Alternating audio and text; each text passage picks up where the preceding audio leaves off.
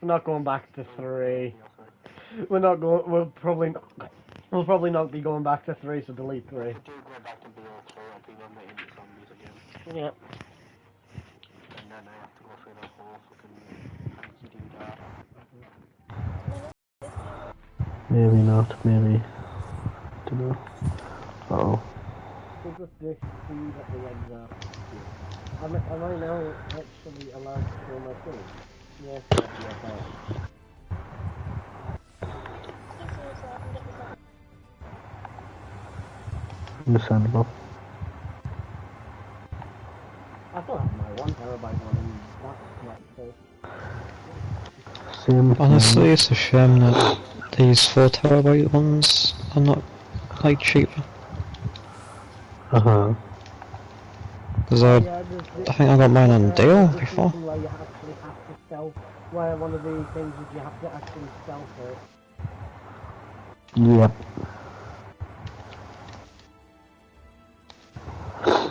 This is just for a calling card. The one I'm wanting. Yeah, the one I'm wanting is. The one I'm wanting is to blow all of them up.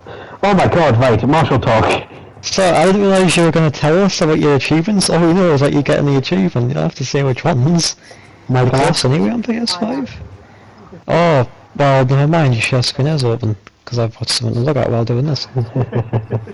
Right, as I was saying, I'm trying to get the calling card, which is back to basics just there. And then I need to do 2 achievements on this mission: kill someone with a bow while on a zipline, and then I've got another one, which is kill 15 people with explosives, or with explosive barrels on the fucking thing that I ride up.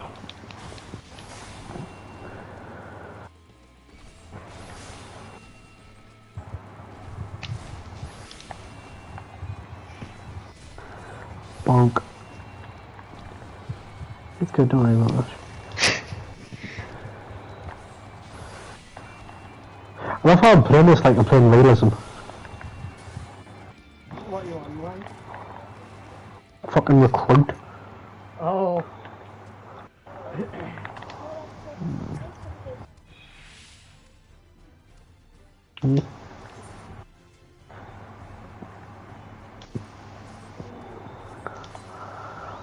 Fuck's sake. What are you doing? What do you want to do? Connect a laptop up to a screen so that you can No, it's not enough to the deaths. Alrighty. Eat it, bitch. Uncharted 3. Alrighty. We're all doing our Oh wait, so you've completed 1 and 2 already? The lock finished them years ago. It's the third one I haven't finished on PS4. Oh, I thought you finished them. Did you think I finished them already? Like, no. Yeah. I'll have to play 1, 2. Like, you need another HDMI cable. I've got too many of them. You can get one off Lego when you go on his.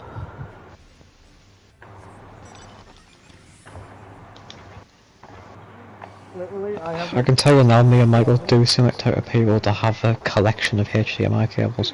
I have one as well. I have like 7 of them just in me room. Because the Xbox One had one, and I got an Xbox One. That Xbox One kind of is underneath me there, broken.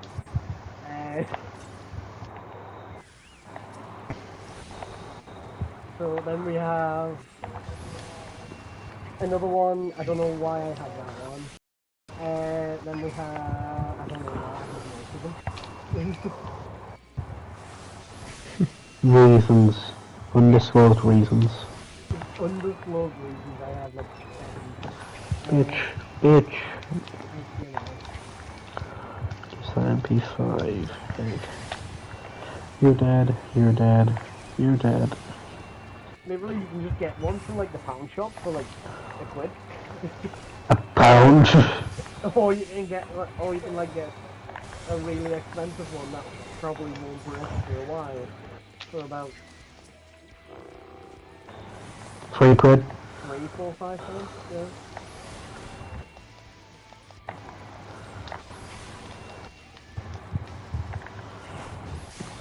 Good. Oh, good. So did you get that achievement, Connor? Not yet. I need to ride the zip line to get a kill with the recoil ball. Oh, you get the kill.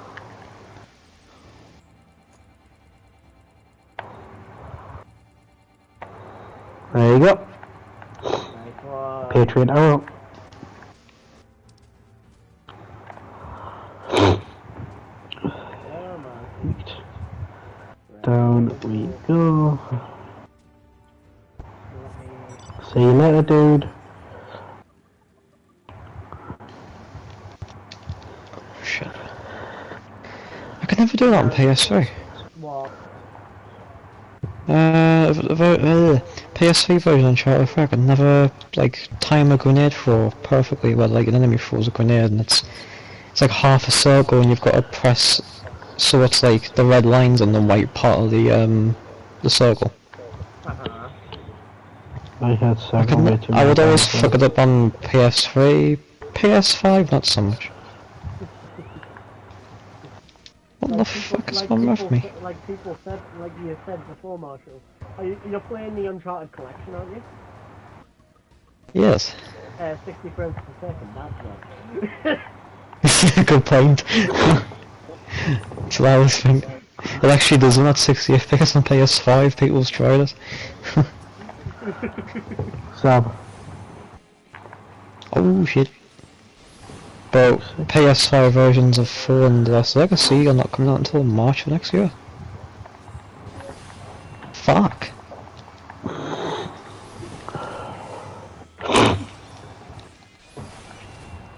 Shit. There's still enemies shooting at me while I'm just doing this. Let's just talk this up whilst I'm being shot in the back of the head with by this person. Don't mind me. I have invincibility when I'm in a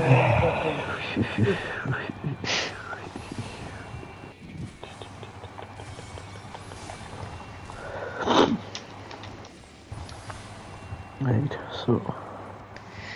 Looking back, I still can't believe that Naughty Dog made The Last of Us after like making these games.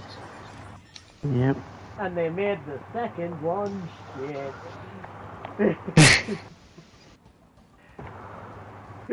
Kill myself. Honestly, it's not a bad game, but like it's the story that just dips after. As soon as Joel dies, the story just dips. So the first 5 minutes. The first 2 hours actually, and that's when the game dips. Yeah. I see someone with the Fenrir pup. Kill me. And you know saying. Is it always the Fenrir pup? I know it's the Ruby Power. Honestly, you really should have said something about that thing, because you wouldn't have surprised us other than. Oh really? But why, when the surprise was better, then I didn't say anything? Yeah. Well, it really annoyed me. The reveal of him dying. Exactly. Papa Joe got executed. Maybe we just felt lied to the cranium. by many trolls. Yeah. Every single time I've watched that game. Hurts. Every single time I watch that, every single time I watch that actually. Me. Yes. Psychopathic tendencies there. 29.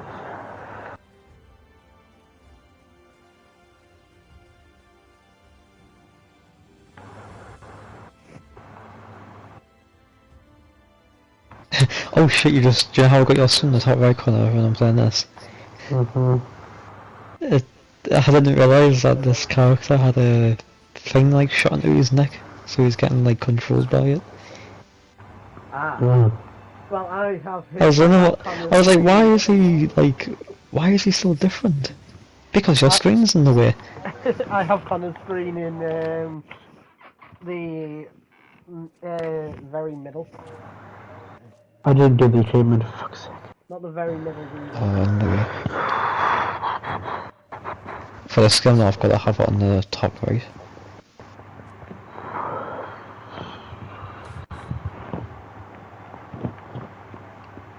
Why am I? Was it you who called me here?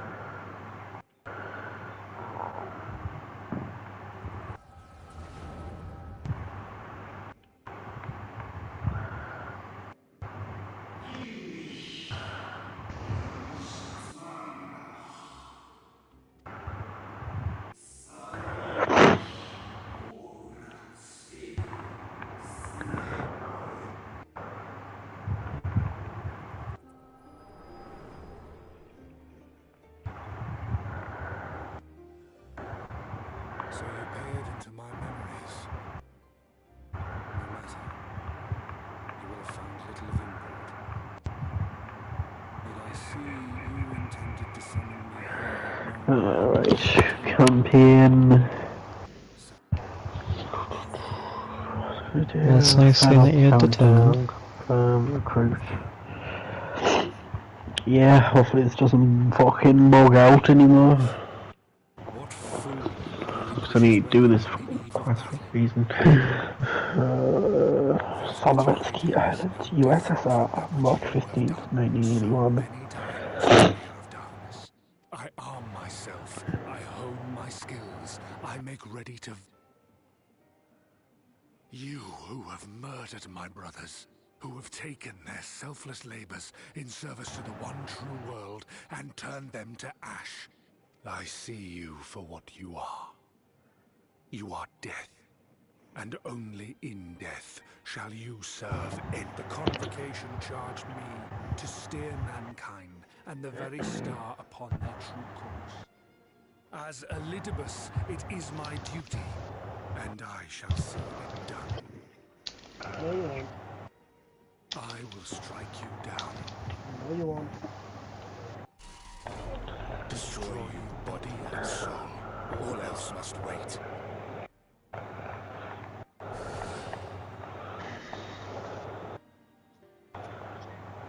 Ere long, I will come.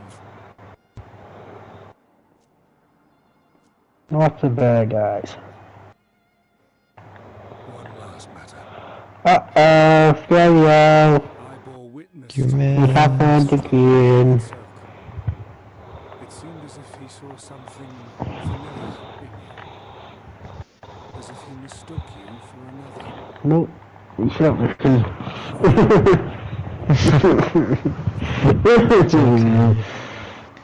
Final countdown. A final brain cell delicious. I believe that very much. But if you seek to stir up trouble, Elidibus, then I must insist you leave at once. All units EMP transit. Boom. There was a bit in this game earlier on which I forgot about, where there's all these like spiders chasing you in a cave. I forgot how scary it is, because like I had like goosebumps and shivers down my spine. Like a very big group of spiders, like no joke. Oof. Like an army of True enough. spiders. I seem to be unharmed. It's not nice. There you go, achievement done. This. Spiders go. This is my own doing. The That was not the achievement. What? Bad guys. Lots of bad guys. And it's happened again. So there's one there, one there, one there. One there, one there, one there, two there. Yes, I did do it. Ah, can't be asked. Cannot be fucked.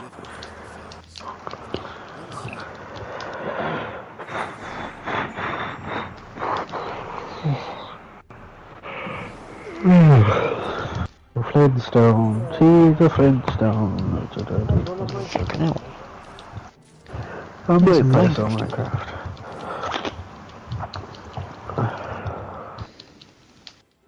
Hello, Becky Stoko. Yep.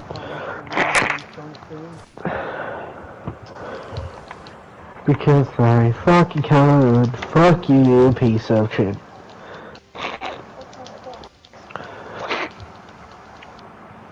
Well, just get mind what you used to do.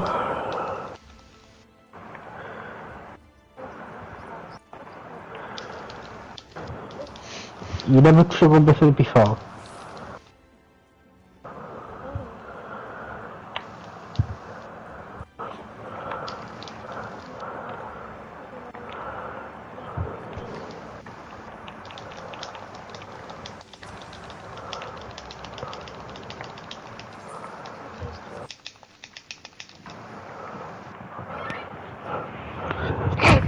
I think most of us just getting attacked.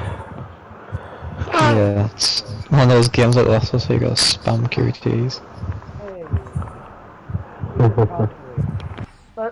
Let's keep telling the Crystarian to the fucking Rising Sun. Well, not Rising Sun, Rising Storm.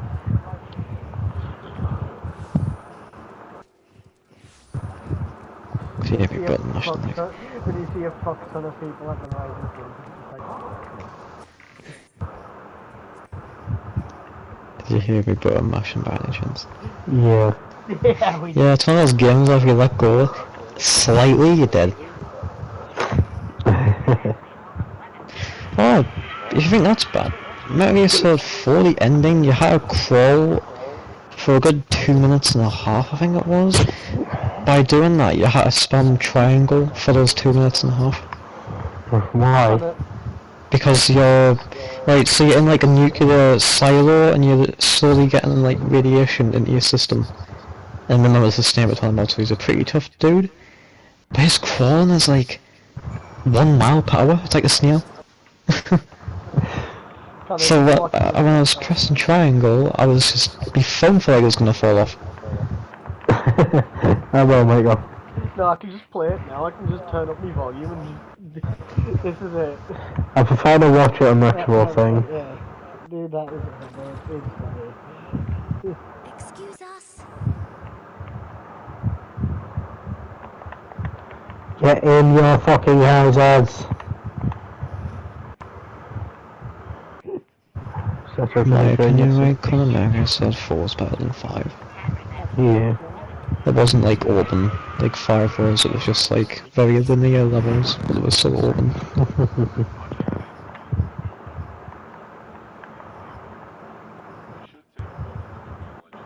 I did like MGS5 a lot. I don't know what it is, but when I tried that game like last year, I couldn't get back into it. I think it's because I did everything. Like almost everything. It's one of them games where you have to work for the actual, like, true ending as well. Yep. Because you would have to... seriously, you only have 2 minutes. Like, I don't know if you remember, but you'd have to play certain levels of the game, but on the hardest difficulty. Yep. But the cutscenes will be different. And that pissed me off. I think there was a boss called the Salanthropus or something, like the big robot thing. It's just... Yeah. I got the ending where it was like, oh no, it's there, and then the game cuts off. No, I'm not angry with you. On the contrary. I know full well how hard everyone has been searching for a way to return home. And I had hoped to afford you the time you needed.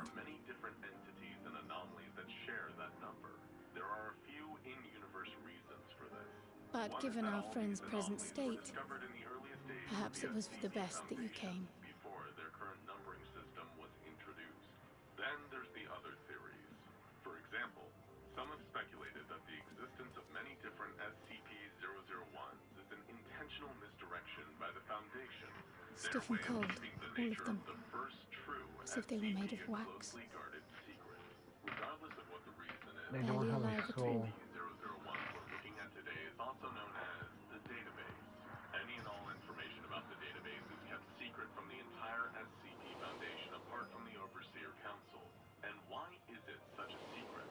Well, that's because SCP-001 contains details of the very nature of the Foundation itself, including its creation. But we And don't they had know been when doing and so how the well, organization was founded. save for occasional signs of etheric instability. Was created They appeared to be in passable health. in our reality. Confused? Well, Then, allow us to quite without warning, At first, the file for things took a turn for the worse. describes A change for which even Master Matoya could offer no explanation. all sounds like pretty standard bread and butter stuff for the SCP Foundation, right? She could only remind me that the soul is yet an unknown frontier, and that much and more lies beyond our ken. People in the real world. The reality of the SCP Foundation is constantly changed by these writers. But let's not lose heart just yet. At times like these, it is all the more important that we remain positive. For us, but the wiki author's impact on their world Why? cause of I great but this concern moment for the succeeded in quelling a fluctuation in Thancred's ether. We all know that the SCP Foundation and its vast catalog of And while the others have weakened, they have remained relatively stable.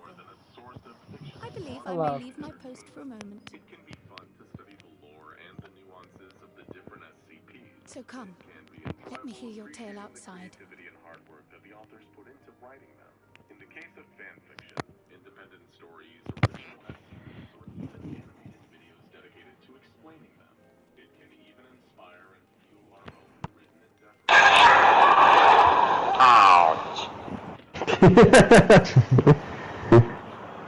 Patrick, that's the ultimate weapon. Wasn't. Yeah.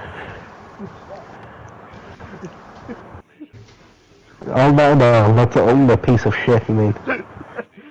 Patrick, that's Who literally is the nothing. smartest person ever? It may surprise you that some of the smartest people... I'm done.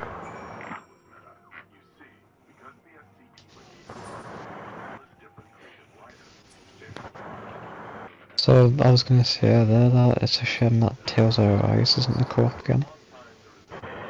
Yeah. So I want...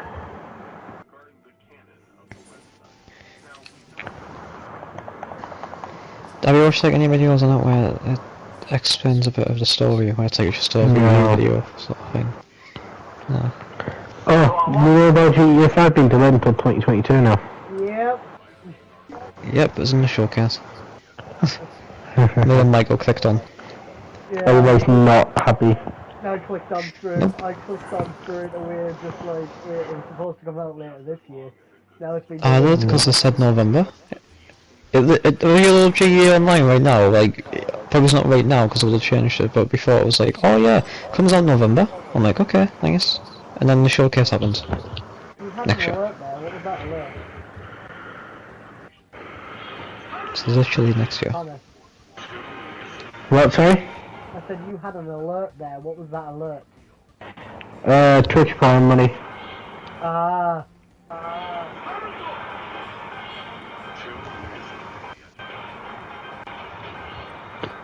My 11-year-old son woke up with... Isabella might actually have to have Michael pick up. I think with him having his mic down. I've had him on half the entire No, time. I zoned out because I watched me phone off. I So I'm like, can't I can hear the Michael Patrick. Just tell Michael up himself. So, I have... It always depends on... I've just turned you mic per unit. That's a bit better.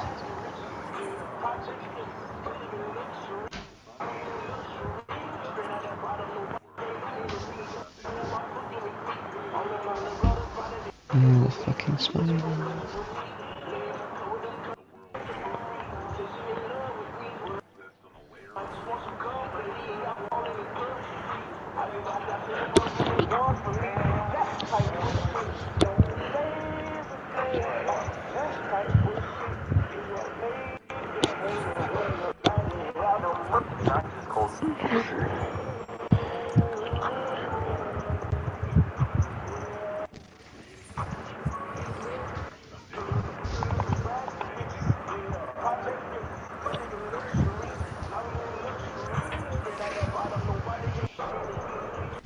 First person GTA driving.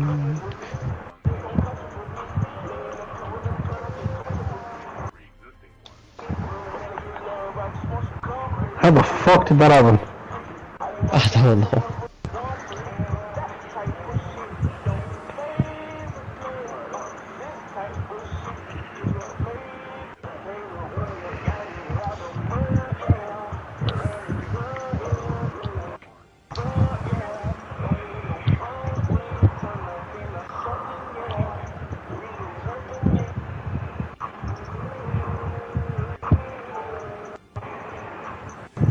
Why do we try Rust again?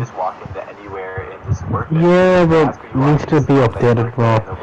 Like a Daisy situation, you know what I mean? Yeah, like, we always say that with DayZ, but I still haven't actually been back to It hasn't DayZ. been uploaded, is it? It has? They changed it a lot since, but Oh. I would find any game at this point to go back to with people. Ooh, what's this car? Is that the Adder? Look at that. That was a nice fucking car. That's the new Adder, isn't it? Wait, is that the car I have? I think that's the car.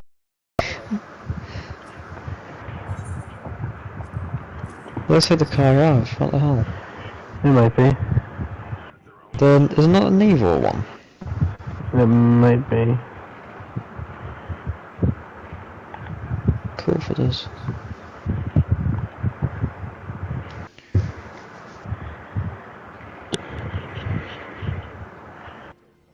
So what time are you gonna be in college tomorrow? I don't know, don't ask me. That's how I'm asking. With me, I think I'm gonna be there for like a 8:45. Oh. Not really. That means being in college. Yes and no. And I'll explain this answer. I'm asking you out of like curiosity.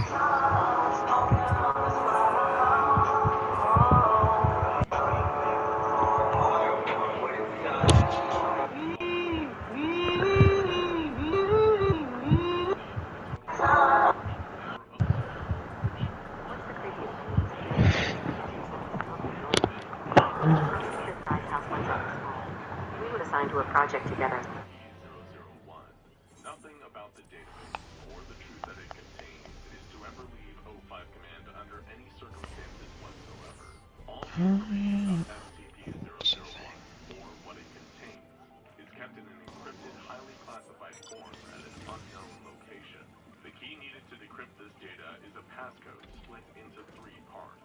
This key is then memorized by members of the O5 Council, each memorizing a different portion of the passcode. It can only be accessed if every member of the Council unanimously agrees that it is absolutely necessary. And even when they do decrypt the information about SCP-001, it remains to be accessed by and strictly verified only. Data about SCP-001 is to be contained by any means necessary. My blind here. If a member of personnel attempts to get classified information methods. Foundation researchers are even banned from conducting any of their own investigations into the nature of SCP-001 or the data it contains. If a lower-level staff member was somehow to find out the truth, that the entire Foundation is just a fiction, then that person would be at the mercy of the most senior figure on the O5 Council. It would be up to that senior figure to decide the staff member's fate. Anyone with high enough clearance or status within the Foundation who found out about SCP-001 would alternatively I had be given intended. Class A amnestic. These are memory-altering drugs that the SCP Foundation uses to keep None of information my about doing, anomalies lest you misunderstand. apparently even from its own staff. The link Still, having between your her mind body blank and has soul got to be better than wavers. being killed or contained, just for realizing you're a fictional character on an online wiki. I know The not O5 what you Council hoped has to claimed find. for us, and for the SCP Wiki writers responsible for creating them. The SCP Wiki entry on the database closes with a proposal, a way that the O5 Council can reach out of their fiction directly to the Wiki's authors in the real world. From there, their goal is simple. God. To synthetic kill agents, the SCP Foundation will put the Wiki authors to sleep, then kill them. Sounds pretty Leave it with the Fortnite anyway. What? Just, total question. The total questions in Connor's uploaded his video for Fortnite. It fades. No.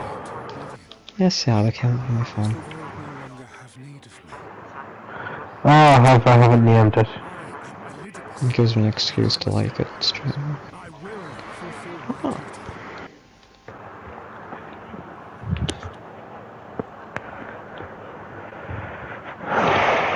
Okay. Like Lawson. Though you may be, you Go to fought sleep, for all my out your mind. salvation. That and coach. Yeah. Well, I'll talk to you later. Talk to you later. Bye. Go check out SCP-001, which is the real 001.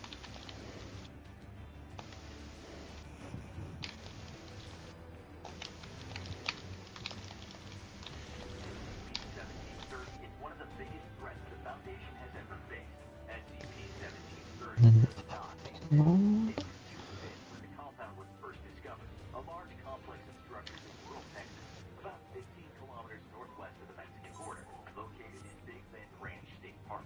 It was easily 100 minutes, Jesus. but there was no record of any such structure ever being built. A massive network of power stations, containment facilities, and research buildings, SCP-1730 looked like it had been abandoned for a long time. The exterior was degraded, but the building was still operating. A power generator had been running for an indeterminate amount of time. Even as the infrastructure degraded, power flickered through the site and fuel leaked frequently. But there was one detail that attracted the attention of SCP brass. SCP-1730 bore identifying markings linking it to Foundation Site 13, a research facility that was marked for construction near Nome, Alaska. But Site 13 had never been built, having been abandoned in the planning stages. So why is it in the middle of Texas, fully constructed and long abandoned? The Foundation needed to know more, and they needed their best to investigate.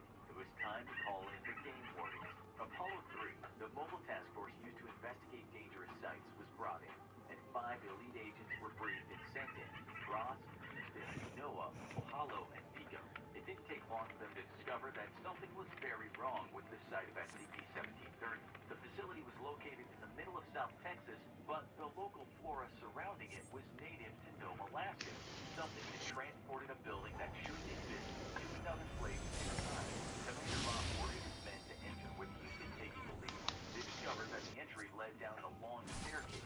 They descended slowly, following a strange light that no one could identify, but had a sudden shock when they discovered that the base of the staircase was missing. The light suddenly stopped, and it became so dark that it was impossible to see beyond the staircase. Upon probing the inky black void at the base of the staircase, they determined it wasn't a fog or shadow. It was a liquid, and it was rising. Ross ordered the men to pull back, but the leak was in too deep. He couldn't break through the inky black liquid. The men pulled him away and got him free, but his legs were gone. Not ripped out, but the blood completely went off, as if they were never there. And as they put Houston down, he stood up on standing length. He didn't feel any pain, but everyone could tell something was very wrong with this place. And the messages they started seeing on the wall made clear they weren't the only ones who knew it. What happened to Site 13? Death here, not my body. Bleed. There had been other people or things inside SCP-1730, and they wanted anyone who entered to know that this was a very dangerous place to be. As they advanced down the hall back toward the entrance, they saw what looked like a person in the distance, but as they approached, it became clear it wasn't another explorer. It was an old, horribly disfigured corpse, seemingly attached to the wall, not by chains, but fused to the wall in unnatural ways. At first, the team seemed unconcerned, recognizing the corpse as someone named Zachary. Fortunately, command back at the base realized this as the effects of some sort of cognito hazard, a mental infection in the face. They uploaded a filter to their helmet, and the team recoiled in horror at the sight in front of them. But the horrors were just beginning. They turned around to see a shimmering humanoid entity in the hallway behind them. As it approached, its footsteps distorted the I keep hallway. dying. Why are you making me fight people I already have fucking killed? You know I can beat them.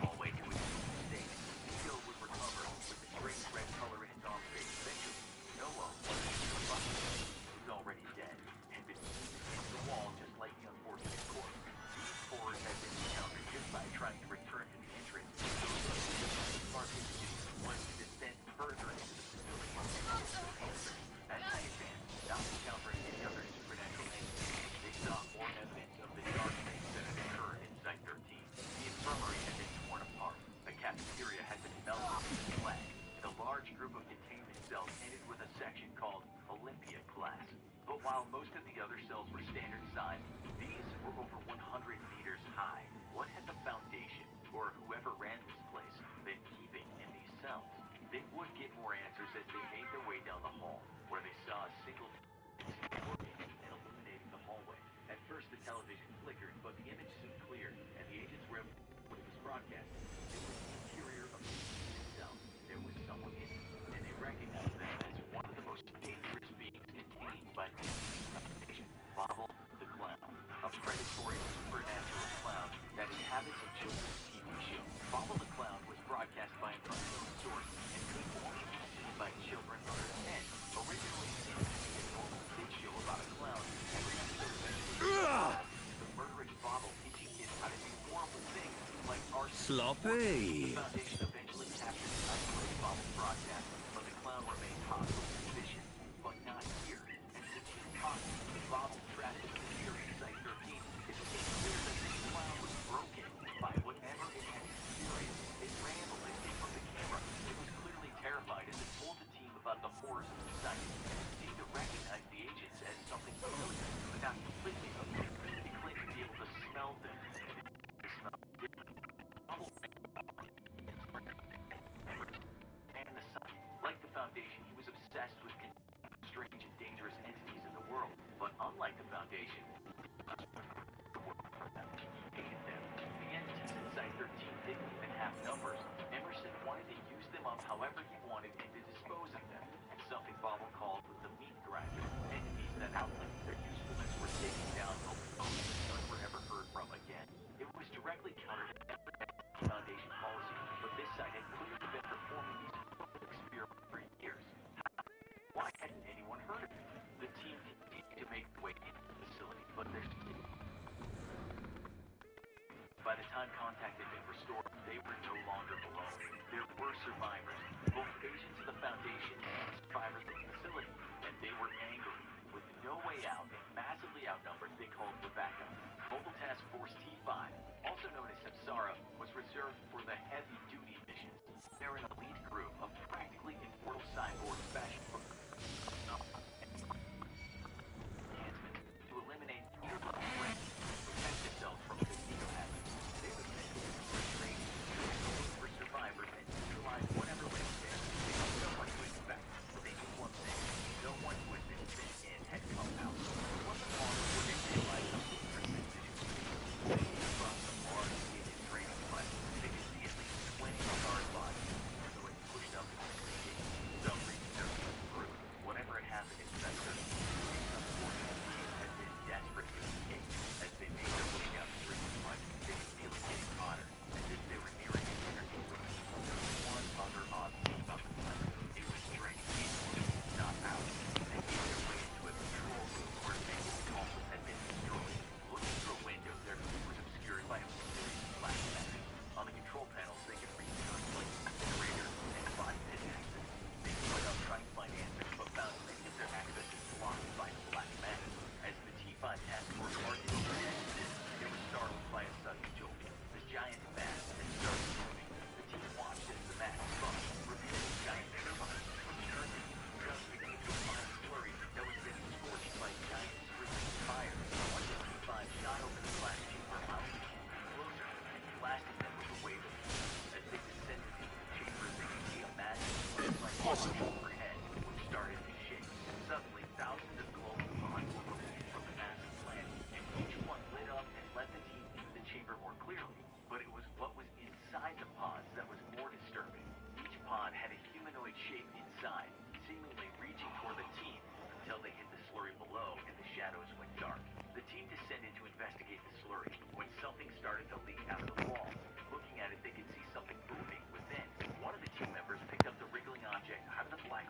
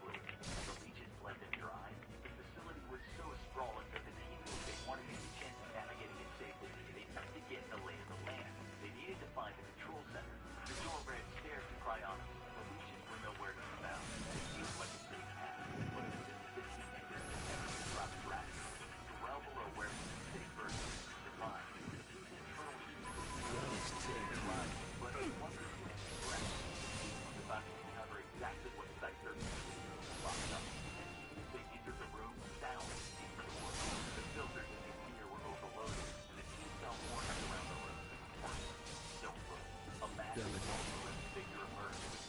60 armed monsters and enemies. The creature had no head, but a large circular structure covered with a huge glowing symbol. Whatever it was all powerful and deadly. The ground hid away as the glimpse on the creature burned white hot. Anyone who touched it was burned. Anyone who looked too long at it felt their optical implant burn out. The symbols on the creature were indecipherable, but one word was clearly printed in English. Emerson. Site 13 was from another world, another timeline, where the SCP Foundation evolved into something horrible, ruled over by Elliot Emerson. It tortured and captured its beings, and eventually killed most of them in the horrors of the incinerators. When an escape threatened to destroy the facility, Emerson successfully activated the device that removed the facility from their world into ours. Of course, as any avid follower of the SCP Foundation will know, there's far more to the story than this. Emerson may have been the start of Site 13's problem, but he was far from the end. This'll be the ultimate weapon. Cast the one most dangerous Oh no! Hey! I literally just yeeted my cat. Cat go brr. Cat go yeet. Some were trapped along with the civilians they were sent to rescue. Others were killed or changed in unimaginable ways. Full task force Apollo 3, also known as the Game Warden, has been sent on a rescue mission. It's a horrifying sight. Capturing broadcasts of Bobble the Clown, a dangerous entity known for corrupting and destroying children through its deadly messages. But this Bobble was different. Much like Oh. from Site 13, this Bobble came from an entirely different universe. He had terrifying relay. The universe where Site 13 originated. Director One Elliot Emerson had struck a deal with the Global Assault Coalition, a controversial government to protect humanity like killing animals rather than Emerson had converted the site into an unethical, unrestricted slaughterhouse and was incinerated and consumed by the hundreds of so-called body things. But Emerson's game of death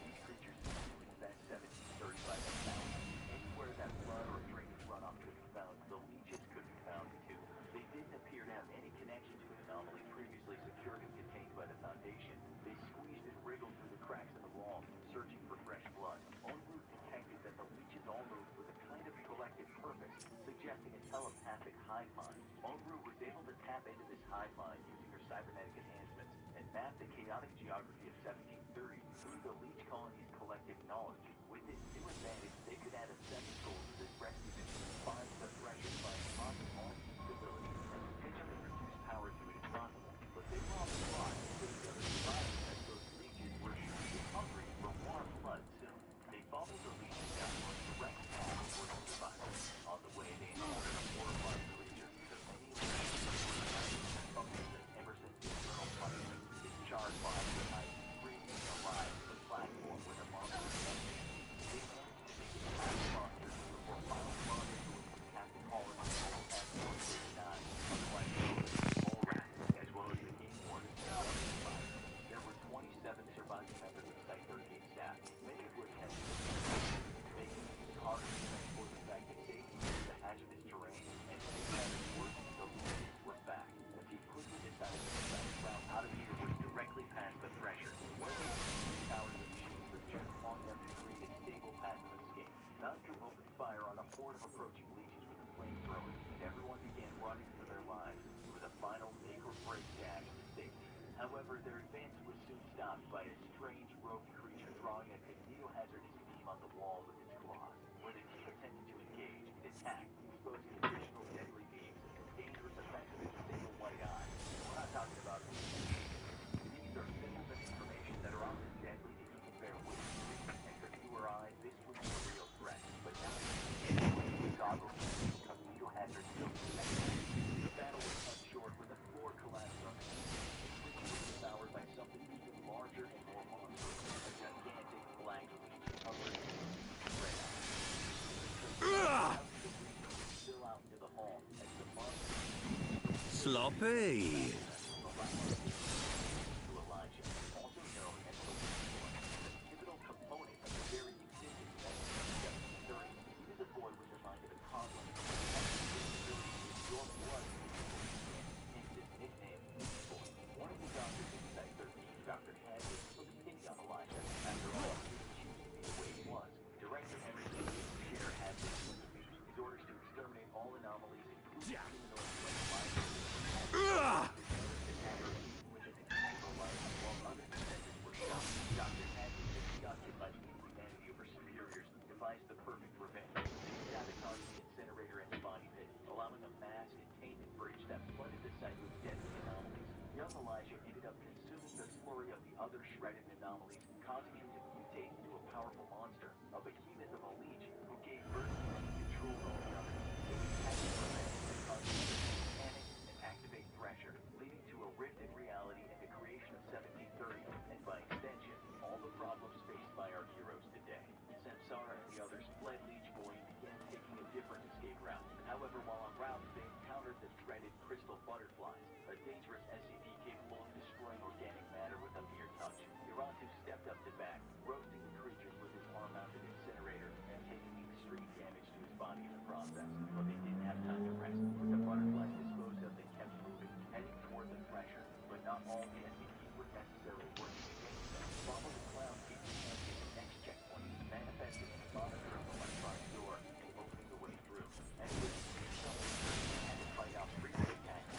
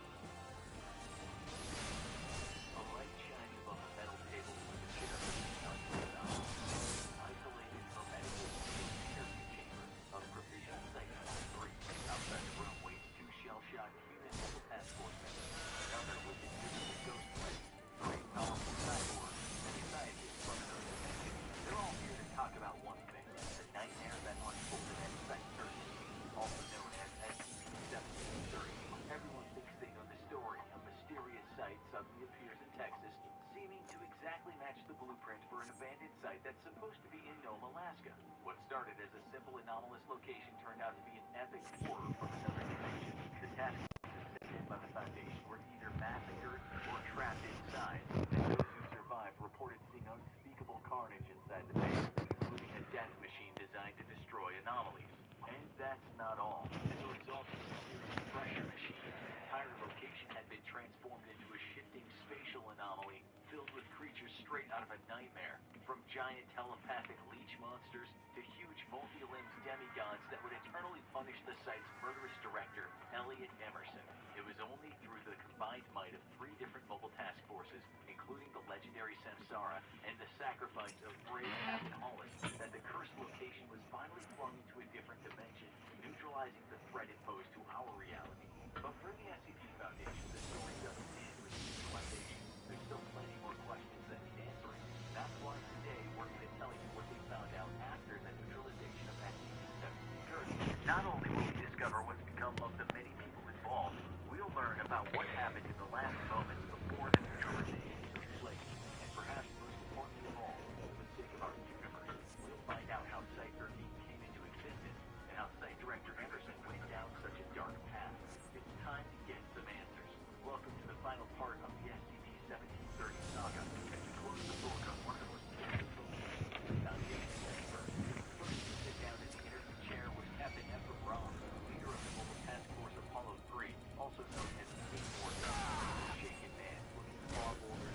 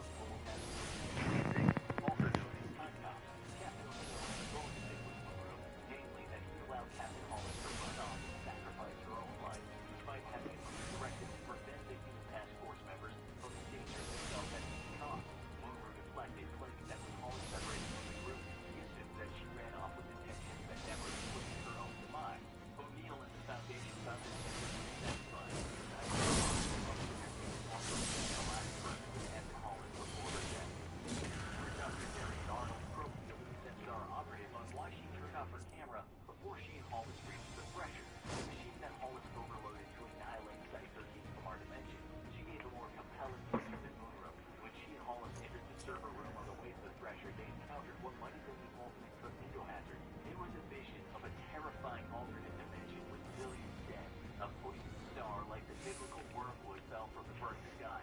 A nightmare god. Torturing Elliot Emerson wandered along the fields of crucified people, covered in deadly cognito-hazardous ruins. Just looking at it burned the scrambled technology out of Moonru's eyes, and she quickly turned off her cameras to avoid potentially frying the brains of Mission Control. Hollis wasn't so lucky. The things she witnessed broke her sanity, and when she finally overloaded the thresher machine, she was laughing and crying.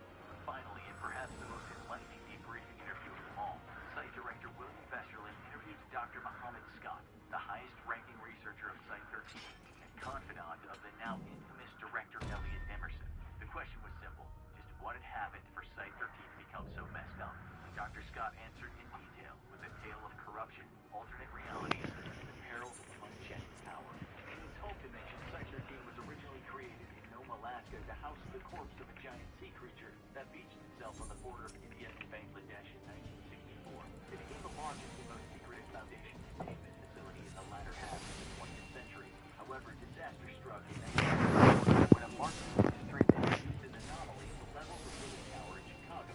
As a result, the Foundation lost a lot of its funding and energy support, leaving it in dire financial straits. Enter the true villain of the Site-13 story, Paul Manafort.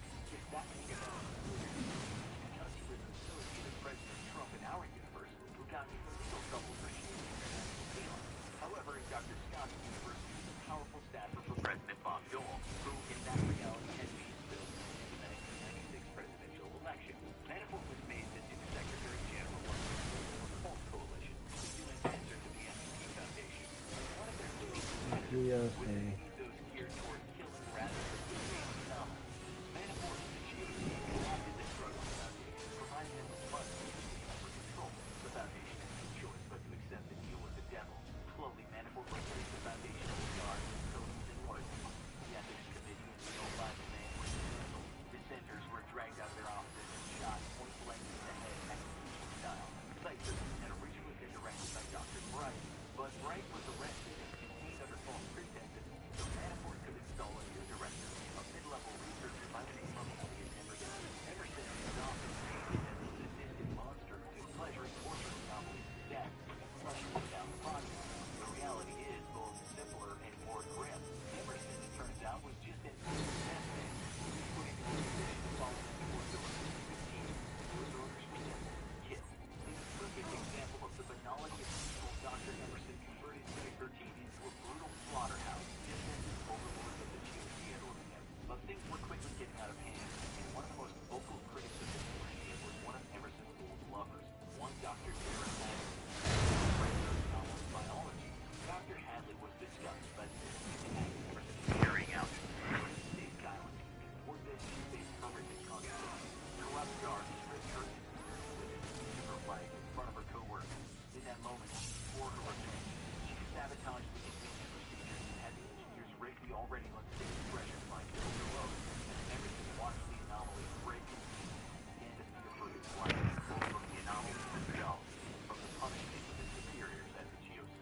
Dr. Scott revealed that Emerson was no brutal mastermind. He was a lapdog for the GOC, a dirty coward all the way to the very end. He was desperate. He held Dr. Scott at gunpoint and ordered him to activate the pressure or die. The rest is history. There would be no redemption for Dr. Scott's former friend, as Emerson ended up chained to the room-covered platform head of a nightmare god for all eternity. So here's the debriefing of the Site-13 survivors, and closes the book on that terrible place. For now, anyway. The story of SCP-17 serves as interesting but simple, but there are so many angles from which this dark tragedy of corruption can be approached, and ultimately, there's all for the same two things, like the root of every evil, the desire for money and power. Truly nightmarish consequences, and nobody knows this better than former director Elliot Emerson, who will be paying for these sins until the end of time, and perhaps even beyond. Now go check out another epic tale from the SCP Foundation, SCP-5000, The Suit.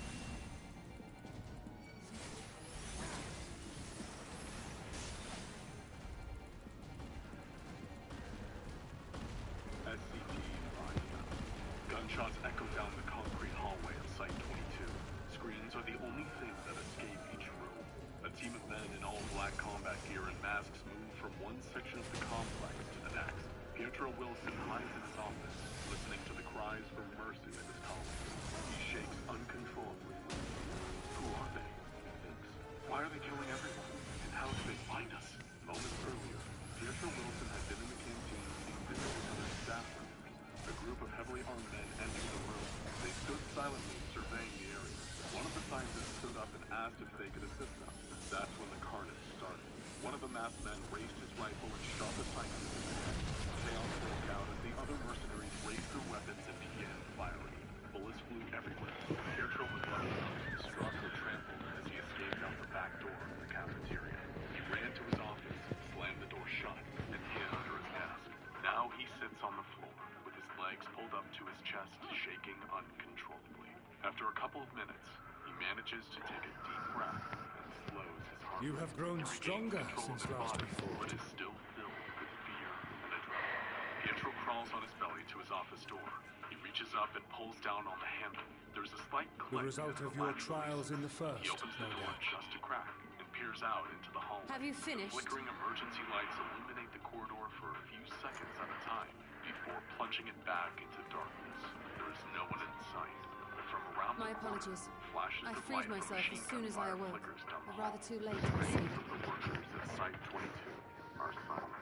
Pietro takes a deep breath and pushes the door open further. He crawls out of his office. I already knew. Elizabeth, if you have ceased trading blows, I would trade words with you. I have a theory, you see. One concerning that which you seek to accomplish. Stands up and brushes the dirt from his blue technician jumpsuit. The lights flicker off. The hallway goes dark. He reaches out his hands and comes into It stems from contact who, with the or floor. rather what, Feels his you way truly down the are. floor, swimming A in primal. darkness. After a few moments, the lights flicker back on. Pietro looks over his shoulder to make sure he is still in the The clear. ancients Standing at created the end of the Zodiac hall to is a deliver the soldier star dressed from in destruction. all black with a mask covering his face. The If soldier the stands magic that motionless. brought him forth Pietro is the turns to precursor face of the what we soldier. know His as eyes summoning, intertwine. His then heart races. Zodiac would have been He can't instilled breathe. with a presiding desire. Then the lights flicker out again, and Pietro pushes off the wall and runs. I found blind it among in the dark. records at He Anada, sprints as fast as he and can. it came as when no suddenly surprise. There's a loud crack. Were I and a faced bullet with the whizzes world's by his destruction, head. He can feel the I wind too would wish disappearing for the against same. his cheek. He continues to run. The lights flicker back on. He peers over his shoulder. Salvation. Now there is an entire group of armed men pursuing him down the hallway, guns raised. He turns the corner I of know the that you hallway and sacrificed proceeds down a yourself set to of become stairs Zodiac's leading to heart. Site 22. At the bottom of the stairway, there is a short corridor with a door at the How end. you came to be There's separated nowhere from else to him go. is less He pulls clear. a key card out of his pocket and fumbles it. The card But if falls you to the are ground. a fragment Pietro of bends his down to being, pick it up. And it as he stands to leans over, reason a bullet desire whizzes for the past world's where his head salvation had would just been. drive you. The projectile embeds itself into the metal door. He And scoops thus his key did you card up seek off the to ground and inspire shoves it the against masses the to scanner. rise up The door as unlocks, warriors of light, and he dashes going into so the far room. as to use He quickly Ardbert turns as a and symbol shuts of the door. hope. It locks automatically. The last thing he sees is the assassins running towards the door. The lights flicker on in the room where Pietro stands. Correct The room on has all only one counts. door, no windows. Such is my nature, and such are my methods. Isolated. In the middle of the room is SCP. I have aided heroes. I have made them. I have even become them. But he never knew what it actually was. Here he is now. This served not only to strengthen me, but also to facilitate the work of my brothers, Loud banging at the such door. as Emmett Selk, The with armed his men are trying penchant to for break in. nation It building. is only a matter of time before they pry the door open. With nowhere to go, Pietro Wilson knows that Then he you is will be dead. all He too looks at familiar with the SCP-5000 fickleness of and shakes his mankind. head. What do I have to lose? He says out loud. Only your life. We change, The voice in his we head forget, responds. He and walks what over little to we do SCP-5000 remember becomes and twisted and holds it down fragmented from over where it's time. aimed. It is heavy. For On the which mechanical reason suit are you deem symbols he us does not unfit recognize. to carry The on only thing your he knows legacy. about the suit are rumors he has heard from others who work at Site 22. But are you yourself free Penny, of these you know what you foibles? did to us? As the last witness of the final days, do you remember everything that was lost? Or even the things you cared about? Pietro knows is that everyone at Site 62C was slaughtered when containment was breached. Get to the point. SCP-5000 was found deactivated next to a pile A of primal bodies. is shaped by the Slips on hope that heart. fuels it. And as if it has Even life should this of hope its be own, something as simple as the world's SCP-5000 salvation, begins to it is adjust the collective itself to desire the of exact dimensions innumerable of its disparate body. souls The suit grows crying and out for snakes across deliverance. its skin, wrapping every appendage in armor. Then it begins to Having tighten. drawn your Pietro strength Wilson from such starts a to scream as cacophony of voices, SCP-5000 envelops him. Can you truly be sure you still speak with your own? Cases his entire head, silencing his screams. The door to the room blasts open from a controlled explosion. As the dust and smoke settles, the masked men enter the room. Their flashlights move from side to side as they surge for the... Your question is irrelevant. Just entered. There is no one in the room. All that is there is an empty rack in the middle. No matter how much I should change, no matter how much I should forget, I shall ever remember my duty. Where did he go? One of them shouts. At times I stand with my brethren. At times I stand against them. All that I might steer mankind and the very star upon their true course. He opens one of his eyes and looks around. Why haven't they killed me? For Elidibus is my name and my mission, guiding my every deed. Right here, he says. Am I dead? Pietro looks down to see that his entire body is contained within SCP-5000. He lifts his hand and waves it in front of his face. But enough talk. Clearly alive. You have shown me sufficient proof of your might. Up to one of the mercenaries and waves his hand in front of the man's face. As I am now, I would struggle to defeat you. Yet I have still to play all of my cards. And why they have killed everyone at the base. On the sleeve of the man's jacket are the words Zeta 19. If I could offer you some semblance of sport, your lessers would pose no threat to me. The men continue to Would you not agree, warrior of darkness? Where the technician went. Pietro weaves his way through the group of men and back out the door he had entered from. On his way through the wreckage that used to be a door, Pietro Wilson trips on some debris. He reaches out to steady himself. He's fallen. He closes his eyes, knowing that as soon as he hits the ground, all of the men hunting him will be alerted by the sound of his fall. But the impact never comes. When Pietro opens his eyes, it is as if he is hovering just above the ground. He looks down at his feet. The toes of the suit are firmly planted on the floor, like powerful magnets on iron.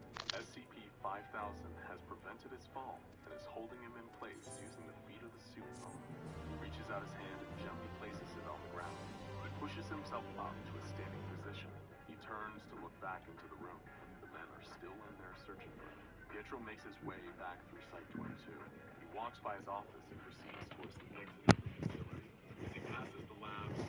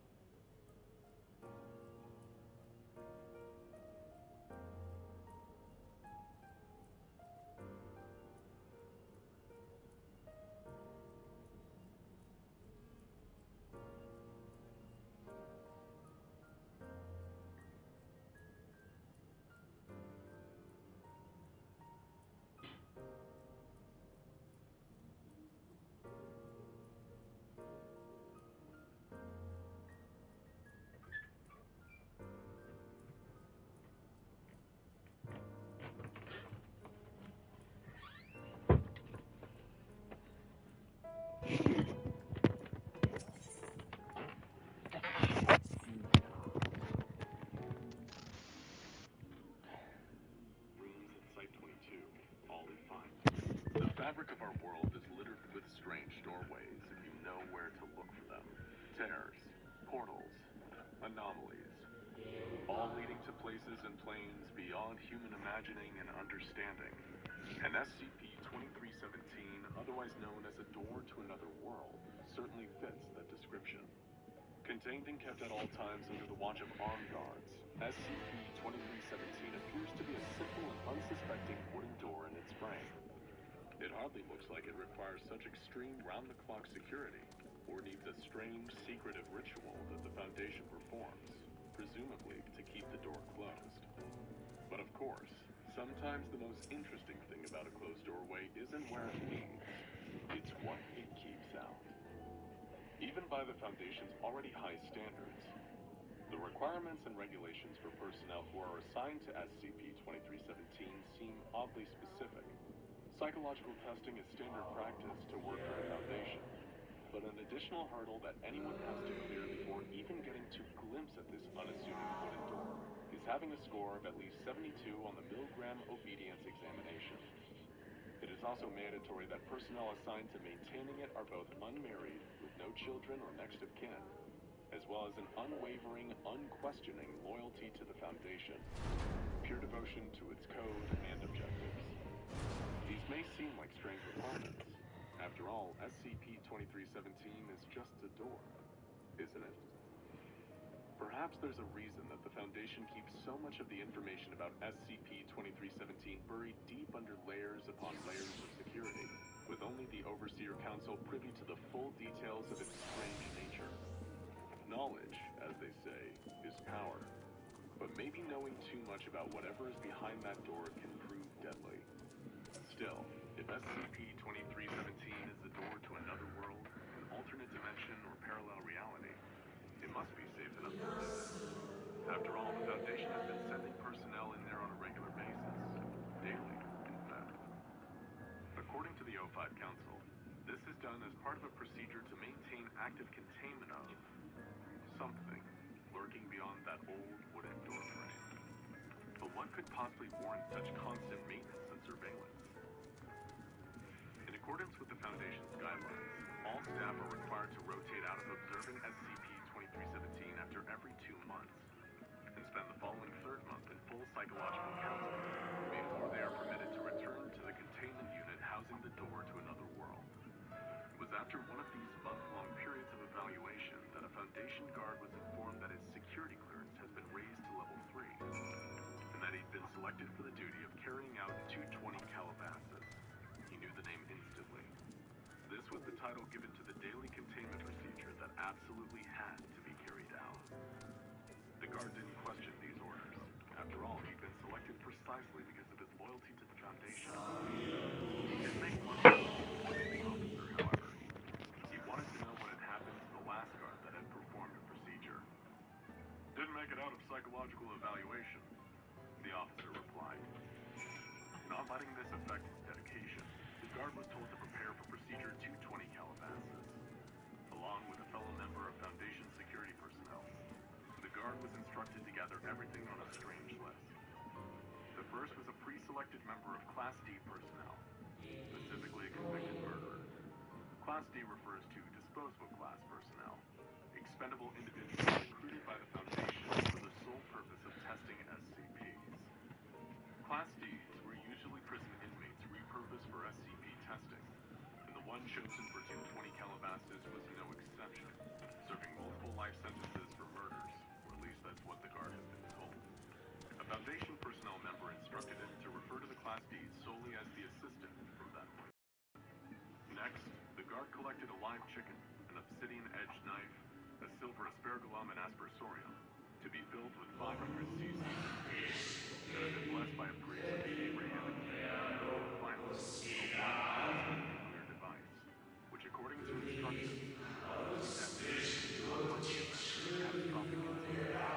In other words, the last resort. After following his instructions, literally without question, the guard and his colleague were briefed. The Foundation personnel member informed them that he'd be joining and leading them in the procedure. The staff member also specified that henceforth he'd be referred to as the celebrant until the completion of 220 Calabasas. The guard was acutely aware of how specific these instructions were, but trusted in the Foundation, knowing that if they wanted this procedure performed a certain way, then it was in everyone's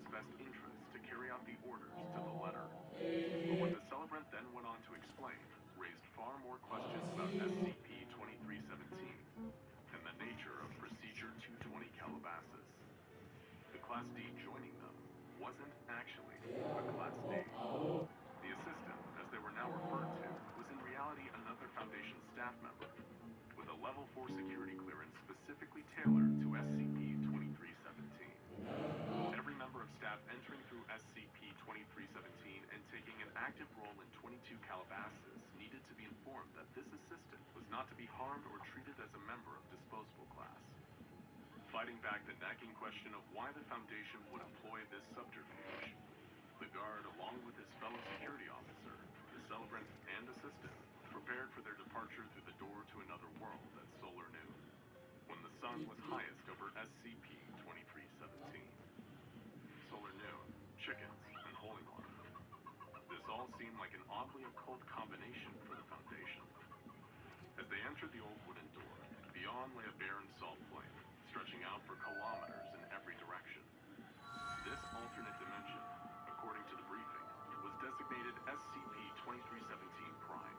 The guard immediately noticed a ring of 7 pillars directly ahead of them as they entered, each of them bearing intricately detailed engravings, unlike anything from any era of ancient history. Procedure 220 Calabasas was carried out quickly but carefully, the guard watching as the celebrant and assistant were careful not to miss a step. The celebrant scattered holy water into the center of the pillars with the Esper from an Espersorium, looking down at his feet and keeping a steady pace as he stepped counterclockwise around them. The guard watched intently as the celebrant completed his circuit around the pillars and turned to the assistant, anointing his head with holy water. 7 seals, 7 rings, 7 thrones for the Scarlet King, he said aloud. The assistant, with the obsidian blade in his hand, took the chicken and dispatched it in sacrifice, letting its blood mix with the holy water. He then repeated the celebrant's circuit in the opposite direction, before stepping into the center of the stone pillars. Blood for the old gods, water for the new king, the assistant recited, pouring the remaining mix of blood and holy water over a patch of salt in the middle of the 7 pillars. Even though he knew it wasn't his place to question the Foundation, as the 220 Calabasas procedure took place, the guard couldn't help but wonder what all this was for. It seemed so ritualistic, like something deeply religious or even I have everything. He never bought into all that occult mumbo-jumbo, even while working for the Foundation. But he had learned not to question anything, even the strangest and most inexplicable of sights. Little did he know that beneath his feet was an ancient and unknowable horror, a beast chained and blind. Contained in a chamber directly underneath the pillars sat an impossibly large creature, humanoid and obese, its body covered entirely in scales thicker than armor plating. Branch-like horns protruded from its jawless head, pointing up to chains that hung from the 7 pillars above, each one hooked into the entity's back. All but one of the chains was broken, a final withering shackle keeping the devourer of worlds in its underground prison. Ever since 1894 BCE, when Ffxiv mystics imprisoned it, the devourer has been waiting patiently for its inevitable freedom. It knows, as well as the Foundation, that nothing can be done to prevent the final change from one day breaking. Even Procedure 220 Calabasas won't keep the creature contained. It's nothing more than a smokescreen, an act designed to create an illusion of active containment and maintain Foundation morale until a permanent solution can be devised to keep SCP-2317. Forgive us our lateness. Of course, if the guard had known this. Master Chai, my congratulations on your appointment. By all accounts, you are a capable mayor. Procedure 220 Calabasas. Oh, I have capable friends, my lady. I must say, it's good to see you looking hale and whole again. Surrounding the procedure and its purpose, and telling staff that they to correctly and completely. The credit for that lies with my own capable friend, without whom I might never have escaped my abductor. All these elements work together to conceal the truth that one day the devourer will escape and lay waste to our dimension. Knowledge is power, and maybe knowing too much truly is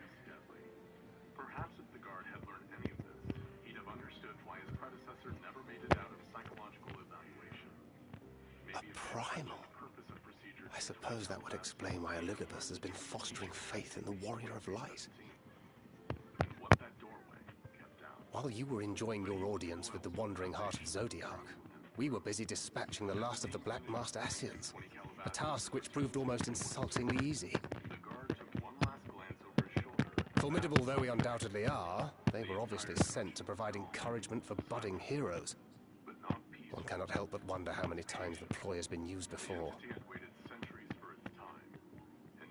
Master Chai, you mentioned that the people of Calusia are similarly enamored of the Warrior of Light.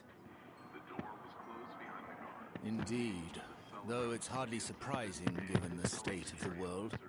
Many are still struggling to find a purpose, and it's only natural that they should take comfort in the tales. Then the fever has spread to every corner of Norvrent. We may have dealt with his black-masked minions, but it is plain Elidibus has yet to show his hand.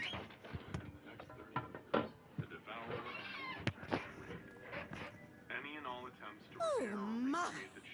What a spectacular sky! As such, the O5 Council has elected to continue providing Foundation personnel with the ignorant hope that Procedure 220 Calabasas is an effective strategy for containment.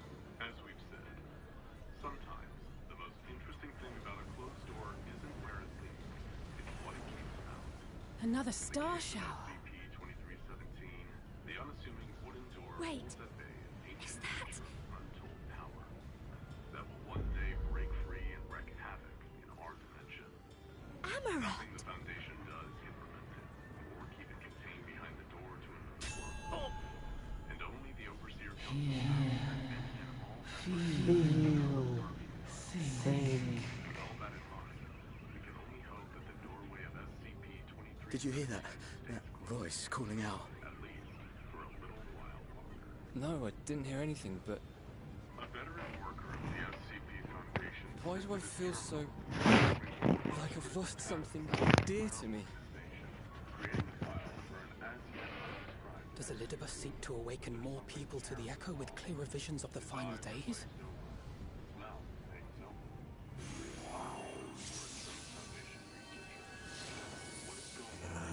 Like any large organization, it takes more than just the exciting action turning at the end of the day. Sure, the head researchers... I shall deliver the world. Man, get all the praise, but a legion of number crunchers, Who might you be? Archivist Walter Bainbridge was the task of some of the older records that the Foundation had on file. Request was instantly recording the details on SCP-050 through 060 that he first came under the strange and startling... Whoever they are, they've come for our heads! But the most peculiar... No, you don't! As with all incidents of SCP-055 is that Walter had no idea... They are not of flesh and blood. In his new digitized filing system, he first took note of SCP-053. Oh, magic. I know this magic. This anomaly was The rings are like unto those that the Exarch did employ in our summoning. in those directly exposed to her. What? Then SCP-054. Are you saying the Exarch is summoning them? No. Nay, yet the similarity can be no mere coincidence. Next, SCP-056. A being that changes form to suit its environment, but only when all observers are focused. And then SCP-057. Safe class. Should we make a stand here? Or retreat to the Crystarium? It was at this point that Walter received a concerned message from one of his superiors at Site-19. The ether churns around us. More of them will appear ere long. The other anomalies record, but was confused about To stay would only place innocents in harm's way. We must fight this battle elsewhere. Wait! How could he have forgotten SCP-055? That iconic anomaly... Take one of our airships.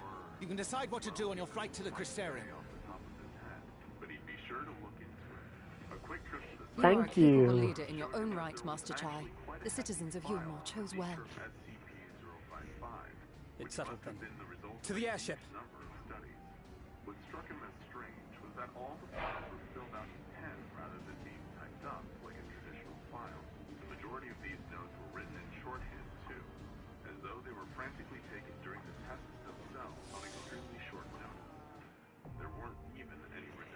The Hero's Gauntlet.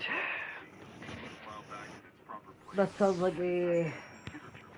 However, after writing in an almost trance-like state, he looked back on his work to see that he had written an entry on SCP-058, a giant evil bovine heart with insect legs and a scorpion stinger.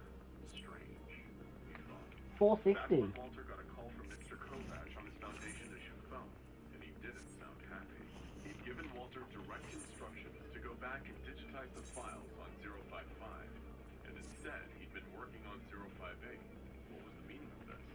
Walter was typically an extremely loyal and diligent employee, but the verbal barrage from his supervisor had him considering talking back, just this once, and hoping it didn't get him demoted to D class and thrown into 682's acid bath for playtime. Walter gulped, picked up some courage, and interrupted Mr. Kovac's rant to ask if he had any idea what SCP-055 actually was. The line went silent for a moment, then his supervisor spoke again, this time with less confidence. Of course I can tell you about SCP-055. It's a classic, First 100. How could you forget it's, or, yeah, you know, it's, I think it's the one with, another long pause as Mr. Kovac seemed to search for the words, but instead just trailed off. Knowing that some of the anomalies on file were dangerous mimetic hazards, Walter was worried for a moment that he may have accidentally killed his boss by getting him to think too hard about SCP-055. He asked if Mr. Kovac was okay, and finally got a reply. Sorry, I seem to have zoned out for a second there. What were we talking about again? But this time it was Walter who could have answered. He had no idea at all what the two of them were discussing just moments ago. He felt disoriented and kind of sick, like they'd taken some low-level instruction. Mr. Kovac told Walter to get back to his filing unit.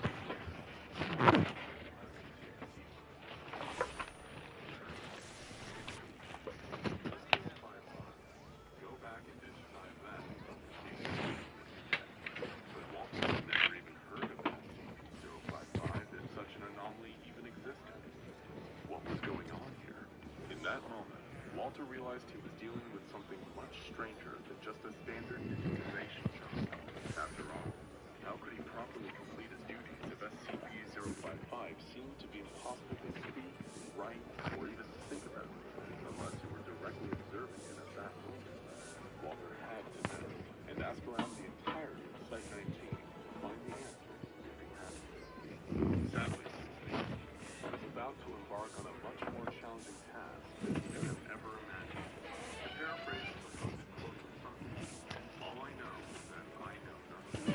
That's also about the extent of the knowledge we have on SCP-055, also known as the Anti-Beam and the Self-Keeping Secret. What does it look like? When and how was it obtained by the Foundation?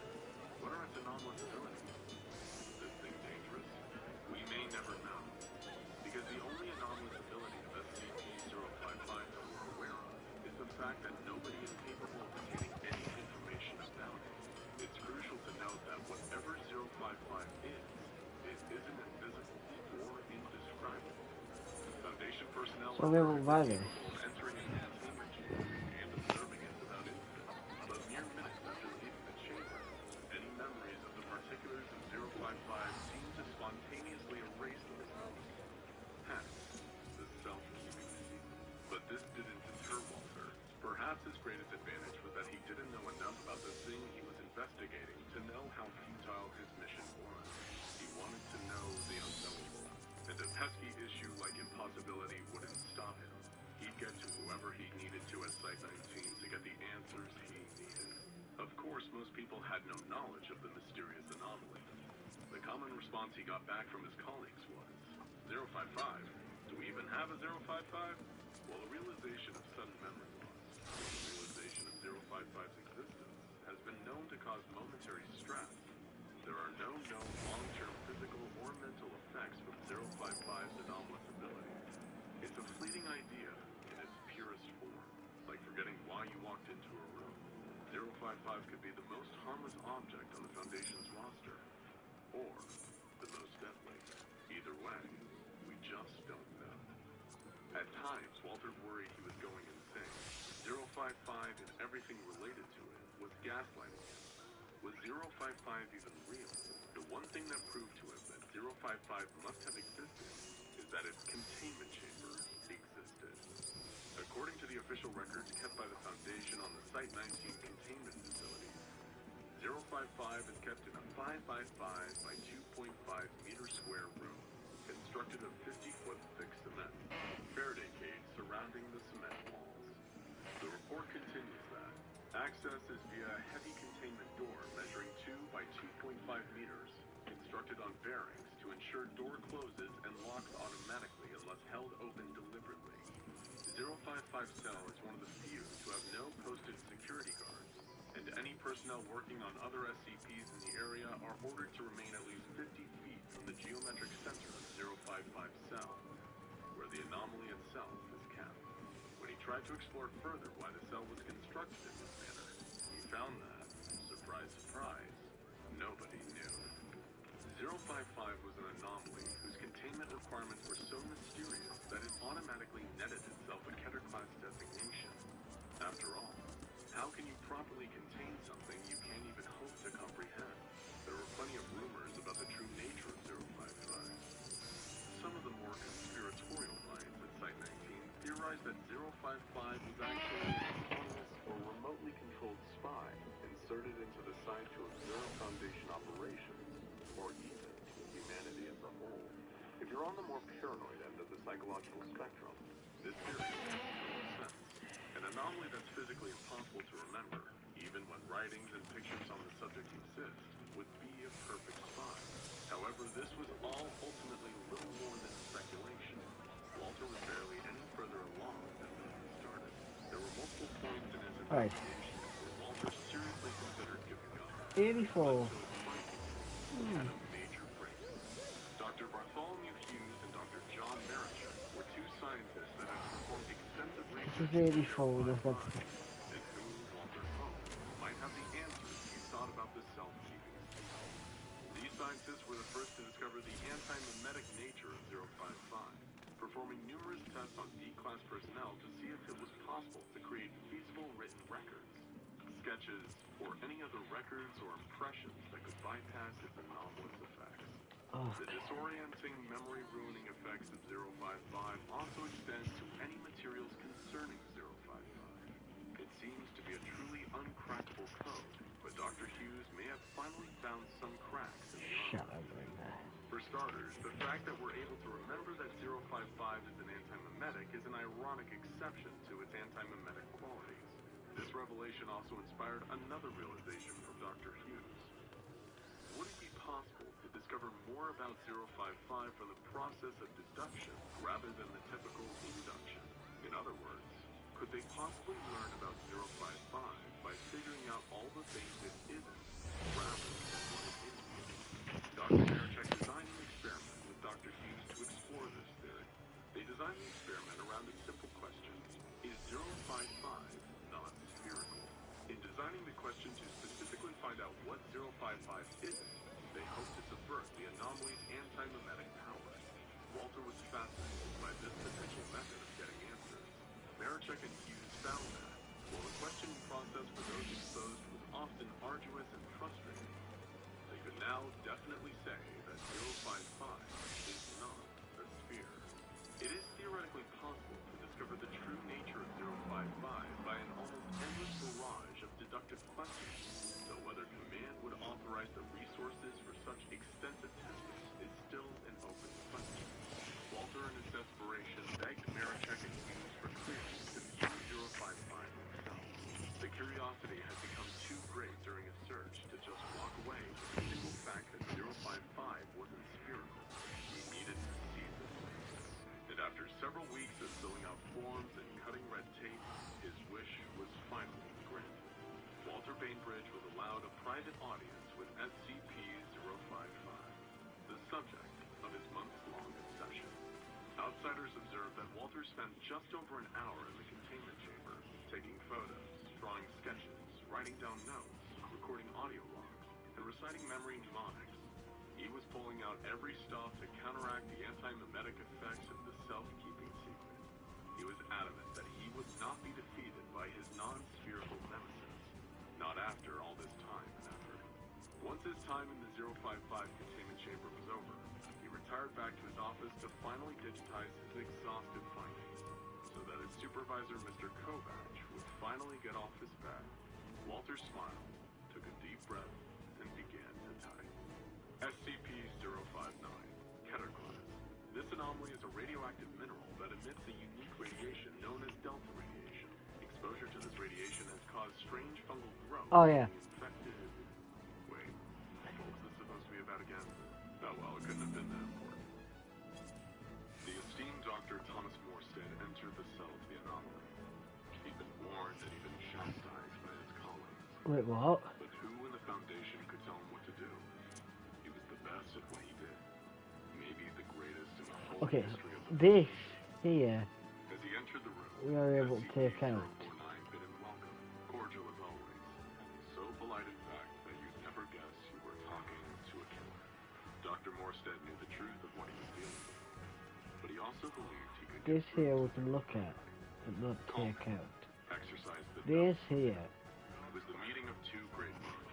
we can look at, but not take out. Part human, part This something that has never been cleared. has 54 million gil. And like so many great battles, this one would turn into a massacre. Before we get to that fateful meeting, there are some things you should know about the anomaly known as SCP-049. If you saw him in the street, the first thing you'd think of was plague, because 049 always looked the same. A man dressed in black robes with a plague doctor's mask. But this wasn't a costume that could be taken off. In fact, it wasn't a costume at all. It was him. The robes had grown out of him like an exoskeleton. That horrible mask with the pointed nose wasn't covering his face. It was his face. A kind of shell that had seemingly sprouted from both. The first reports came during World War II. In a picturesque town in the south of France called Monteval, people had begun going missing. Children disappeared from the beds in the middle of the night and weren't seen again. Adults went to Delete parties that. and never returned. Local authorities searched high and low.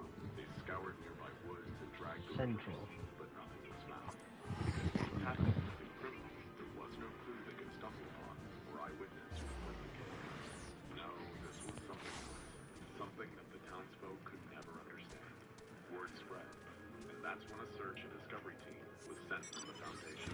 It was a cold, dark night in January of 1941 when the team found what they were looking for. They walked through the open door of a small house located not too far from the Grand Chateau de Ffxiv to find a masked man sitting next to an open fire. And he wasn't alone. The floor around him looked like it was moving.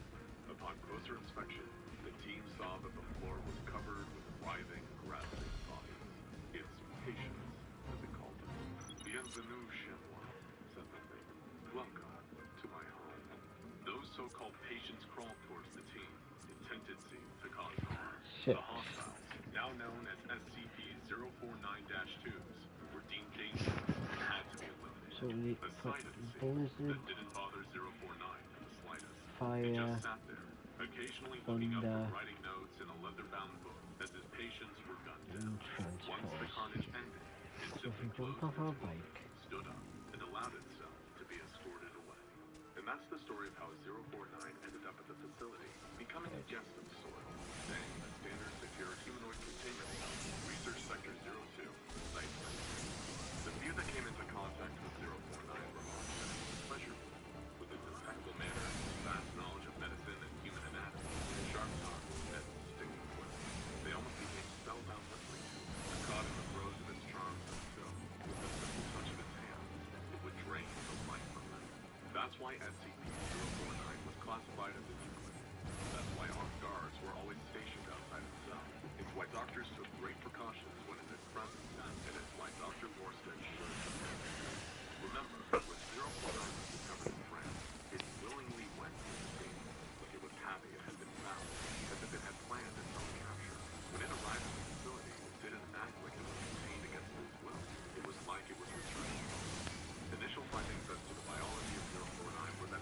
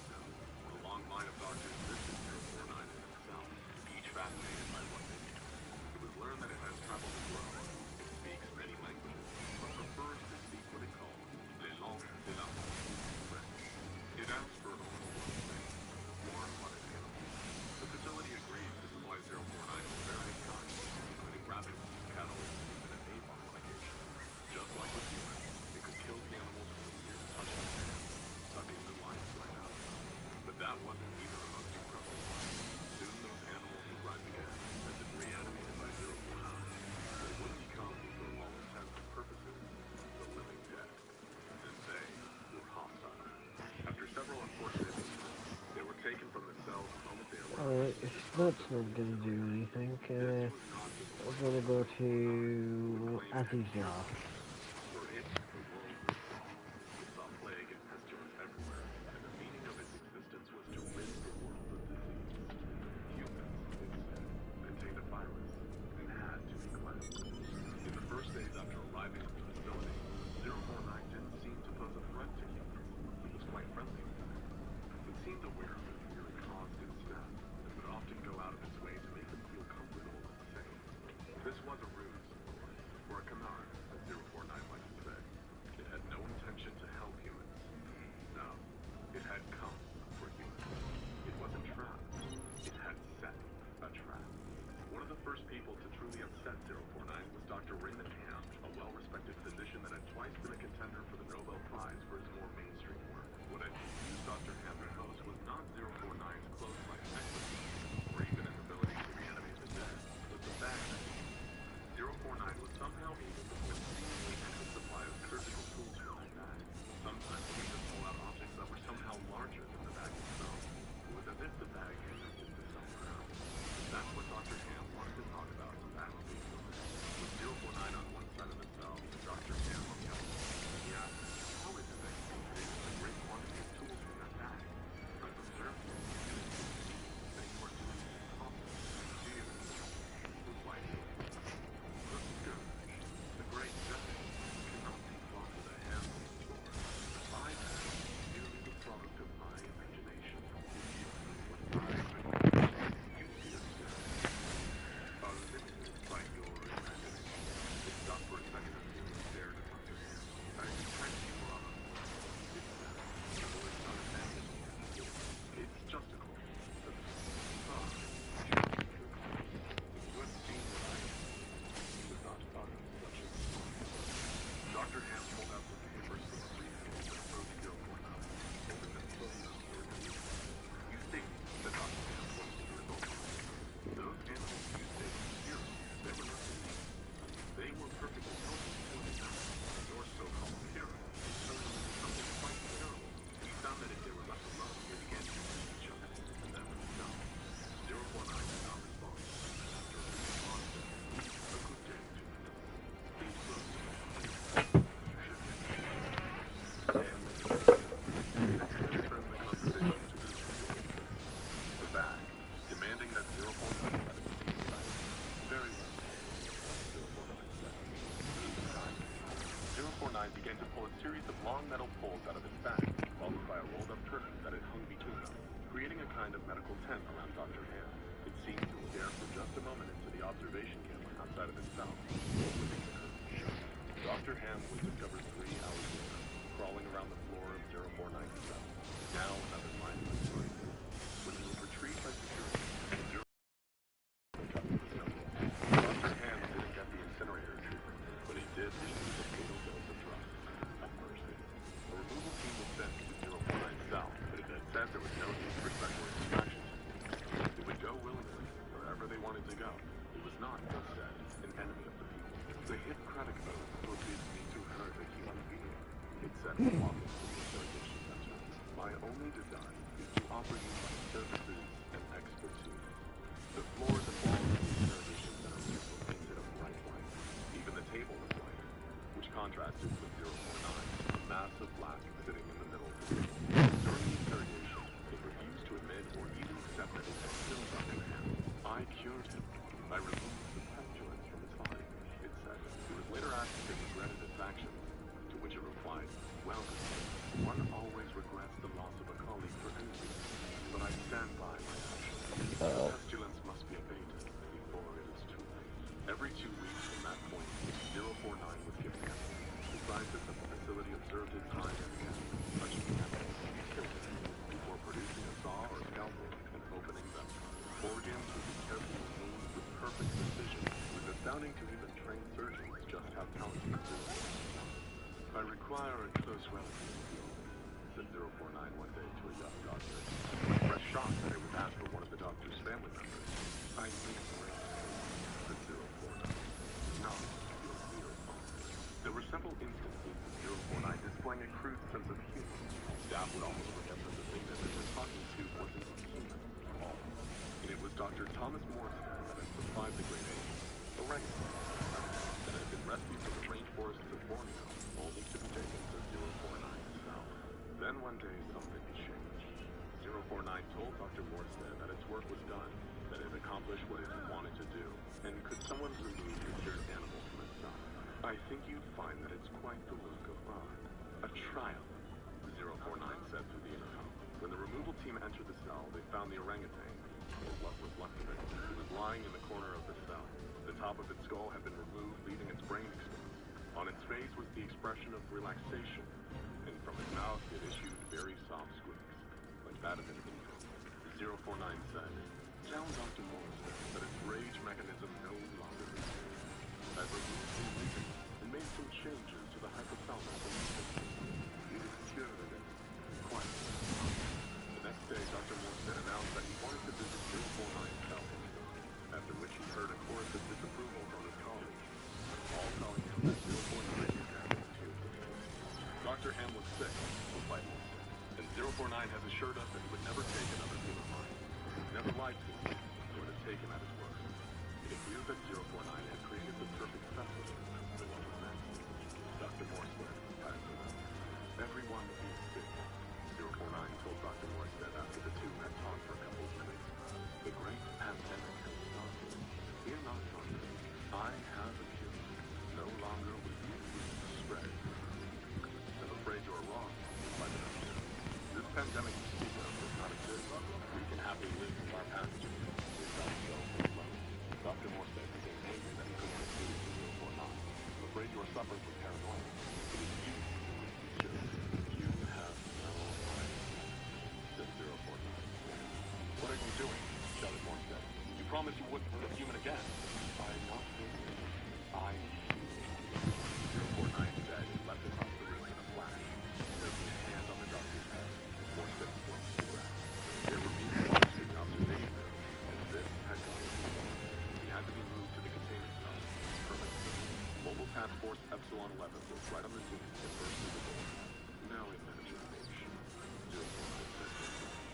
Those humans have no imagination. He began walking towards the task force, who opened fire on the anomaly, but the bullets bounced off the black coat mask. SCP-049 calmly touched each of the members of the task force, one by one, draining the life. The last one standing stopped firing and attempted to run, but again 049 leapt across the room, black cape billowing out behind it, and gently touched the man, causing him to fall to the floor. 049 stepped over the bodies of the fallen team and walked out of the containment. The full details of what happened next are available only to the O5 Council, sometimes called the Overseer. The redacted report that is available is Standard Secure Humanoid Containment Cell, Research Sector 02, Site 19, Subject, SCP-049. Date of breach, redacted. Euclid Lab, SCP-049 breached cell and subsequently gained access to adjoining rooms and nearby buildings. Breach lasted approximately 6 days and 5 hours. Total casualties, redacted, with redacted number of survivors requiring incineration therapy. Course of action. Department of Science Regulations issued suggested injecting anti-transmogrifying disinfectant into Class D former prisoners who were transported to the site and allowed them to come into contact with SCP-049. SCP failed to reanimate ejected prisoners and cure them. SCP-049 acknowledges failure and surrenders to Mobile Task Force Alpha 1. SCP-049 then requested corpses littered the facility. Around one total. Their massacre had unfolded in a matter of seconds, despite their advanced armor and heavy weaponry. Their killer, wielding an ancient sword he'd somehow pulled from thin air, looked upon them with disdain, weak, unworthy of hope. He breathed heavily. His torso was covered with bullet wounds, and his veins had punctured his lungs. It was enough to kill a normal man 10 times over, but not him. He was the ultimate warrior, the perfect killing machine. He would need to seek out an enemy more fitting for his legendary combat skills. He fled from the chamber into a connecting hallway, where a giant metal door slammed shut behind. At the other end of a hall, another door hid his face. He laughed at the thought of someone thinking he could be trapped so easily and charged forward. But then, large valves began to open all around him. Torrents of freezing seawater began pouring in, filling up the chamber and submerging him before he could reach the door. The warrior fought for breath, and yelled it far longer than any mortal man especially considering the state of his lungs. But water always wins. He soon gave his last gasp and floated, lifeless in the hallway. And soon after, his body turned to dust and disappeared in the briny water. But he would be back. He'd always be back. His brother was a different story. Tall and handsome, with a strange Sumerian rune tattooed on his forehead. He was practically a pacifist and spent most of his days reading, conversing with the staff, and wandering the facility of his own accord. Upon hearing of the latest incident at the facility, he gave a sigh. He knew on some level that all of this was his fault.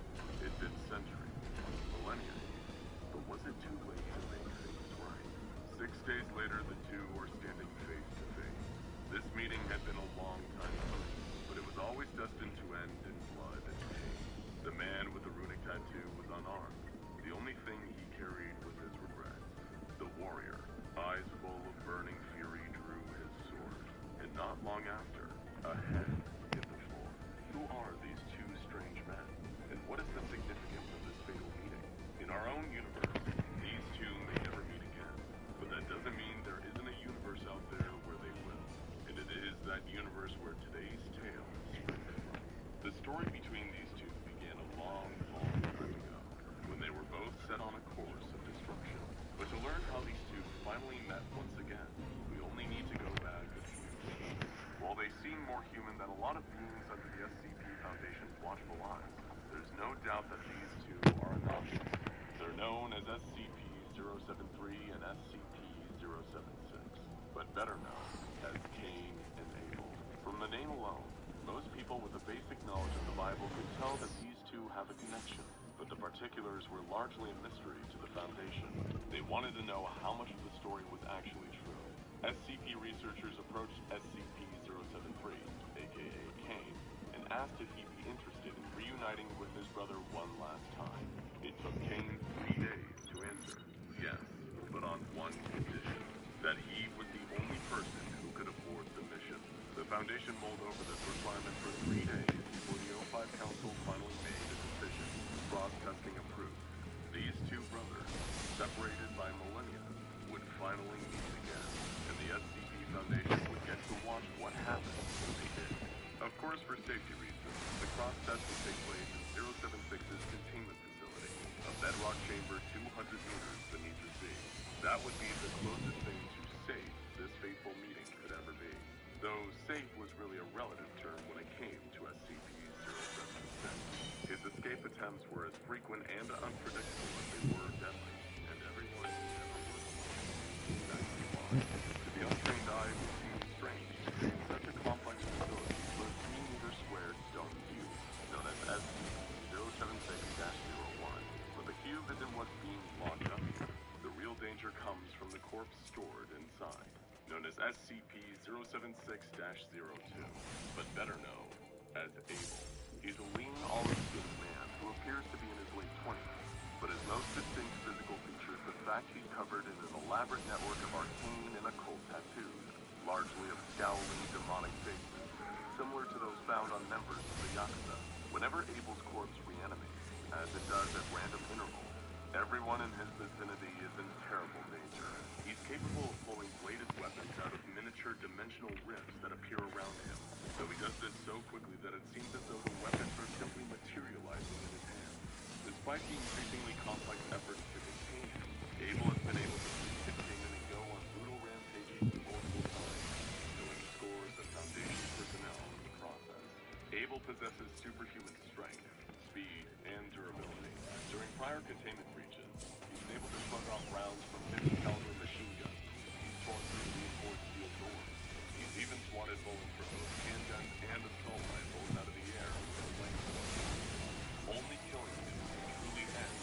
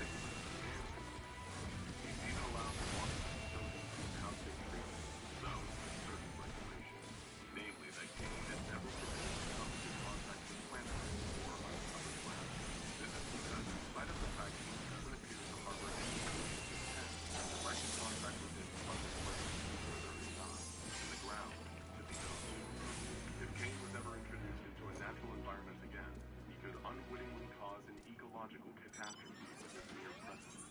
In that sense, he could almost be as dangerous to large populations as Abel.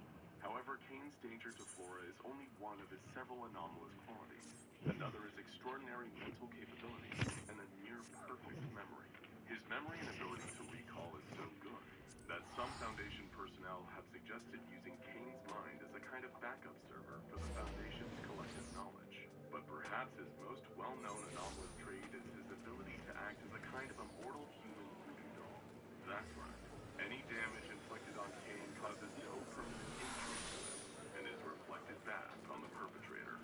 While Cain has remarked on still being able to feel the pain of these assaults, he's functionally immortal. This damage-reflecting ability has even made performing certain kinds of tests impossible, as doctors attempting to draw blood from Cain have found that their sample was actually their own blood, and their skin exhibited the telltale bruising and puncture marks of blood testing. But of most interest to the Foundation right now was the fact that Cain has shown prior knowledge of Abel. However, he was cagey when questioned. He refused to add any additional information and commented that it would be best if he and Abel were never brought into contact. But what does never really mean when you live forever? Cain finally did agree to the test. And while nobody knew what caused Cain's change of heart, the Foundation knew better than to push him and potentially get the entire mission scrapped. Cain was taken from his facility and transported to the access point of Abel's underwater prison. The experiment's design was simple. Cain would occupy a temporary residence in Abel's containment facility until he next reanimated, at which point the interaction between them would be closely observed. Perhaps it would take weeks, months, or even years before Abel once again awoke and left his cube. But when he did, Cain would be there. Thankfully, as Cain whispered soothing words into Abel's tomb, the resurrection took only minutes. If you were expecting a heartwarming reunion, think again. Cain tried to apologize, but Abel immediately struck him with a decapitating blow, which, due to Cain's damage-reflecting properties, caused him to sever his own head instead. Cain remained at Abel's side as he regenerated, and as soon as Abel did, he immediately tried killing Cain again. It went on like this again and again and again. It was an arduous process, and eventually, even Abel began to tire of it. The duo fell into a tearful embrace. Abel asked his brother why he killed him so long ago, and Cain apologized, saying it was the actions of a younger and more foolish man. In that moment, the two finally reconciled, and having fulfilled their bargain with their creator, both finally crumbled into dust. Peace at last. As we said, this didn't happen to the Cain and Abel of our universe, but when universes are more numerous than grains of sand in an endless desert, such a thing has indeed happened somewhere out there, perhaps in a kinder universe than our own. We can only hope that Cain and Abel may someday get to meet and find the same resolution. But until then, these brothers will remain one of the most dangerous and fascinating duos in the Foundation's catalog. Joseph and Frank were two lifelong squatchers. No, that isn't an insult. That's a self-given title for Bigfoot enthusiasts who are willing to head out into the woods and search for the legendary Sasquatch firsthand. Well, most squatchers will go their whole lives without ever encountering one. Joseph and Frank were about to get lucky. They just didn't know what kind of luck. During a journey through the forests of the Pacific Northwest, Frank spotted something moving in the distance. A huge ape-like creature with grayish fur and human-like movement. Frank thought he was finally laying eyes on the mighty Bigfoot after decades of searching. What he didn't know was that he just made a deadly mistake. He had looked directly at SCP-1000, and there would be terrible consequences. Frank was excited. He just achieved the life goal of any squatcher. He tapped Joseph on the shoulder and directed him to look in the direction of the creature. Joseph followed Frank's direction and stared into the distance. When his eyes finally came into focus on the ape-like beast, he froze. His brain just short-circuited. 1 second he was about to encounter the holy grail of his hobby, and the next he was literally brain dead. Joseph collapsed. In the distance, the ape-like creature disappeared back into the woods.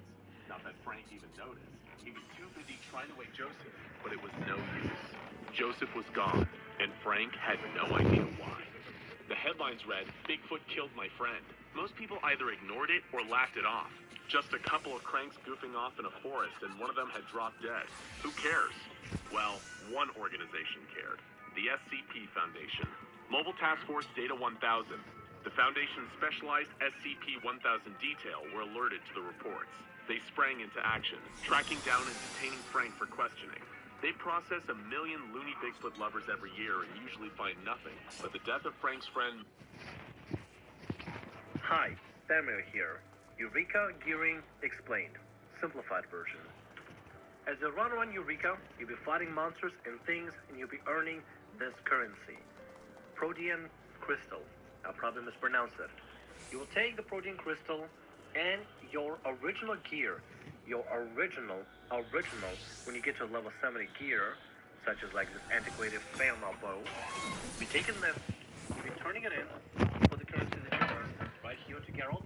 If you talk to him, select the first option, whichever option, you have to turn Protean crystals you have in the antiquated gear as well as your armor, your heavy armor, as well as the weapon, into the upgraded version to regular Storytell Chapeau instead of the antiquated Storytell Chapeau. Apply to all the gear. You will do this process continuously to get the +1 version, the +2 version, and eventually with the gear you'll be able to unlock, if you turn in Animus Crystal and other currency, you'll be able to farm in pretty easily towards the end of the level, as far as I understand. In order to receive your Animos Storyteller's Chapeau, item level 350, Pentamelt. Your weapon can go up to level 355, item level 355, according to certain data mining. And it will also be item level 355 and Pentamelt just a kick here. In order to get that option unlocked, though, you'll be the second option right here. In order to actually be able to access it, you need your +2 weapon upgraded to that point and have it in your inventory and or on you. You can also go do the same thing for other gear if necessary, whichever one is needed if you want to gear for the other ones. In order to exchange the big crystals, these particular crystals over here, the one that you need for the max level, you'll get them sometimes through fates, Animus crystals. You can turn them in through here, through him, through Geralt, through exchange Animus crystal onto the regular basic Protean crystals. At the beginning, when you do a couple of fates here and there, you might want to do that in order to bring you down and get a lot of Protean crystals early on. You'll have most likely ways later on in the future to farm the crystals, the Animus crystals, a lot better at higher levels. If you need to require your augmented gear again, because you maybe stashed it away, threw it away, or flushed it down the glamour toilet, you can talk to the Calamity Savager. They're located in all 3 capital cities of Ulda, Britannia, and Limson and Minsa. This one is located right above the App Castle, right below where the main events usually happen, next to this quest, Soothing Savage Siren, right below this, right near the entrance of Lanusha, this area right here, if you need to find one at all. Talk to them, ask them about the job-specific gear, ask them for level 70 gear. You should be able to get your items again back, as you can see right here. I can get this, Chapeau, I can get the Storyteller coat, Storyteller gloves, so on and so forth. You can also find your weapons from these guys as well, level 70 arms. And there is my bow, antiquated Failmail. With those stuff in your inventory, and honestly buying them back for about 1,000 gil a pop, you can finally get onto your gearing for Eureka. Regardless of what are your thoughts on Eureka, I hope this video helps. My name is Stanriel. Like, subscribe, and as always, have a good day. See you on the next video.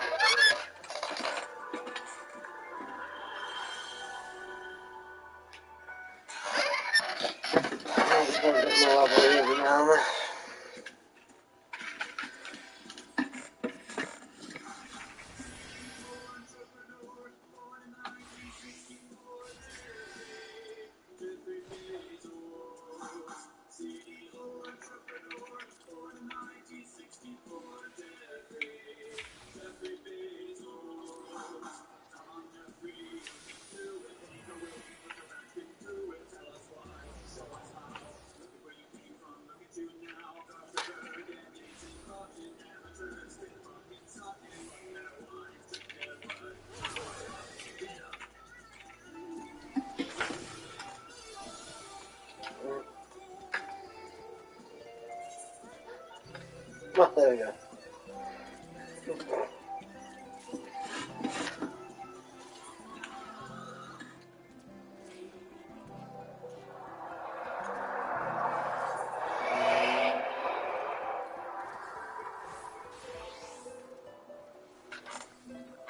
13th of the 9th.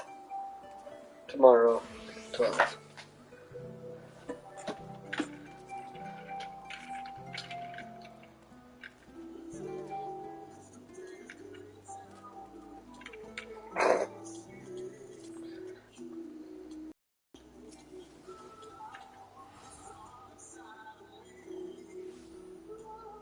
A blue mage.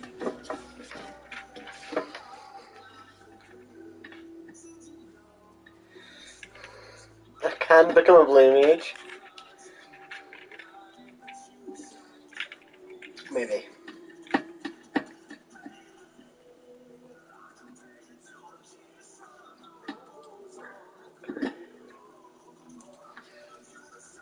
See. 63,000.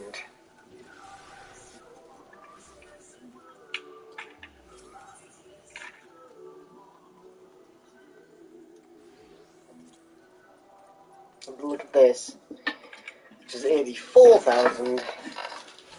I can look at this.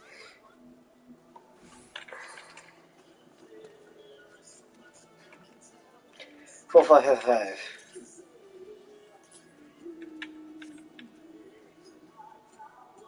510.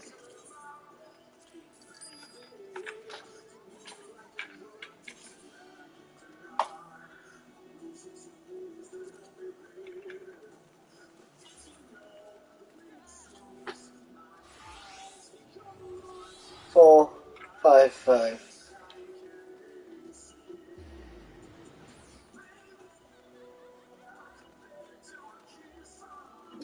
415 is my legs. Let's see if I can get something better at earrings. 510. 46,000.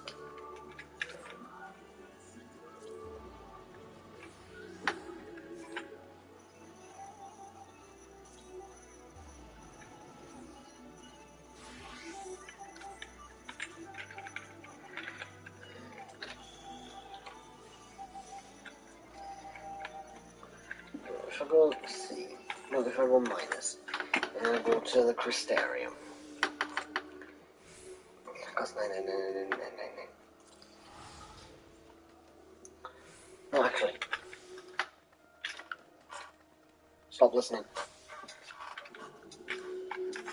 Great Steps of Uldar. Because it doesn't say I've got any quests for me things, but I do have my level 80 quests. So if I go to the Athenet and I go to the Miners Guild,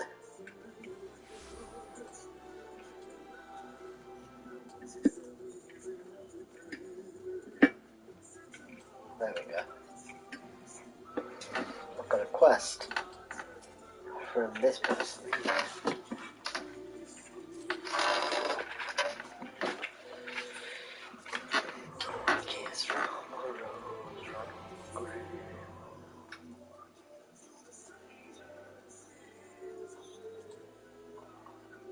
I need all the Thermitage Guild.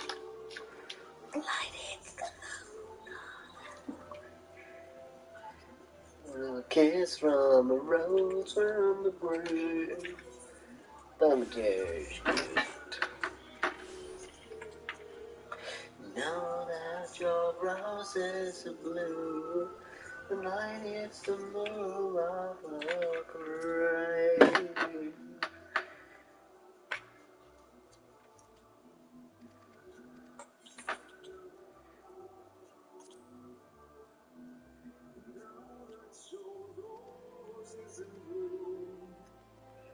The light hits the gloom of the grave.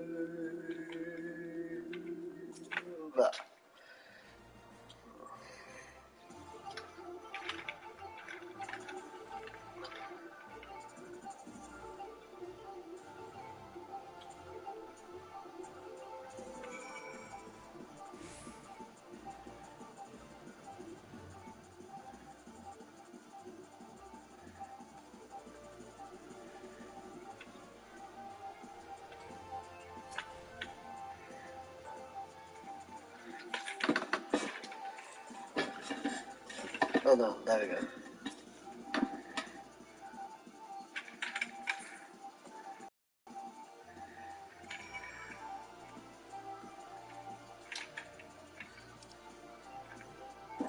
Can you go back to the Sabotage Guild?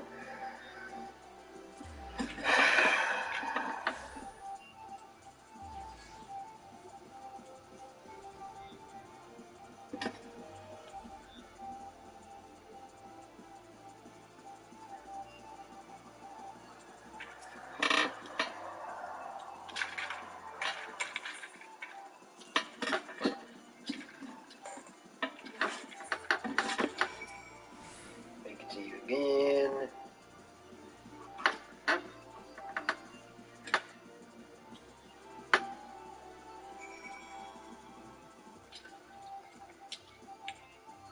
Minus guild 10.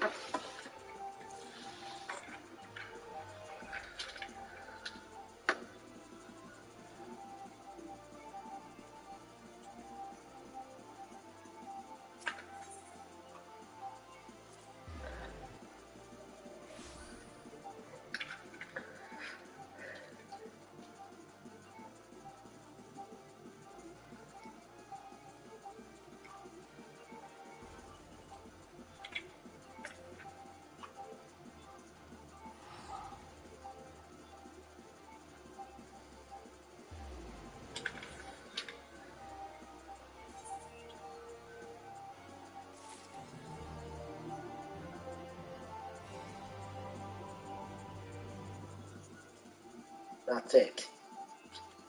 That can't be just it.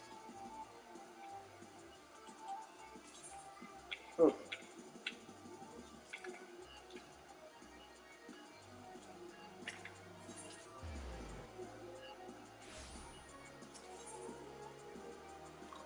got the... Oh no, I'm here. Current location of the Sabotage Guild.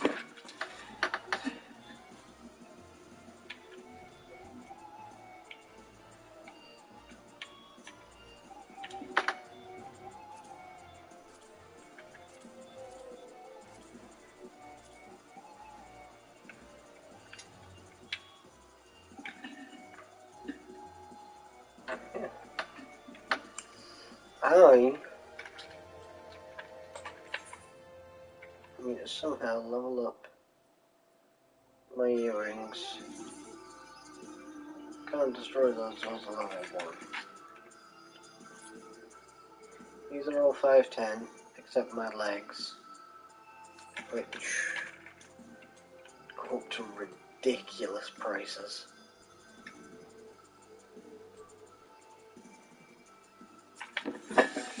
If I go to Chamber of the Sapphire Avenue Exchange.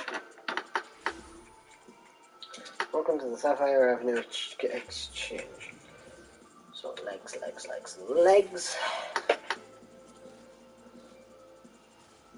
122 for 510.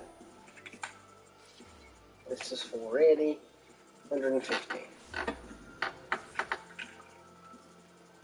Where's the bell here for your summoning?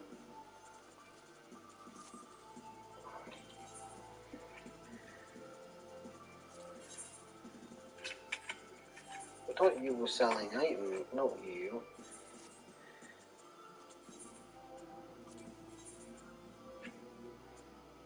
Why did I entrust you in 2000 gil? So, 2.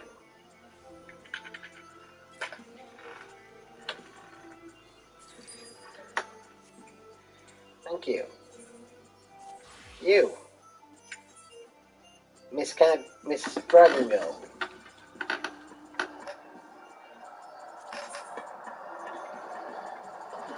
One grade 1 antimatter. Price 1000, total price 10,000.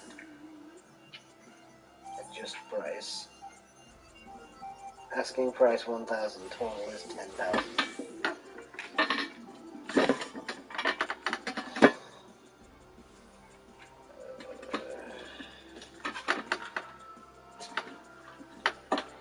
Which is a cell phone. That's a 1 gil.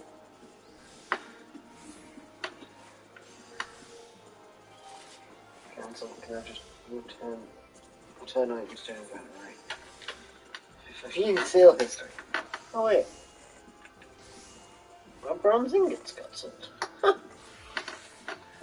Oh yeah, your name is Clara also. That's old.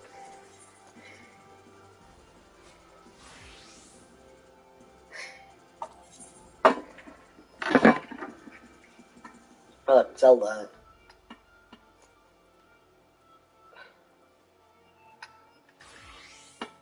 Alexa, what's 119 times 16?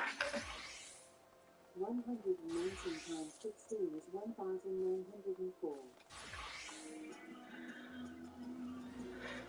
Alexa, what is 283 times 36?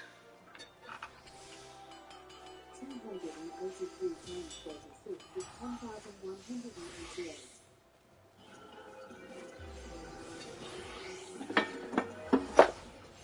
I need to sell something. Shop selling price. 3,900 3,960. Put up for sale. 3,960.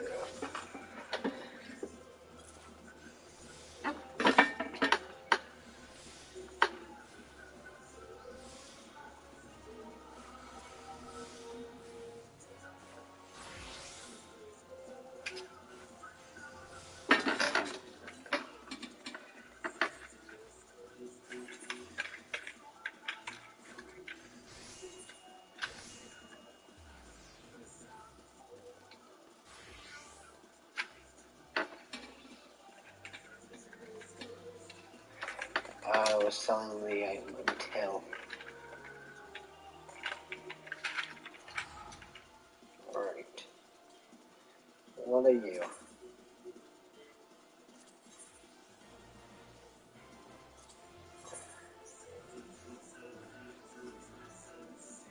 These can only go to level 49. And we have 14,000 gil.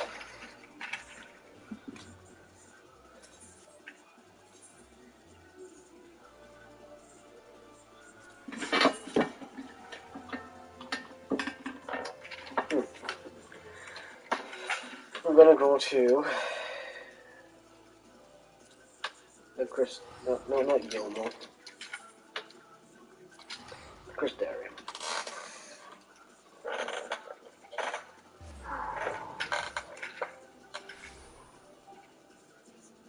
You're 11:57.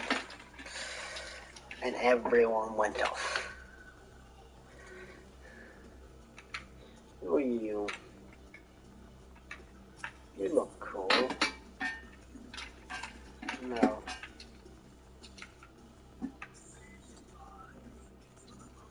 Right. Hi. What do you do?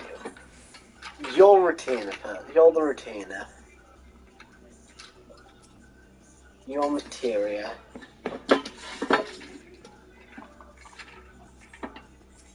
You're the materia melder.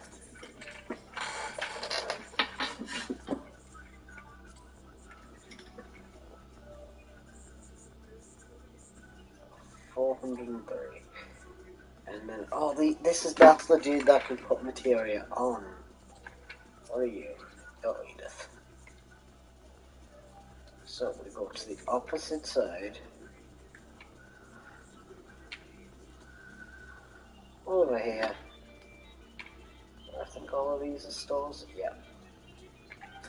You are apothecary. Your potions. Brill. You are culinarian. Food. You must be tool. Primary tool.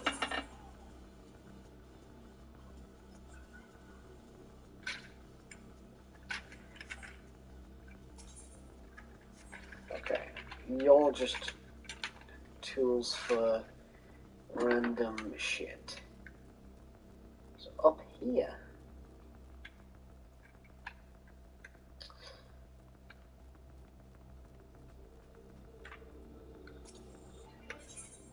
Jeweler. You sell necklaces and other shit. Which doesn't go above the level I need. Armor, don't need. No, armor, I need legs. Battlecross healing. Legs. 385, okay. So let's see if I can purchase fieldcraft gear. These go up to 430. 430. Oh, fieldcraft. What we would need is battlecraft. And this only goes to 385. And battlecraft, this one, goes up to 385. You must be weaponsmith, which you probably only go up to 385. Which I already have at 451.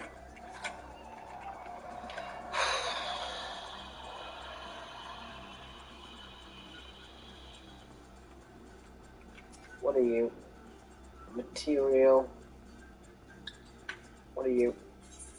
You're just a merchant. Yeah, have some grade 1. Where is it? Have some grade 1 antimatter. Selling for a whopping 10 gil.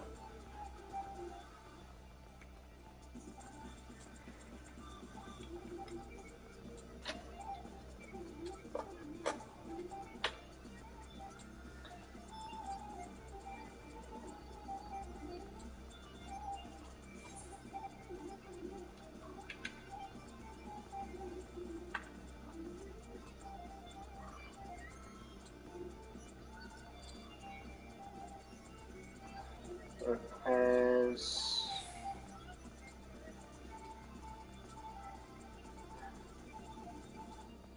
Your repairs, your material, trader, retainer. There's the stoning bell.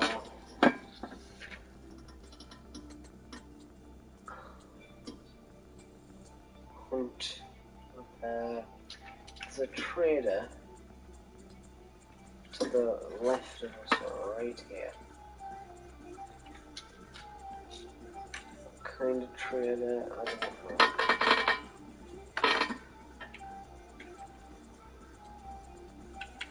Should be right in front of us here.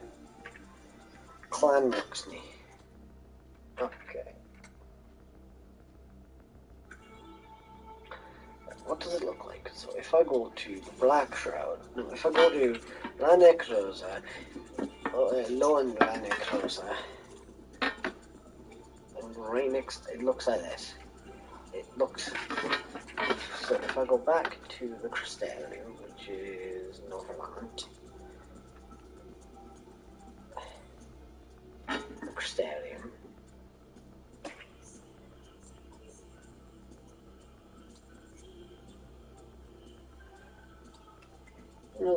there's another summoning bell over there.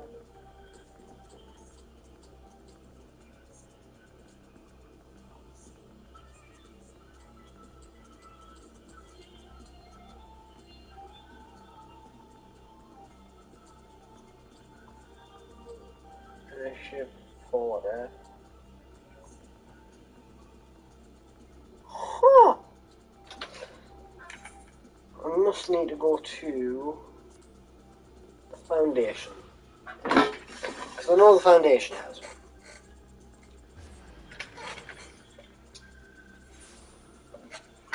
Because the Foundation's one is literally over here.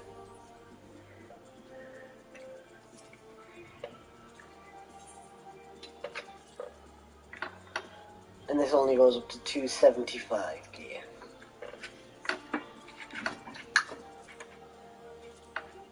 Yeah, this only goes up to 275.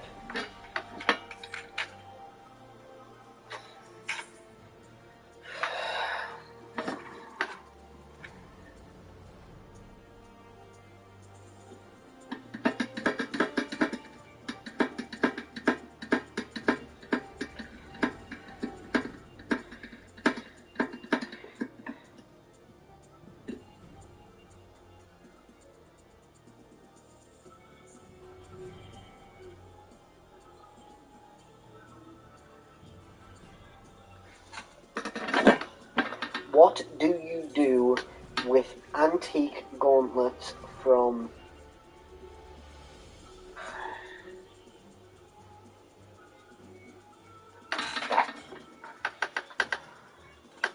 Antique gauntlet.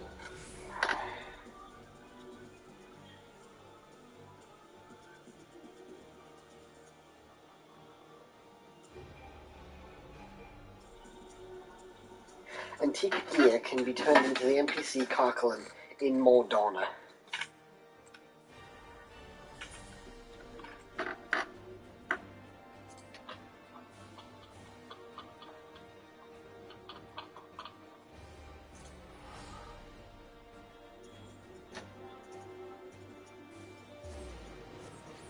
Okay, we'll move on. I will just sell it. 22.50.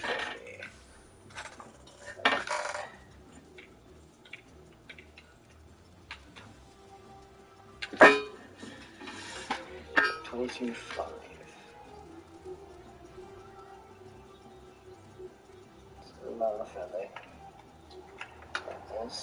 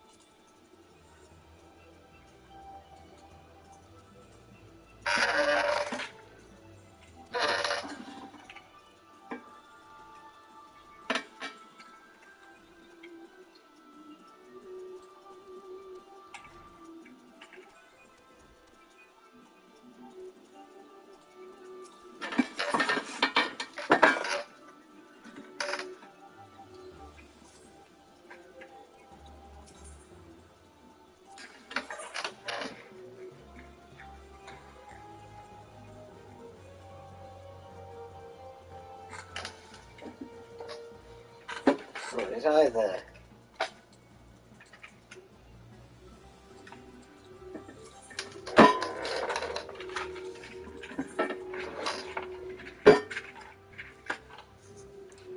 Ironworks gear.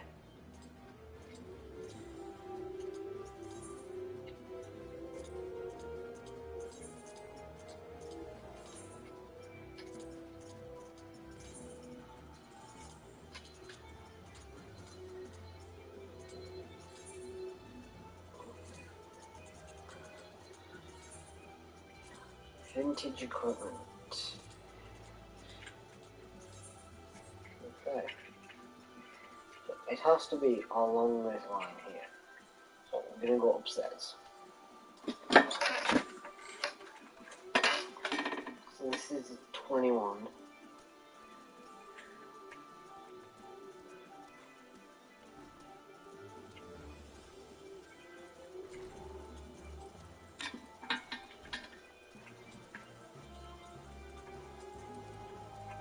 What's this?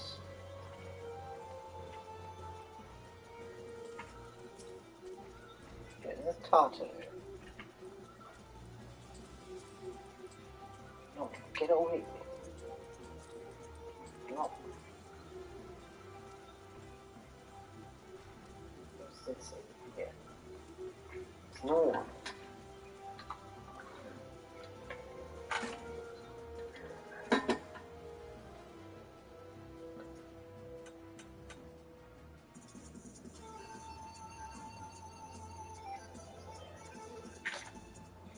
How to get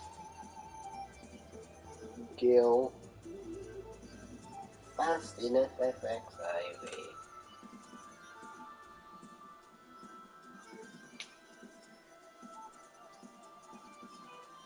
They try and look for a way to make Gil without having to level up any of the attractions. This first method will bring us over to Corthus Central Highland. The mobs we will be farming are the black sheep located just outside the gates of the Highlands. I will show you on the map where the fuck...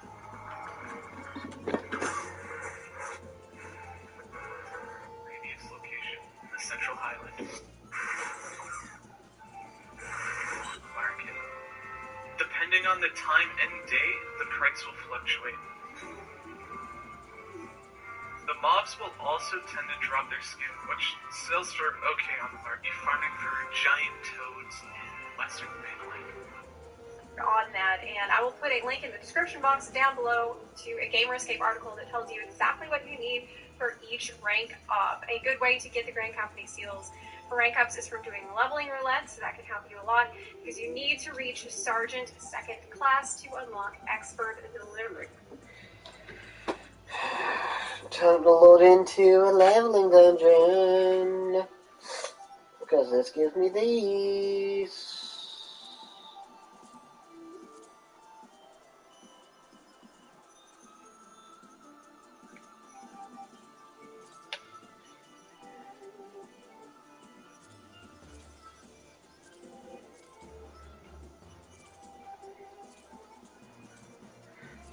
I want to do trials, I want to do leveling, which gives me these.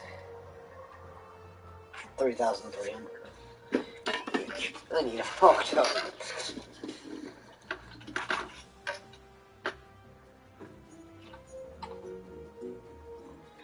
How to get out? What do I need? Elegant speed? No. Currency. Called company seals. How to get company seals easy. Final Fantasy Ffxiv.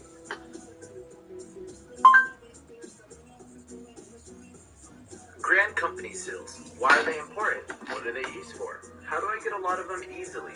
I'm going to give you a step-by-step guide on how to go about getting these, and this is perfect for new players. Talk about near the end of the video, so stay tuned for that.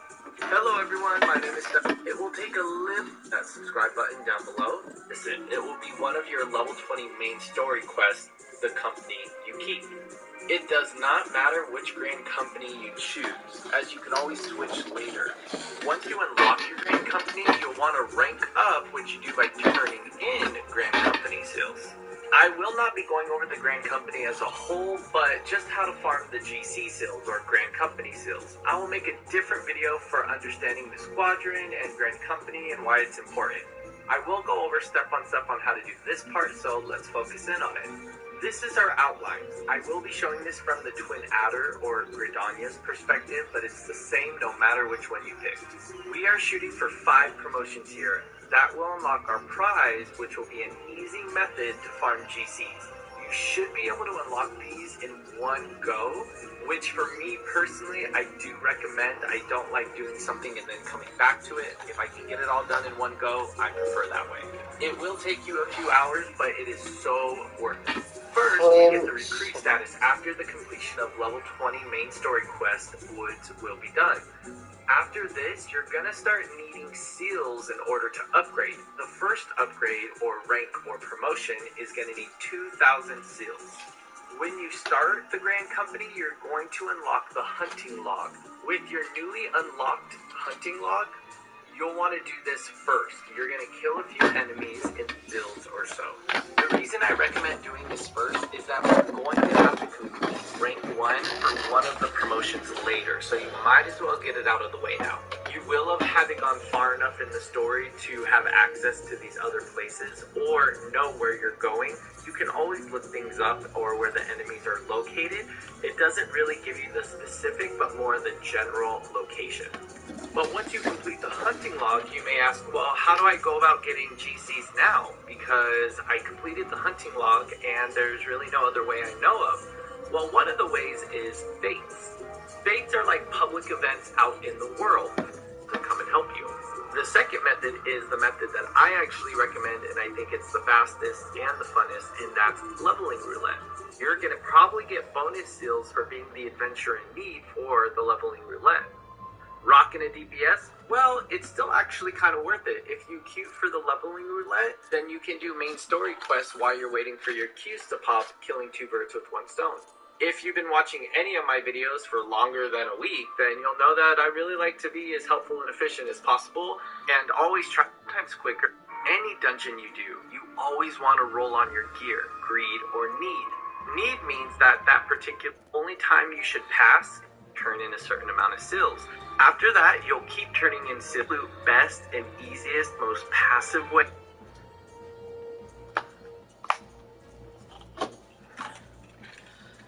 See. Classes slash jobs, DOM. So, astrology.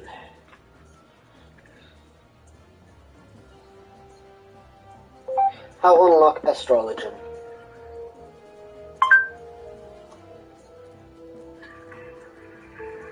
And we're back for another episode. We're going to be unlocking Astrologian, one of the new classes or jobs that's been added to the expansion Everscore. And as always, hello from Ffxiv.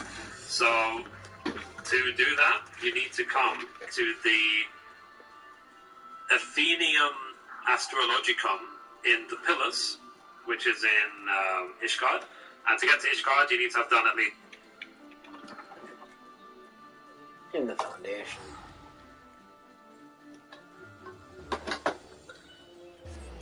They don't need a DPS, they need a healer.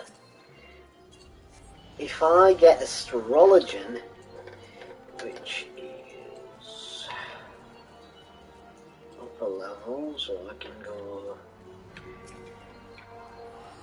into the Ishgard thing, Athenet, and go to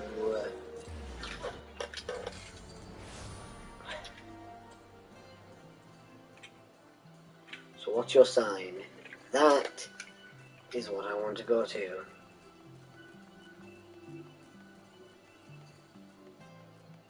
These are trailers.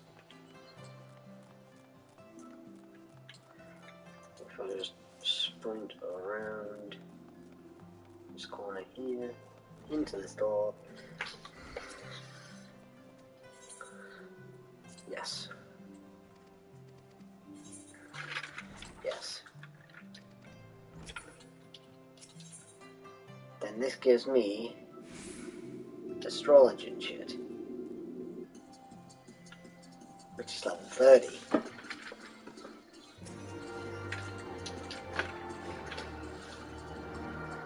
So this will be a level 30 astrologian.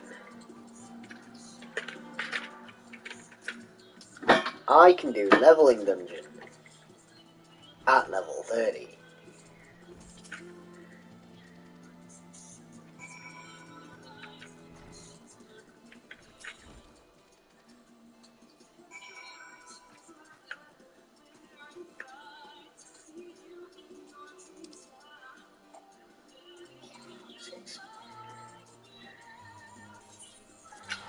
They got Camp Dragonhead?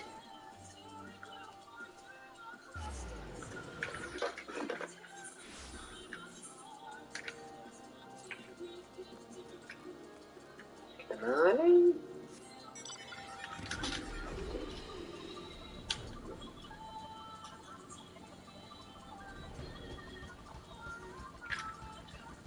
Camp Dragonhead.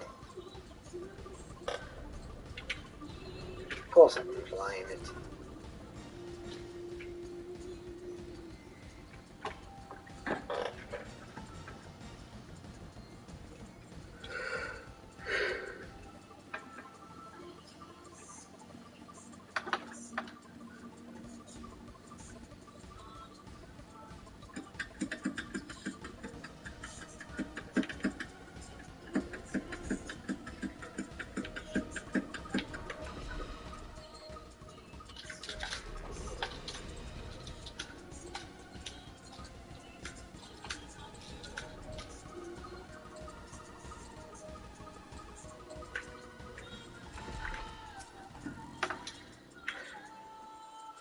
Don't care about the cutscene, just give me my astrology.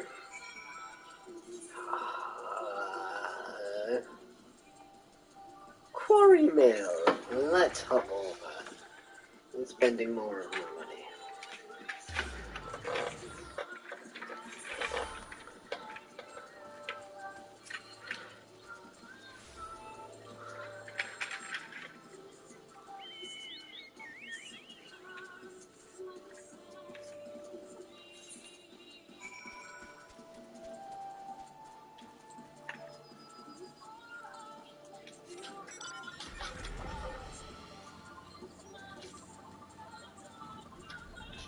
Oh, I see.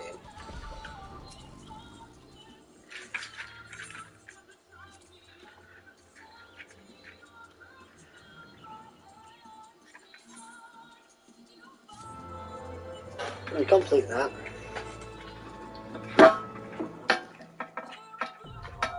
Astrology unlocked.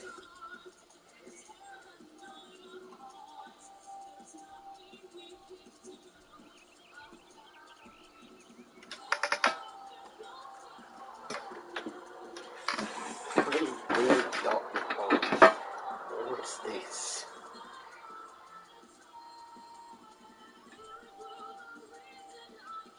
FiveGold.com.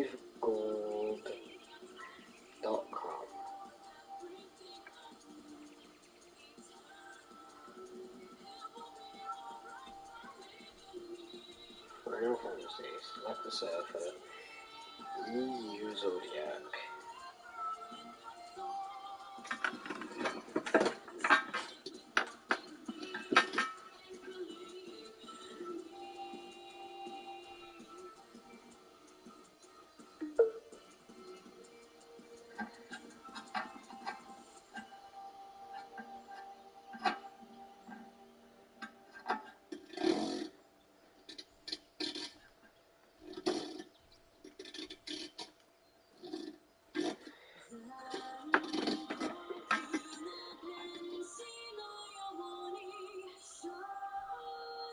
That's a million gil.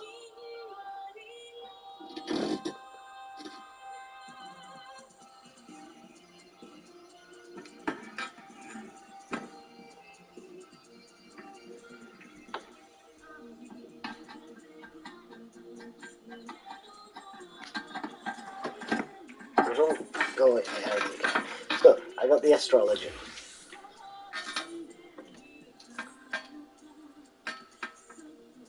I have to equip all of these. So now I'm an astrologian. If I hit U, go to a leveling dungeon, I get 1,260 flame seals. C, no, U, join.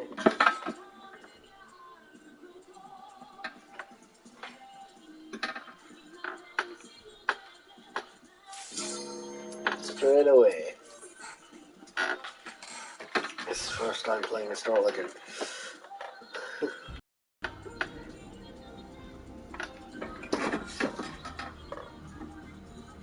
Repose, ascend. There's Swiftcast. Hi.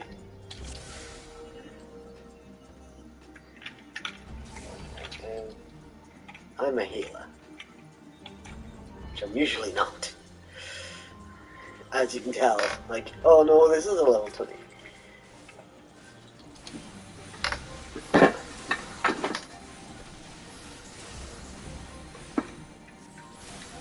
If I focus on you, I'll just give you.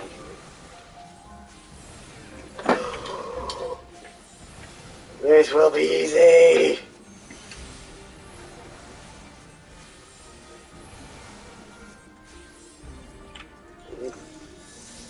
Light speed. I can't repose. Okay, hello. Oh, that's a AoE heal.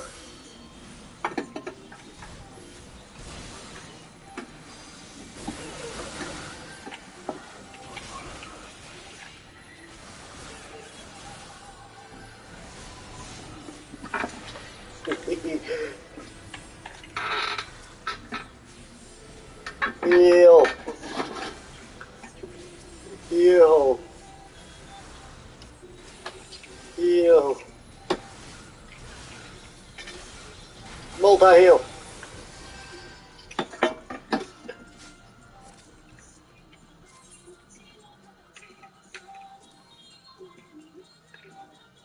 I don't even know where that gauge is. But still. Heal like that.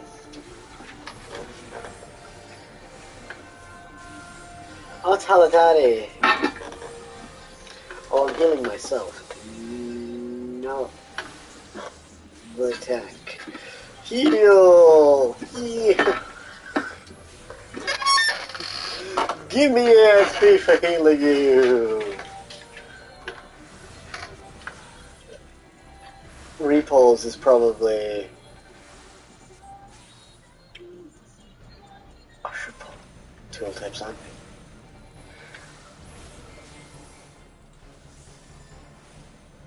Eternal Dynasty. Ascend.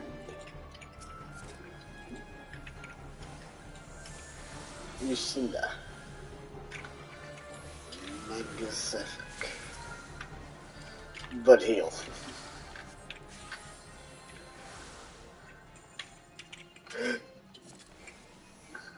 First time as a healer.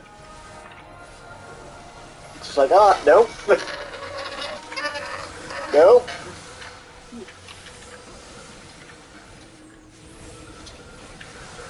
Huh? Nope.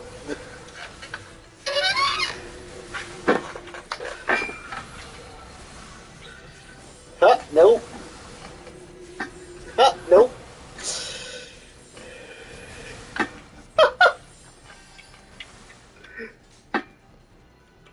Astrology looks cool. I have to say. Oh shit. First boss of Halatani, no. Let's be. Huh? Nope.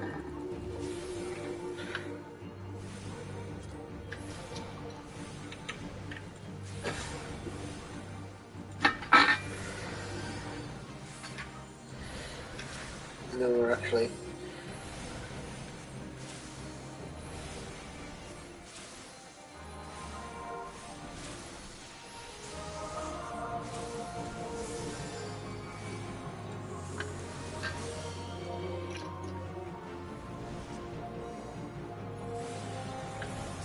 Lock on EU, use Helios. Benefic.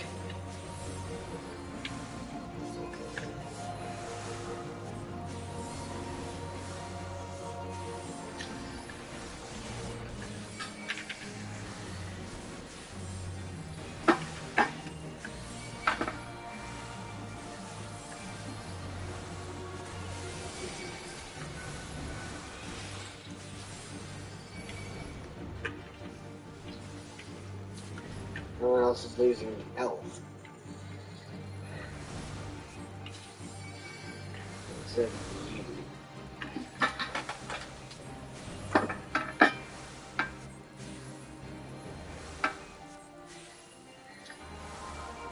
Just keep your health up, boy.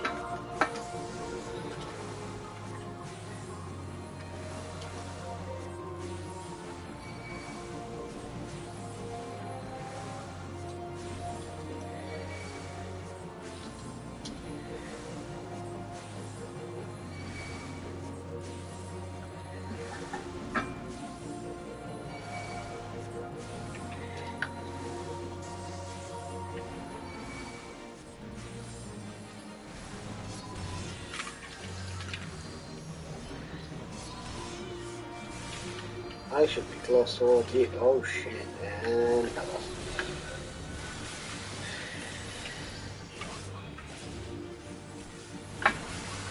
It's just astrology and go burp.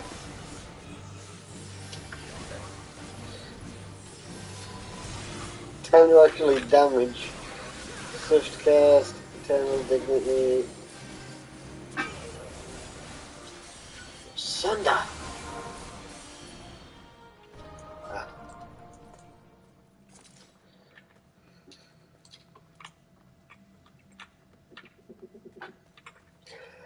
Hi, I'm a DPS man.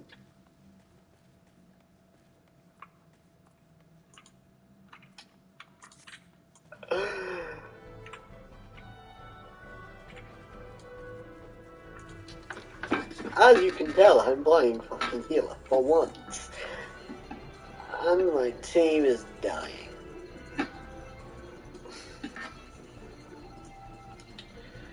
Because I don't know this dungeon like the back of my hand.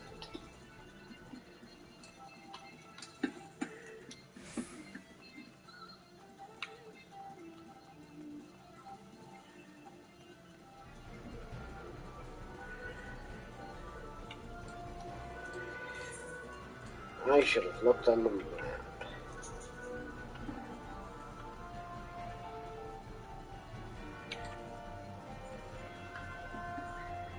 Open this door here. How? The healer's just, I don't know where the fuck I need to go.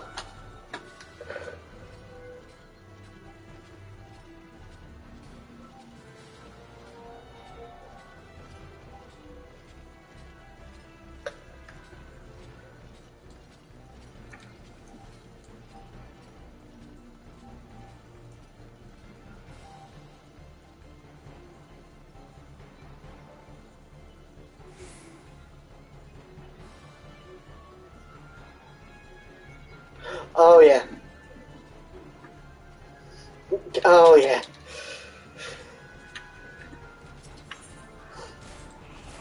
Oh shit. Of course you were still following me.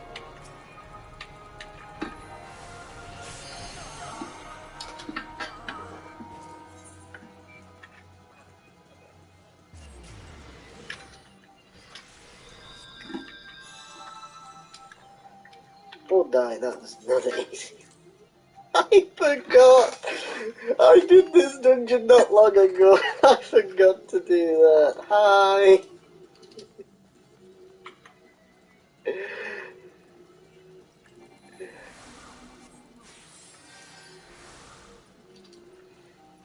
You dick. I did this dungeon not long ago. How the fuck did I forget? They were like, yeah, let's not go ahead without the healer. Best idea they could have done.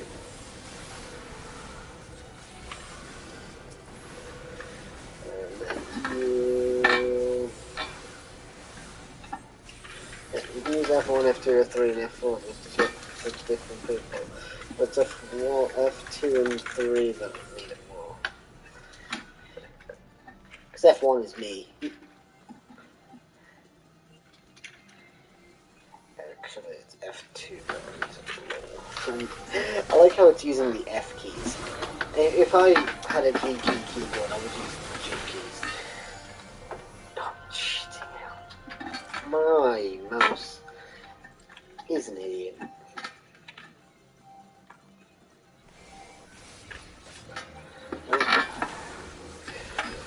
You are the defender of Aeolia. Fighter of all fights. And I'm just the Shadowbringer.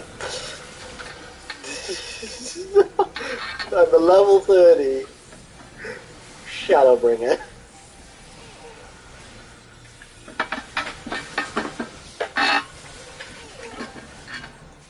Activate.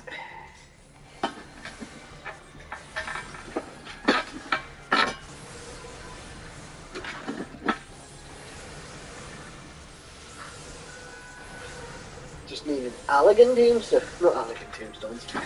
I just needed seals just to get through shit.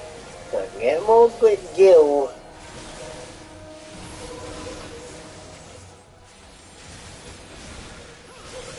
And use Halos. Heal everyone.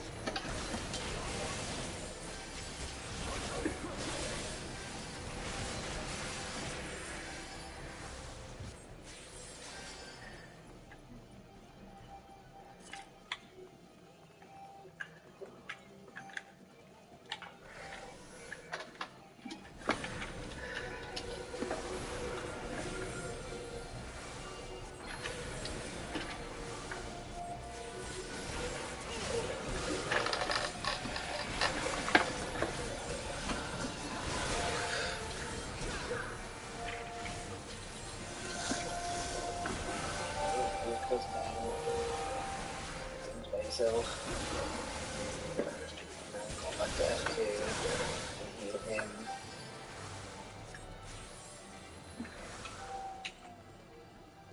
See?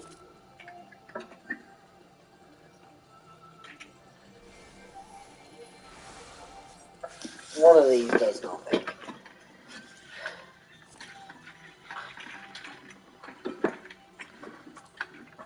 And that you can pass on to the DPS or the tank.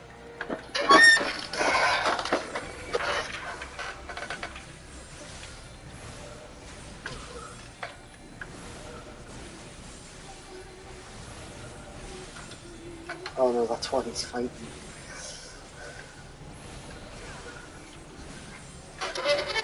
I can speak health on the side. Fair teams. This dude's the fucking tank, sir.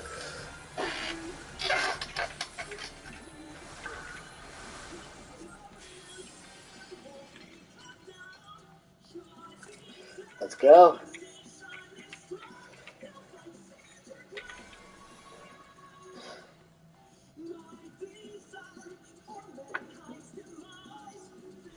Come on.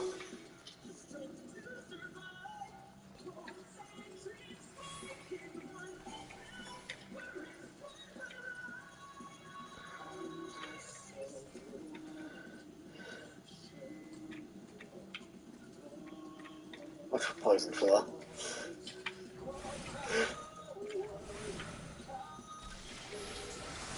See, that's watching out for it.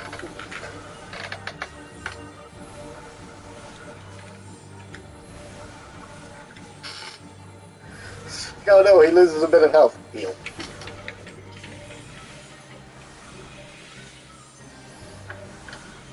Everyone needs healing, so let's just... Oh, shoot. Haha!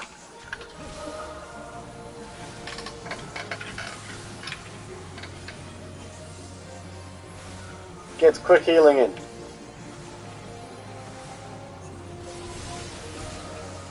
Haha, you can't out heal the heal. You can't out damage a healer that is healing. If I can just stay here and just... Oh, heal.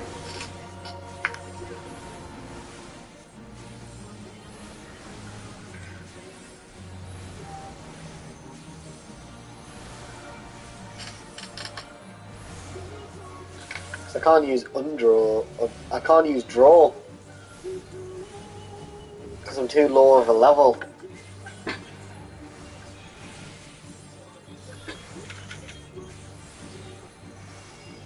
Get out of there. And then I'll use this once I'm around everyone. Everyone's healed. Nope.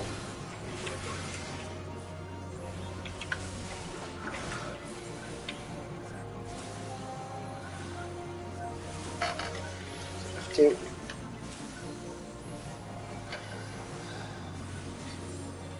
Heal. Heal. He's nearly there anyways. Alright. Get both the chests, but interact with this.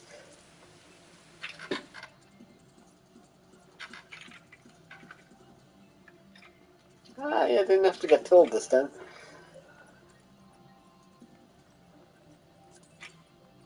Oh. Pass. I'm sure anyways. Pass. Let's do it. Get live. Get healed.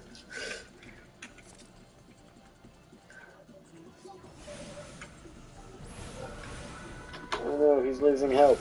Heal.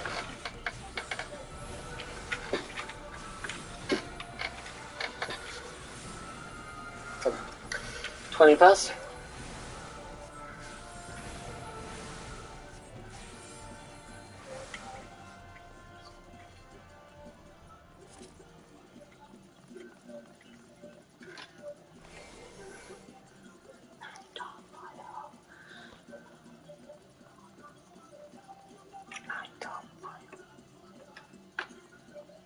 It must be his first time. Oh. Hi. Welcome. Let's go.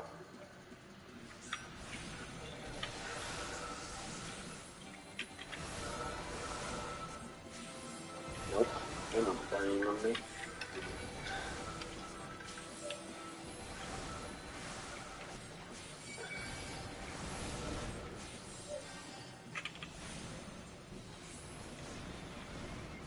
I need to keep healing everyone. You're just a Hermitage. I've just noticed that. Get up. And then you... I can just... And then just instantly dies. You can go attack other people. I can just go... No. Oh, no. So that dude's going back into DPS.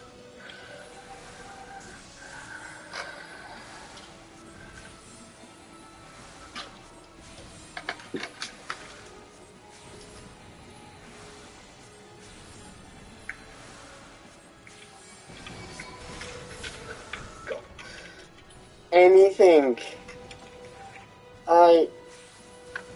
There's a combust.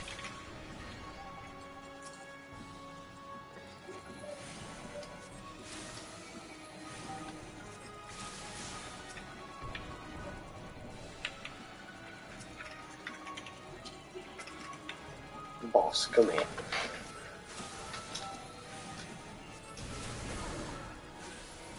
There's a combust. There's your cinder. There's no effect. That's... No worry. So I'll go in and go heal. Heal. Brill.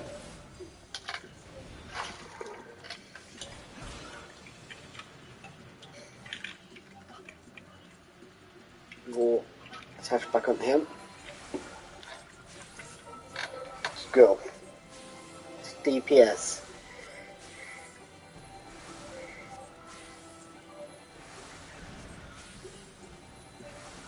There you go.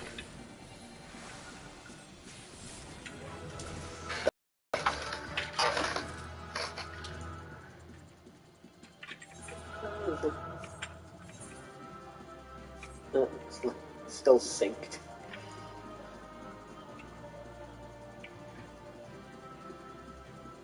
There you go, you can take it.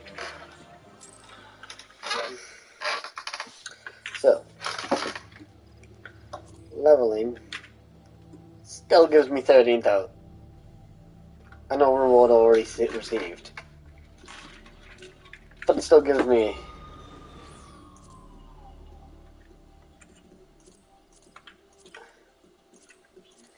like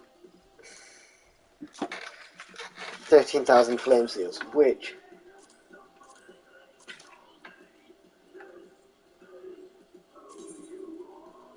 just equips that.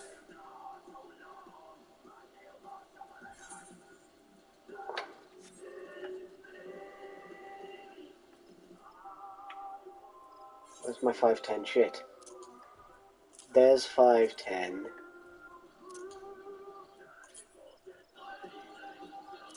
There's 510.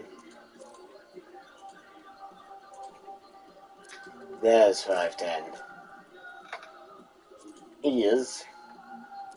I have these. Shortcut, I think I have a...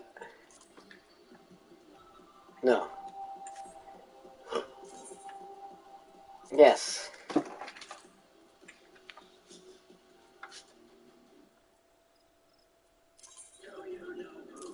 Let me put my alchemist shit on. And then let's equip all of these. Then... And then we equip me astrologian. Equip the recommended gear. Make a new gear set.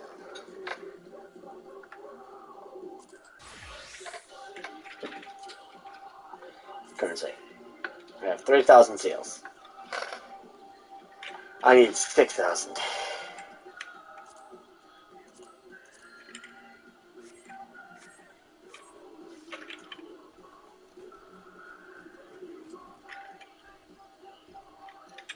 See, I need to get better. We only have 15,000 gil.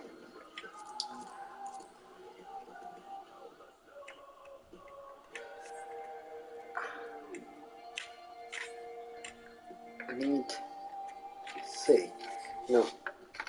Minus. Because I need for my next.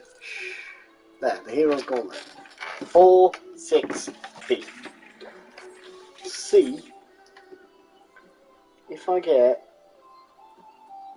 this, like me ring, up from 4 or 6.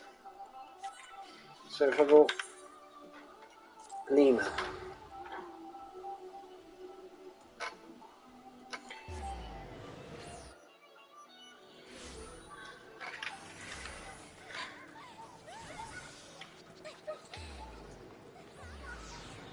Oh, dude.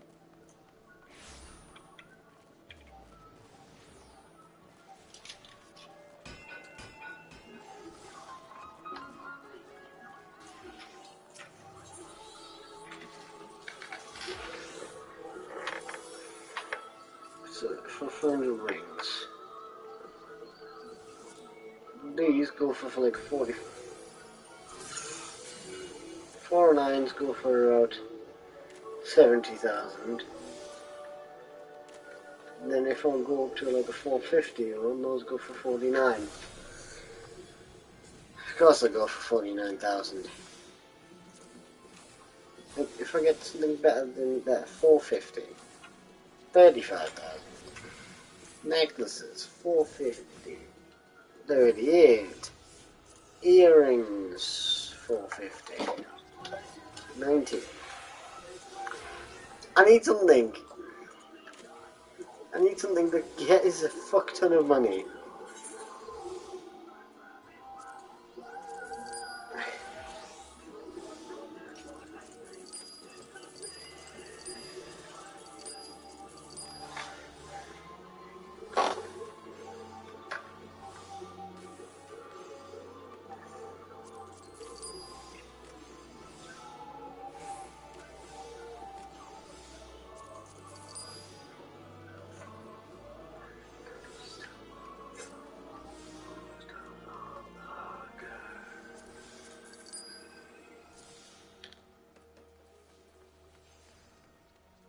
That's what the singular again.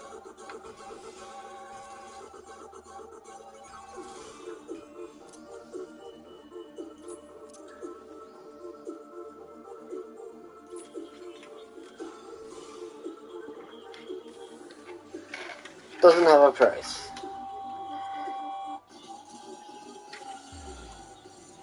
But I have 22,000 now. So I can upgrade. No, I can't upgrade me.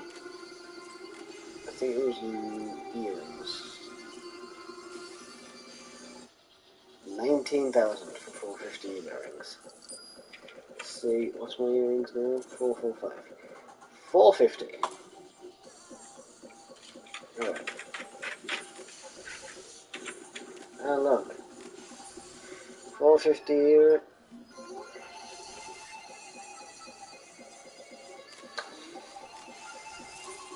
450 earrings.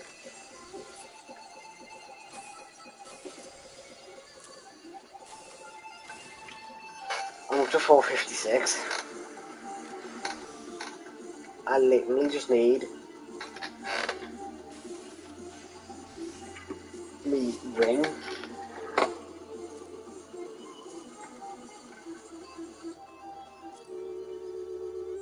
Even if it's just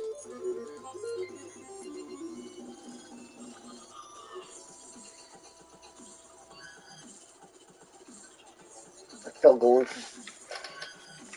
How much does I've sold a fuck ton of rings?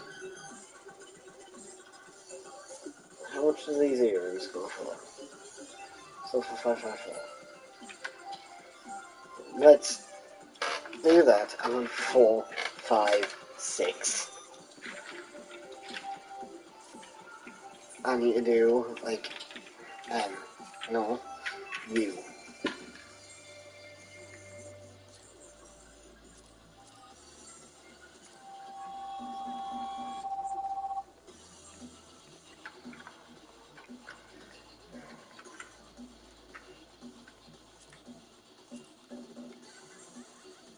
I need to get something that gives me a fuck ton,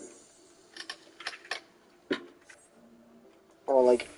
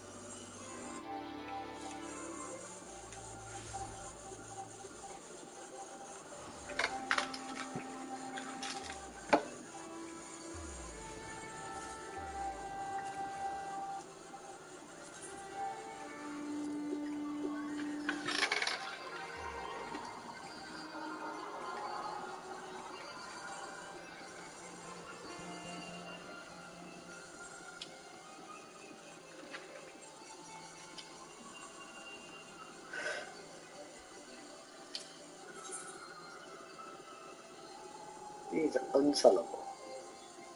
These go 36 gil. 29 gil. That goes to 89 gil. That goes to 108. It goes to 264.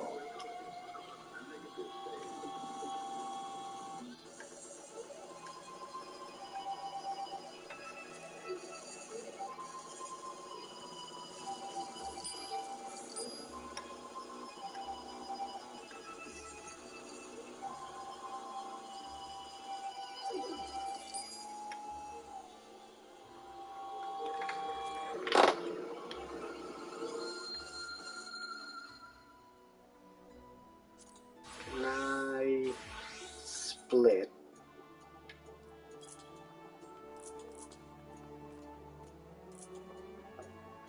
What's 130 divided by 2? 52. No, so it was. And that was 104. Literally nothing. I don't know how to get easy gil.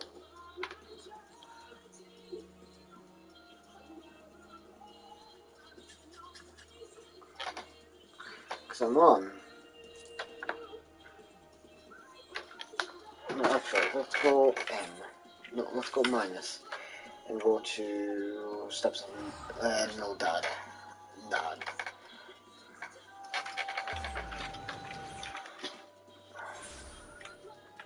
Steps on dad. We're on Uldar soil now. Uldarian soil. So I can't do fuck all.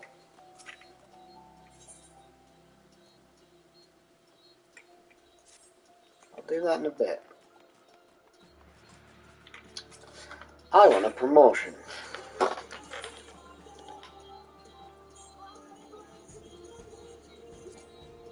I need 6,000.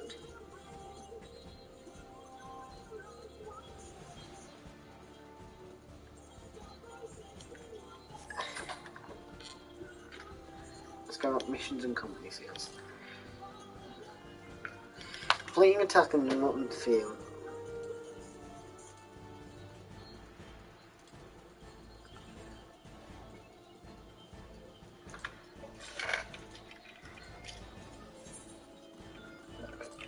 So.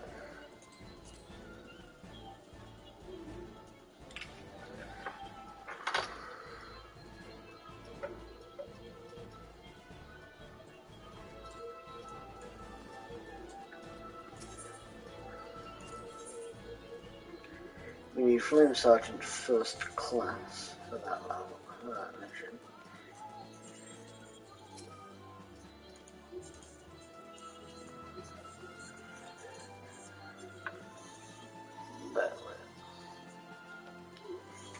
Company seals are also rewarded from completing company levels, which are issued by one of the company leave officers across the Eorzea.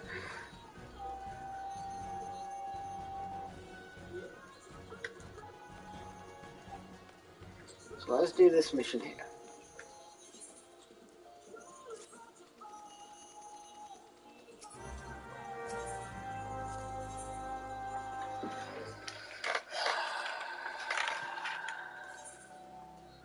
So we need, that's it.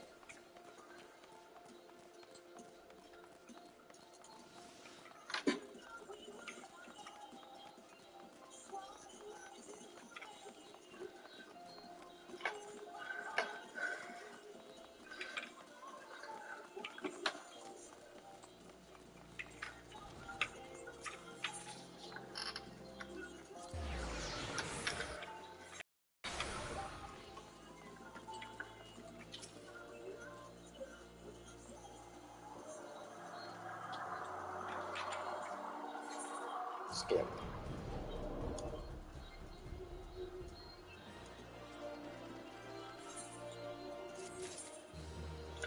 Frontline.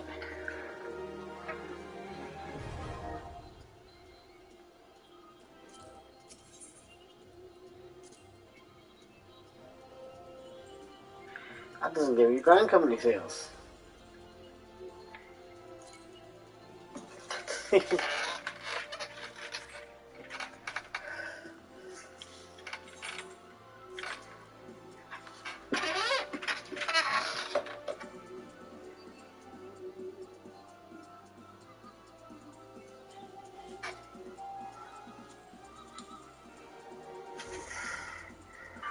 Hello everyone, Zane here, welcome back.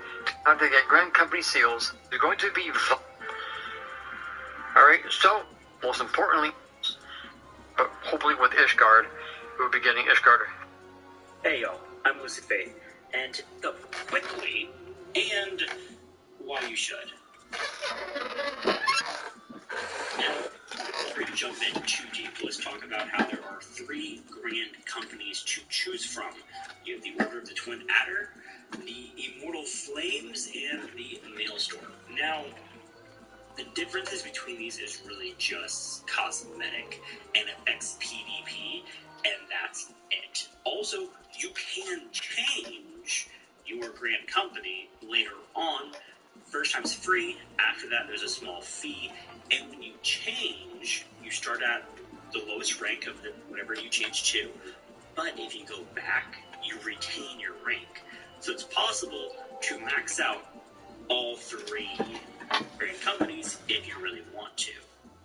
Quick tip it, to actually rank up, go to your personnel officer and select apply for promotion, and then it'll pop up a box with the requirements on what you actually need to do. Now that you've joined the grand company, how do you rank up? Well, there's a couple mechanics. First off are company seals. You get these from doing a variety of activities, and you eventually get enough of them to turn them in order to rank up.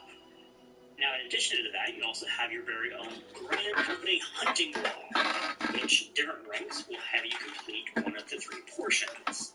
And lastly, there are a couple side quests that are required to do the rank ups. Now, links to those quests will be down in the description below. The game does tell you when you need to do these and who to talk to and everything to get those quests done. For the Grand Company seals, you get these in a variety of ways. Now, let's walk through them. First off, we have fates. Just completing any fate, any level, will get you some Grand Company seals. Honestly, it's a great way to do it for XP and seals.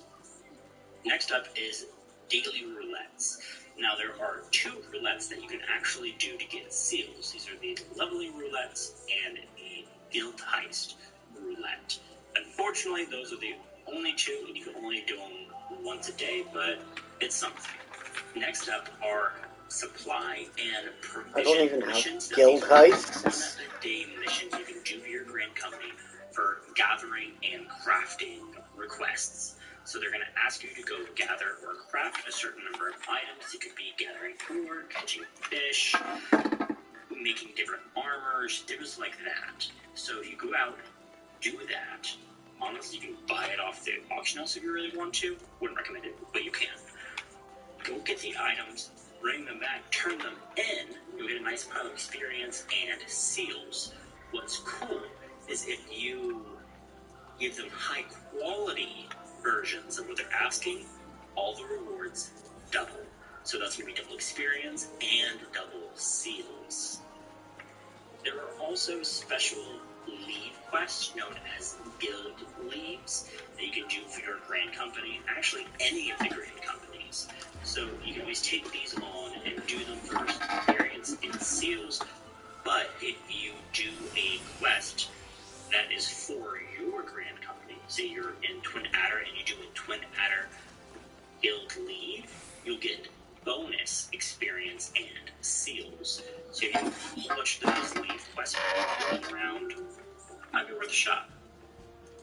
Now the last way and preferred way for a lot of people to earn seals passively is by doing expert deliveries. But there's a catch.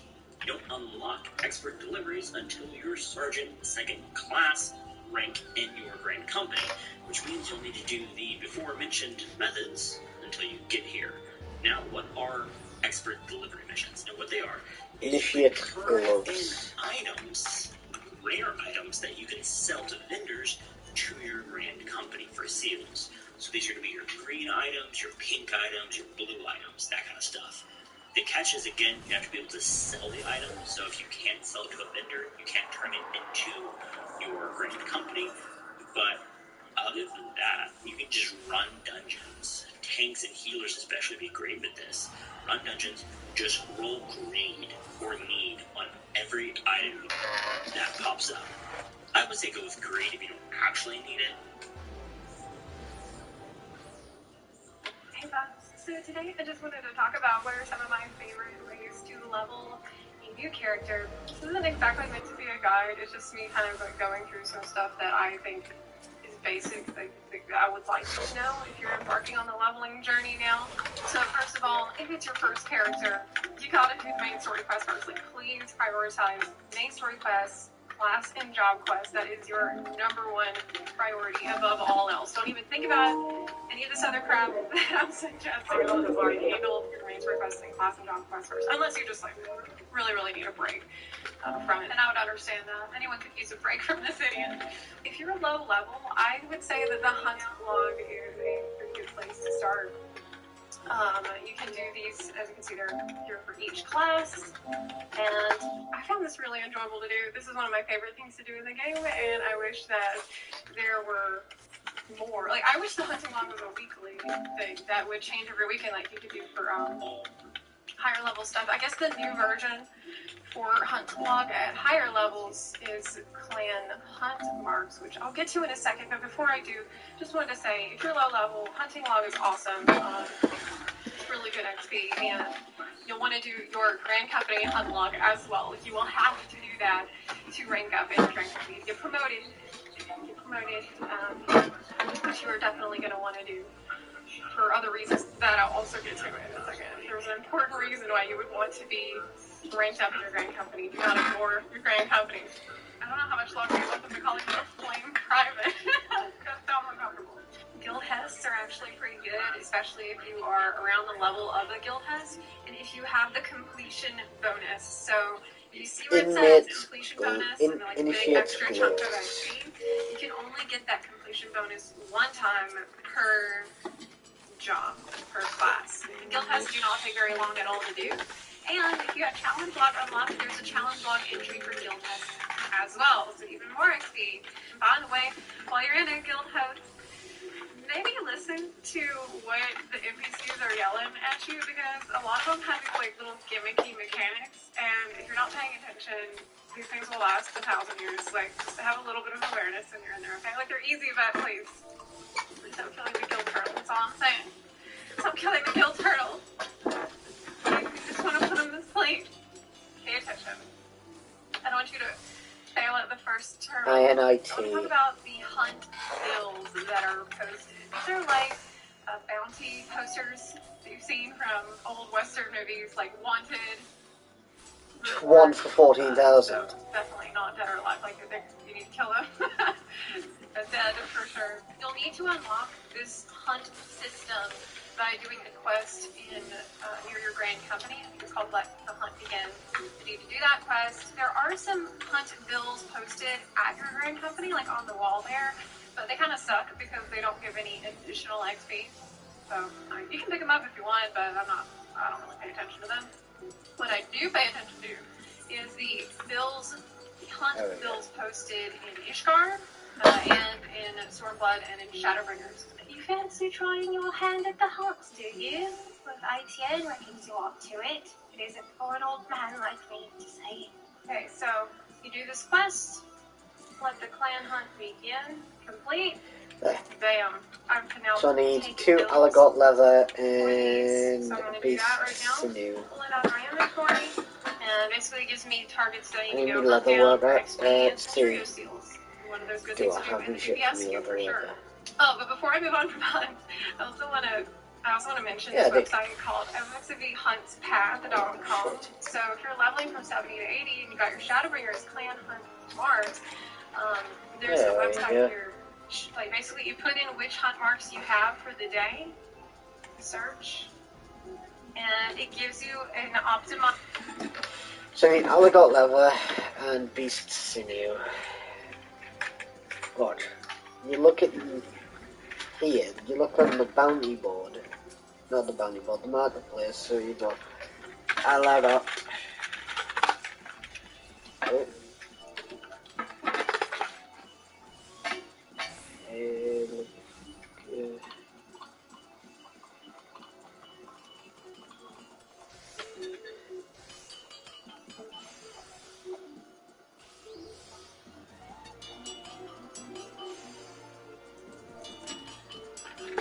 How do you spell it?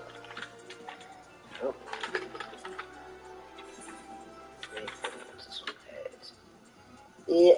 ALDGOT.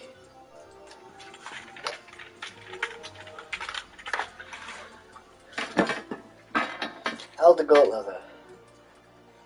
Someone selling 20. Ooh, someone selling 25. Ooh, I might steal. Oh.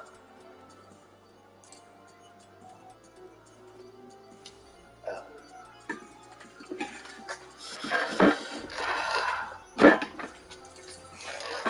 I wish people sold them for less, because I only have 2,000. And then beast sinew. People are selling max for. How do you get better gear? How to get gil fast. Unlock expert deliveries. Now, once you have the expert deliveries, you can then turn in any pink. Once upon a time, I would have told you to sell Coke, but cordials are always a safe bet. So are glamour prisms. They always sell. I mean, glamour prisms are pretty much like the new Coke phrase. Always has been. Next, use your poetics and buy things with poetics that you can sell. Do not cap on poetics. If you cap on poetics, you're literally throwing gil away. Assuming you don't need poetics for anything else, like leveling gear or items for past expansion relics you might want for their glamour, you can spend your poetics on unidentifiable items, like unidentifiable, or to trade for grade 3 quality soil, either the Thanalan one or the Shroud one. And those sell for a pretty decent price. They are not, in fact, dirt cheap. Next up, retainers. You want to level up your retainers. A retainer cannot exceed the highest level that you have attained on a job. So if you have a retainer that is a paladin, and you only have paladin leveled to 70, then that retainer cannot level above 70 until you also level above 70. They're like your squire or something. If you're lazy, you can always buy a retainer skip potion on the monk station. Retainers are handy because you can send them out on exploration missions, either a long one that takes them Grand Company's green or blue, the cycle of crap. I'm kidding, okay, but it's a pure white die or selling from Deep Dungeon, you need a high to get the good loot. So in Palace of the Dead, the mount drop from best sacks, the best loot sacks, only happens from floors 151 and higher, and in Heaven on High. And there's other things that can drop there, like glamour items that you gotta be ready, treasure map from the market board, or you can gather a treasure map once a day if you're a miner or botanist. I thought this video was not about how to craft your gathering, so for you, I guess it's up to the market board. Once you have one, you need to get a group together. You can use Party Finder for this, so it's fights of enemies first, and then a portal may or may not open. It's just RNG. That portal will take you into a treasure map dungeon where progressing from stage to stage is purely RNG, so it's just luck whether you get far or not. But you might be able to get some nice loot and some gil before you get kicked. Need rules. That's usually what I do when I run treasure maps. We all like that could drop in. Like if you can actually skip craft you want, but actually save the best for last, because this is the gil making method that will probably vastly outclass all of the other ways that I mentioned. This is the way that will actually make you not just stable, but thriving, rich. Farming Bajan clusters in the Bajan Southern Front or in Zadnor. This is not a thing that you can do until you have reached max level and progressed far enough in the story to unlock Bajan. But once you have unlocked Baja, you can then go to Bajan Southern Front and later Zadnor and farm the Bajan clusters, which you can then use to buy a giant robot. For example, Contract 14 here sells for 1 million gil. There's also a hairstyle called the Wind Collar that you can sell for over 1 million. Don't ask me why. Fragments you can find while maybe stones can also be sold for a little or a lot depending on the fragment. You can sign up for a cluster. That'll give me a really quick explanation of what doing it for me. That signed up have a map of to all party members. Other parties, I mean the big zone, Bajan Southern Front zone.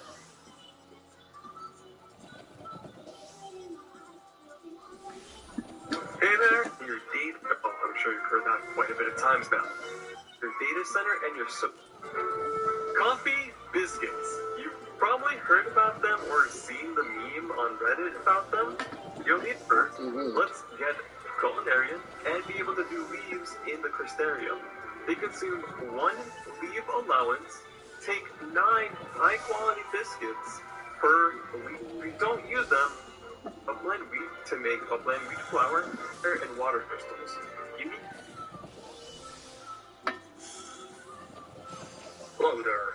In this game, in the world, hard to gather. Of course, the duty roulette itself, where you get for everyone, depending on your level, play for a couple hours. The gathering. Let's do C. Changing to Black Mage. U. 7,000. Is that 11,000?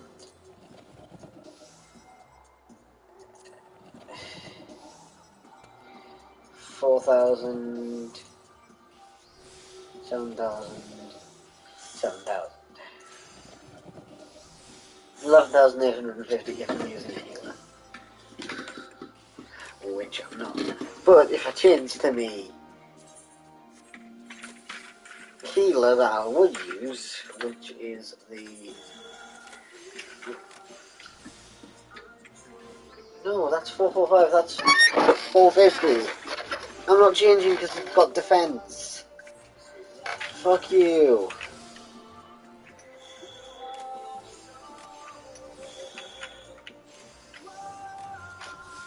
I have no money in the bank, I know that.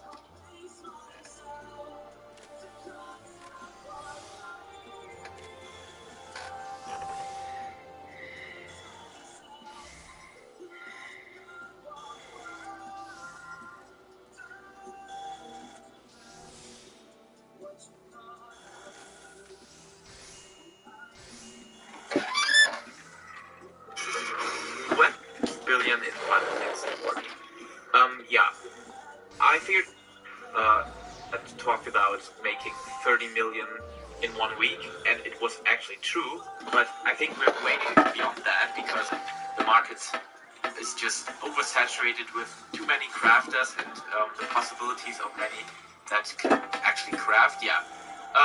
Like always in these videos, I'm sorry about my English. It's not as fluent as when I'm reading from a script, so yeah, my apologies for that quality decrease again.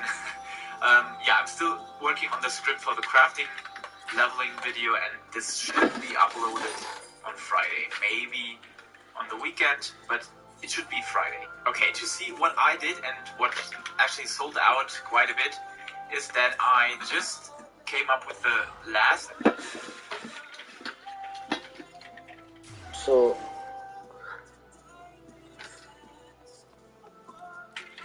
beast, no. What was I typing before? U, N, no. Just N. ALDGOAT.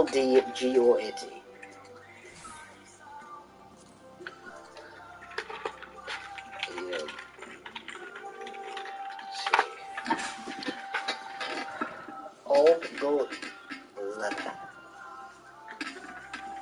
There's 20. Let's see if there's any more. Look.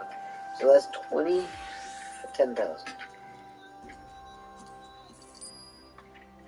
And that's all my gil spent up straight away. But we need beast scenic as well. How much gil do we have? 4,000. So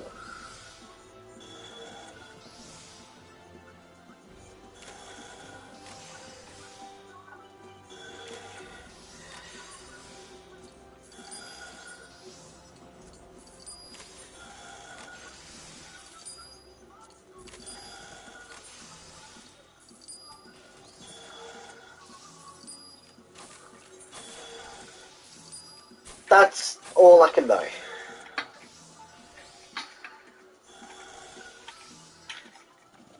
And then if I switch to my leather worker, no. If I switch to leather worker, we'll see this.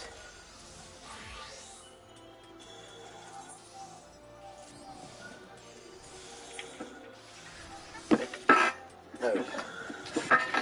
So my leather worker is this. So if I go C, no, if I go N, I can create. Oh shit. So basically, we can try tricks and trade, and then we can try a rapid synthesis.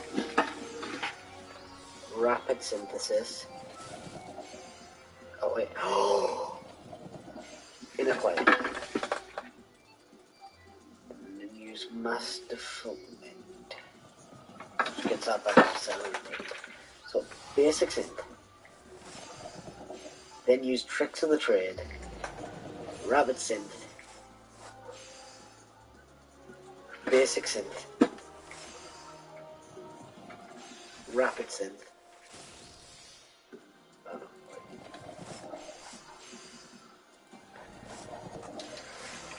And then that's that done. So now we can quick synthesize it, and max is 9.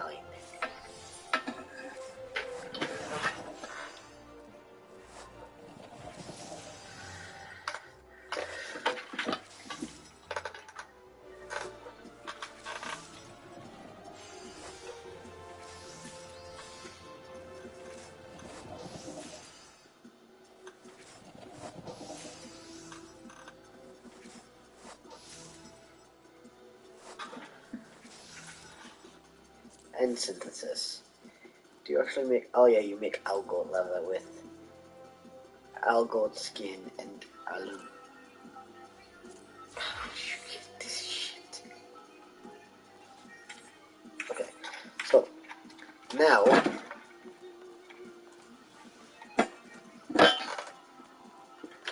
because of creating those, we can go back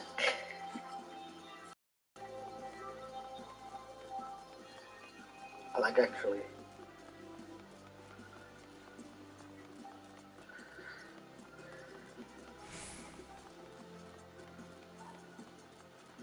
to our person over here.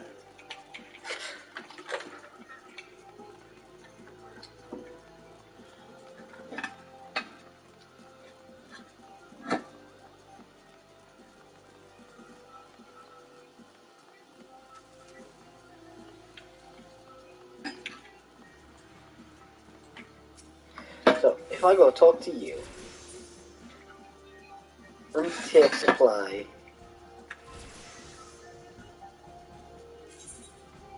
I can hand over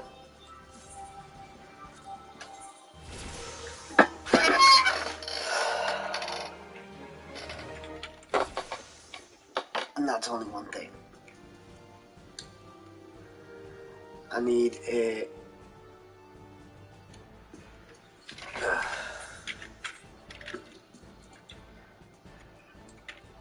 unable to equip. See, why can't I equip my armor? Split set. Oh, I'm missing my hammer.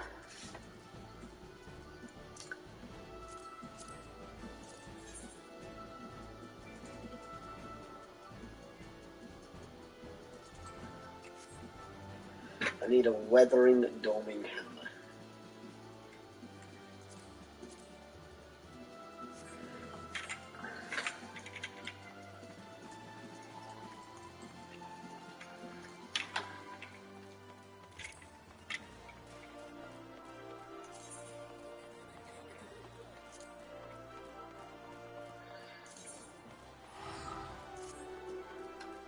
But now I got more company seals, but not enough to level up.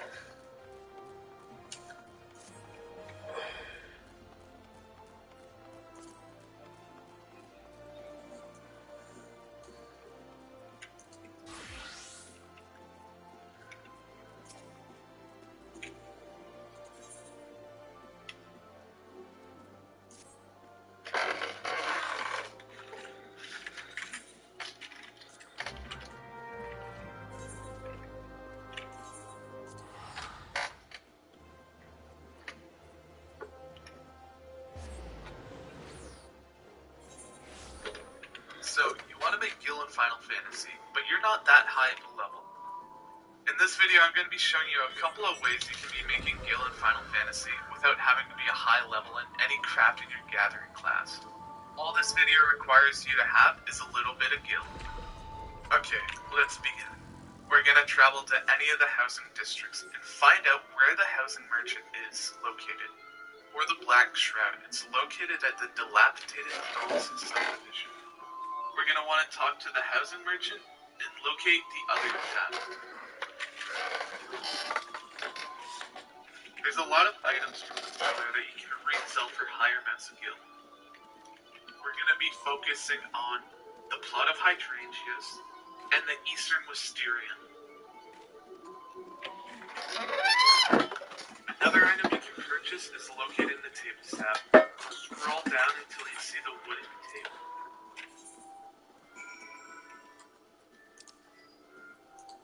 These items sell fast on the market because not a lot of people bother go to the housing merchant and buy it.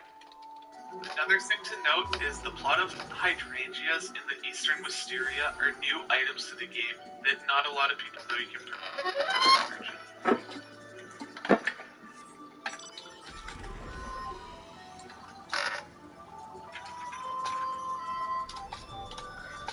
Here's another method of making quick Gil in Final Fantasy. We're going to first travel to Upper Limnosia. From there, we're going to want to walk down to the trading post, located on the map here. From him, we're going to want to locate the scavenge gear section. There's a couple of items we're going to want to purchase from him. First is the Blunt Bastard Sword. Then, the Blunt Goblin Longsword. The Nicked Viking Sword. The Notched Buckler. The Rusting Shankdom. Scarred Kite Shield. The Splintered Key. Tam Tower Deepcroft. The Pardon me. Tarnished Hoblet.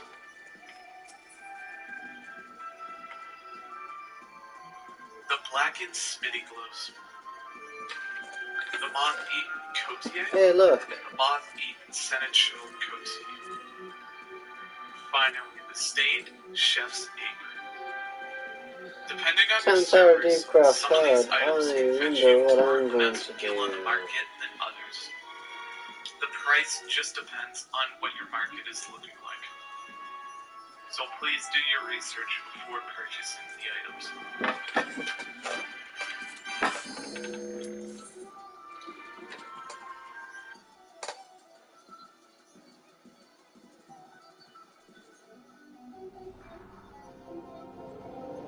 This last tip right here is a game changer for saving money and might not be something you would have expected.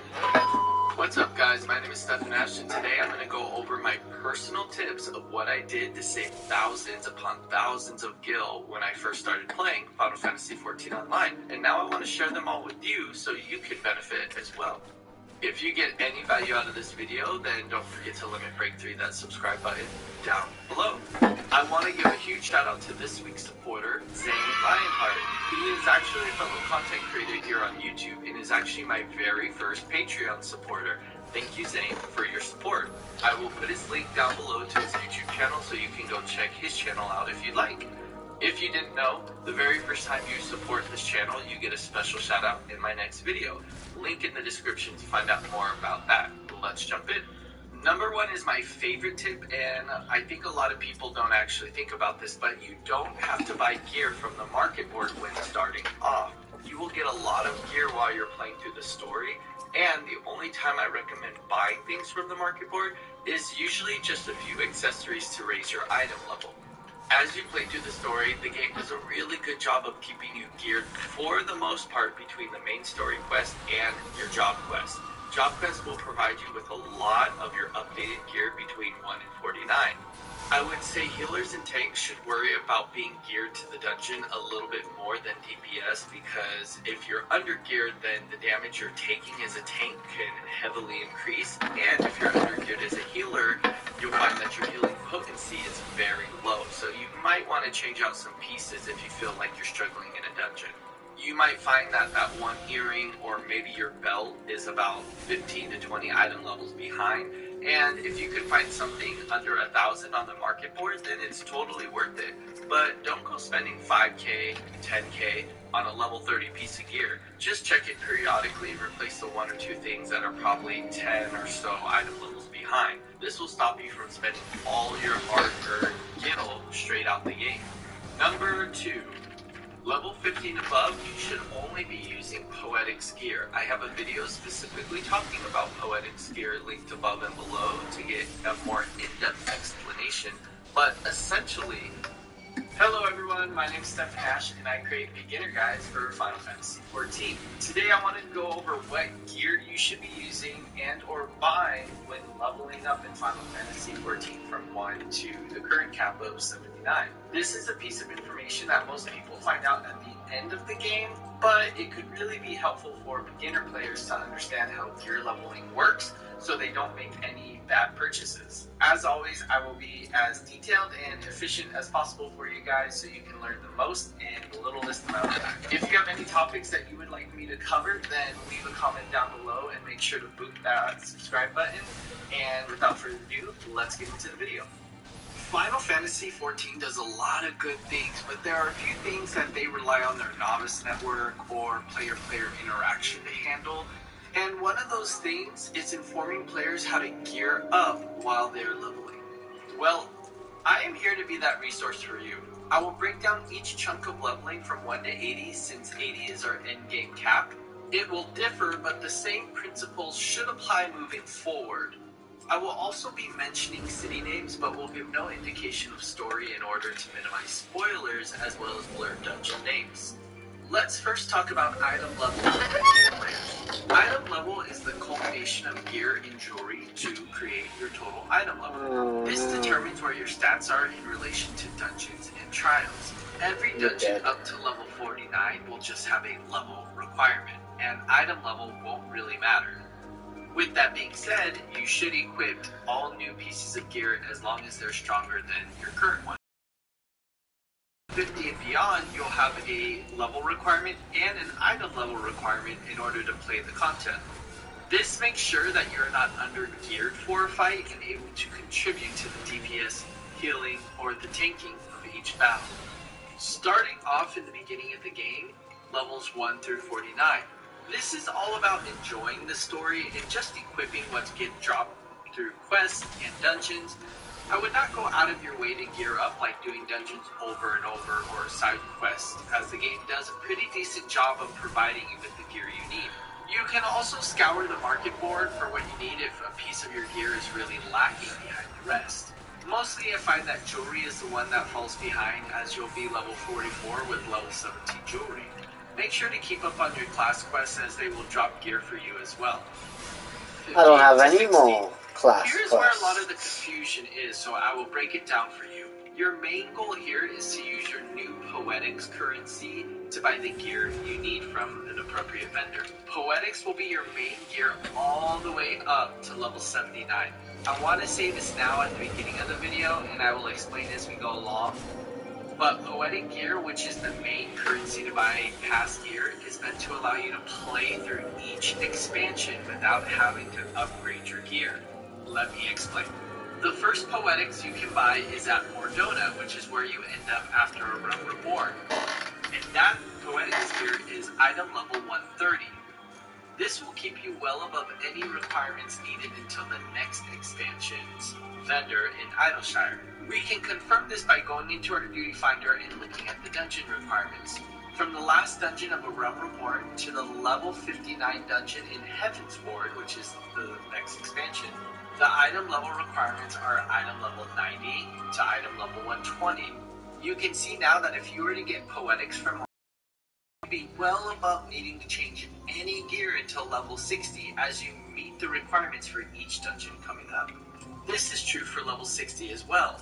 Once you meet all the requirements for a place called Idleshire, then you can be saving your Poetics in order to purchase a level 60 Poetic gear with an item level of 270.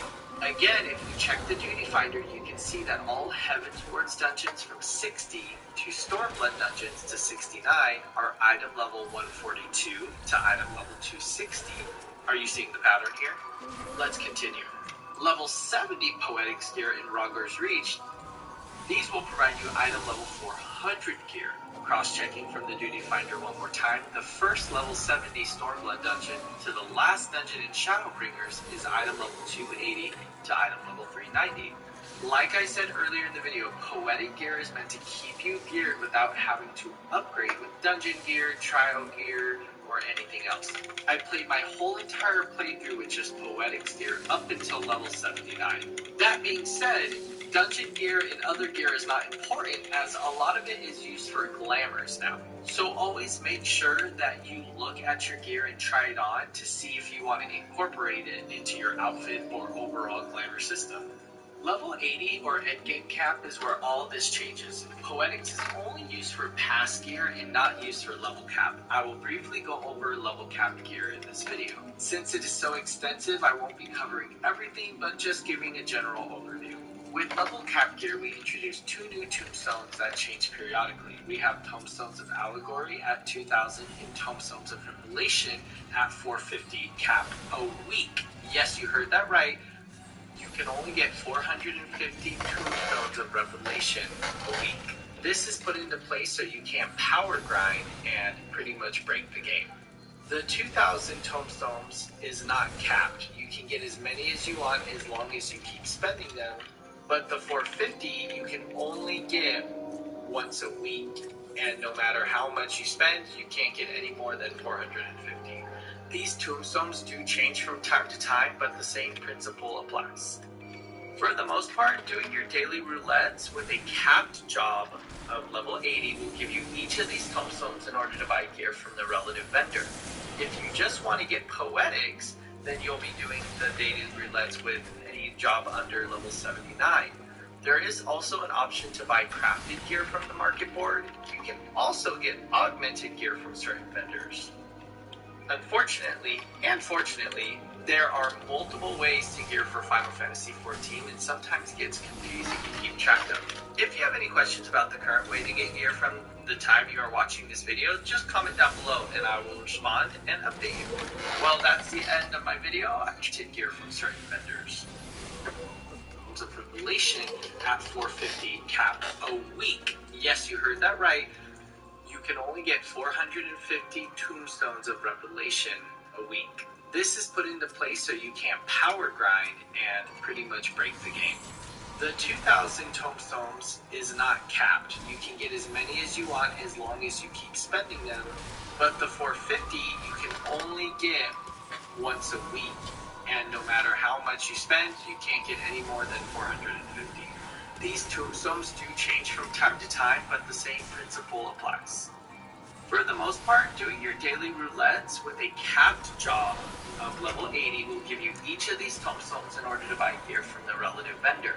If you just want to get poetics, then you'll be doing the daily roulettes with a job under levels.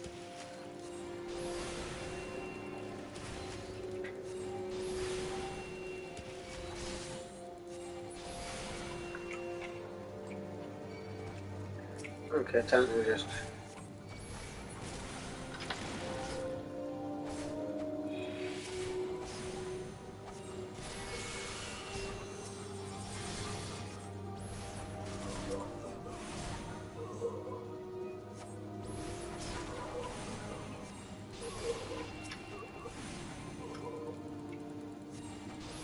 It did.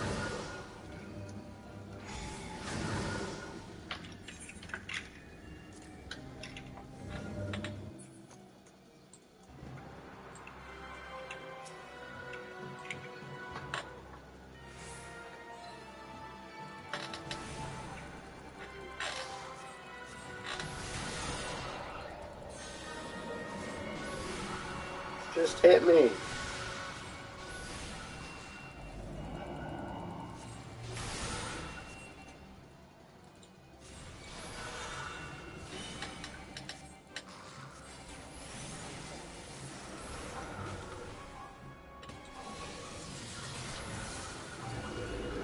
You're dead.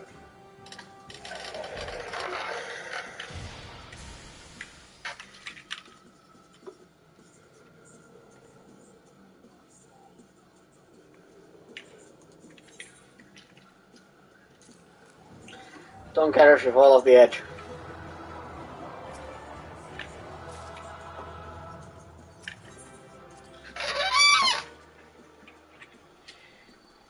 C, P, Oh, hi, how are you doing?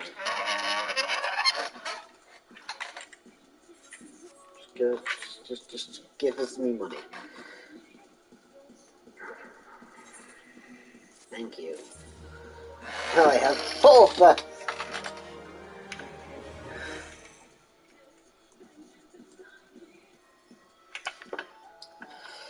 see. What currency? Control C.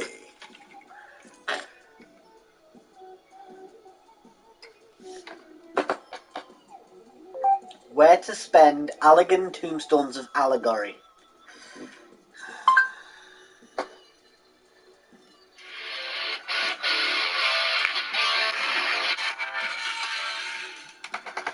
Hello everyone, Zane here and welcome back to my new player's beginner's guide to Final Fantasy XIV.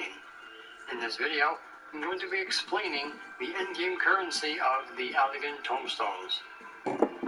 Before we we continue with this video, if you like what you see, make sure you hit that subscribe button for more Final Fantasy XIV content and join the First Brood. Now back to the video. So in Final Fantasy XIV, we have these elegant tombstones. These tombstones come from the old elegant empire that fell a long time ago. You get these when you hit level cap, which is level 80, or level 50. These are the old tombstones from the old expansion. Under the currency tab and characters, you'll find them. Right, we have Poetics, Allegory, Revelations. Every expansion, we will get new tombstones. In every 2 patches, we will get a new tombstone, and the old ones will be discontinued, eventually being removed completely from the game. So like I said, level 50 you get Poetic, level 80 you get Allegory and Revelations.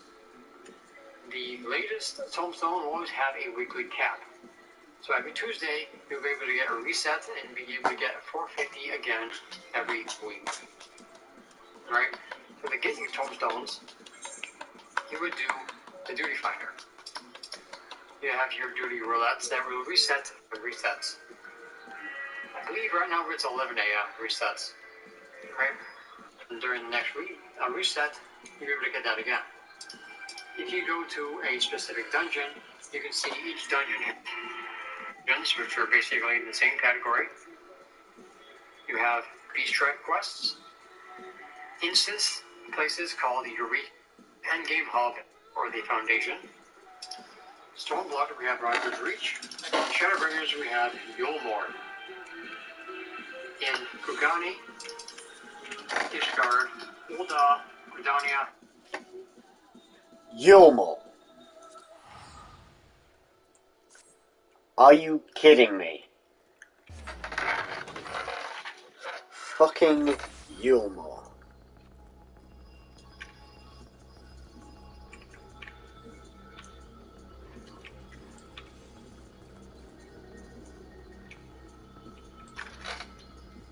And Limsa Lamensa, there is a NPC where you can go to get everything you need with your tombstones to make it a little bit easier to find.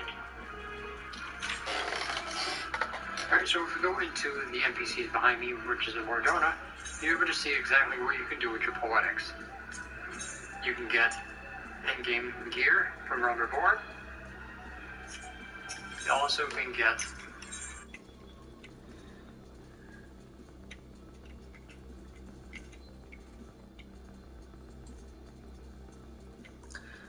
it's good, like cast.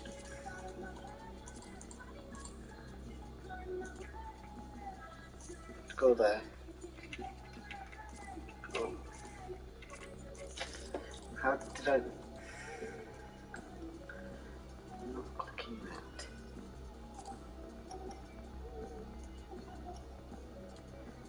I'm trying to find.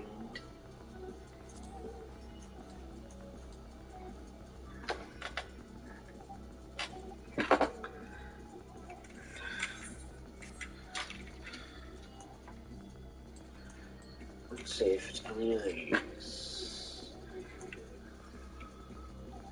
Right. You are not a person. You are not a person. You are not a person. Not a person. Rightio. Mender Merchant. Yours is Gil. Okay. Next to now. Looking for the people that sell for Allegan tombstones. Or Allegan tombstones. There's materia. That's a materia vendor. You're the Allegan tombstones. It's Yulmore. These are all 450. So I want to look at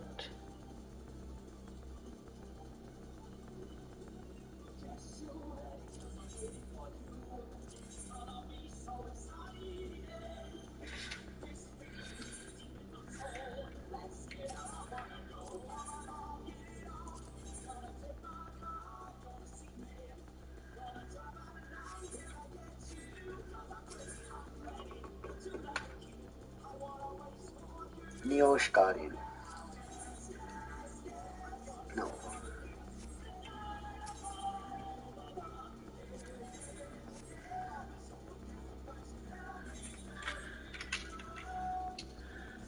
It's none of those. So there's a trader. No, that won't be it. There's a shop down here. Let's go. Night soil points. So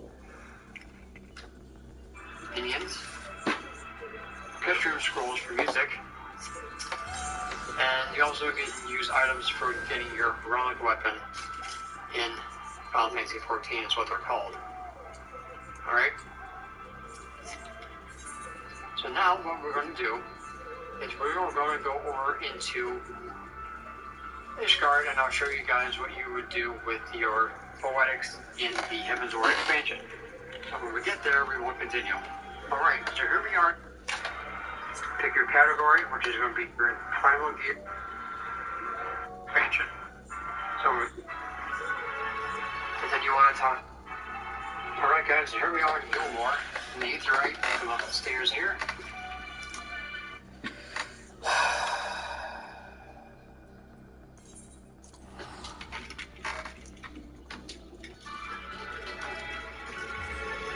And then you want Aetheryte. Yes.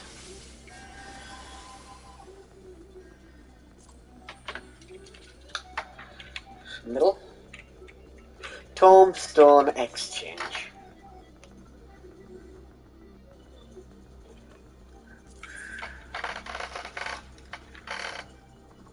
How much does this go up to? $4.90.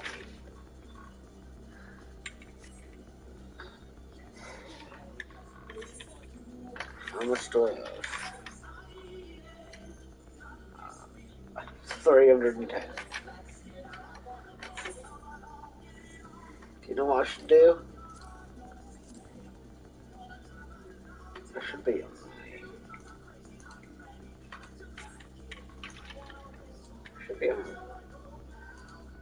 Black page. See. Yeah. You. Oh, I'm on undersized party, that's why. Good. There we go. Straight off. Undersized party. I get 120 of those. I don't care. 120. I will farm. Just to get, because these are daily roulettes. So it can be anything. to talk to the Tombstone Exchange NPC. I just need new legs. Which, for this Tombstone's allegory, for some 825, and this gets up to 490. Let's check the Tombstones of Revelation. This gets up to 520. 825.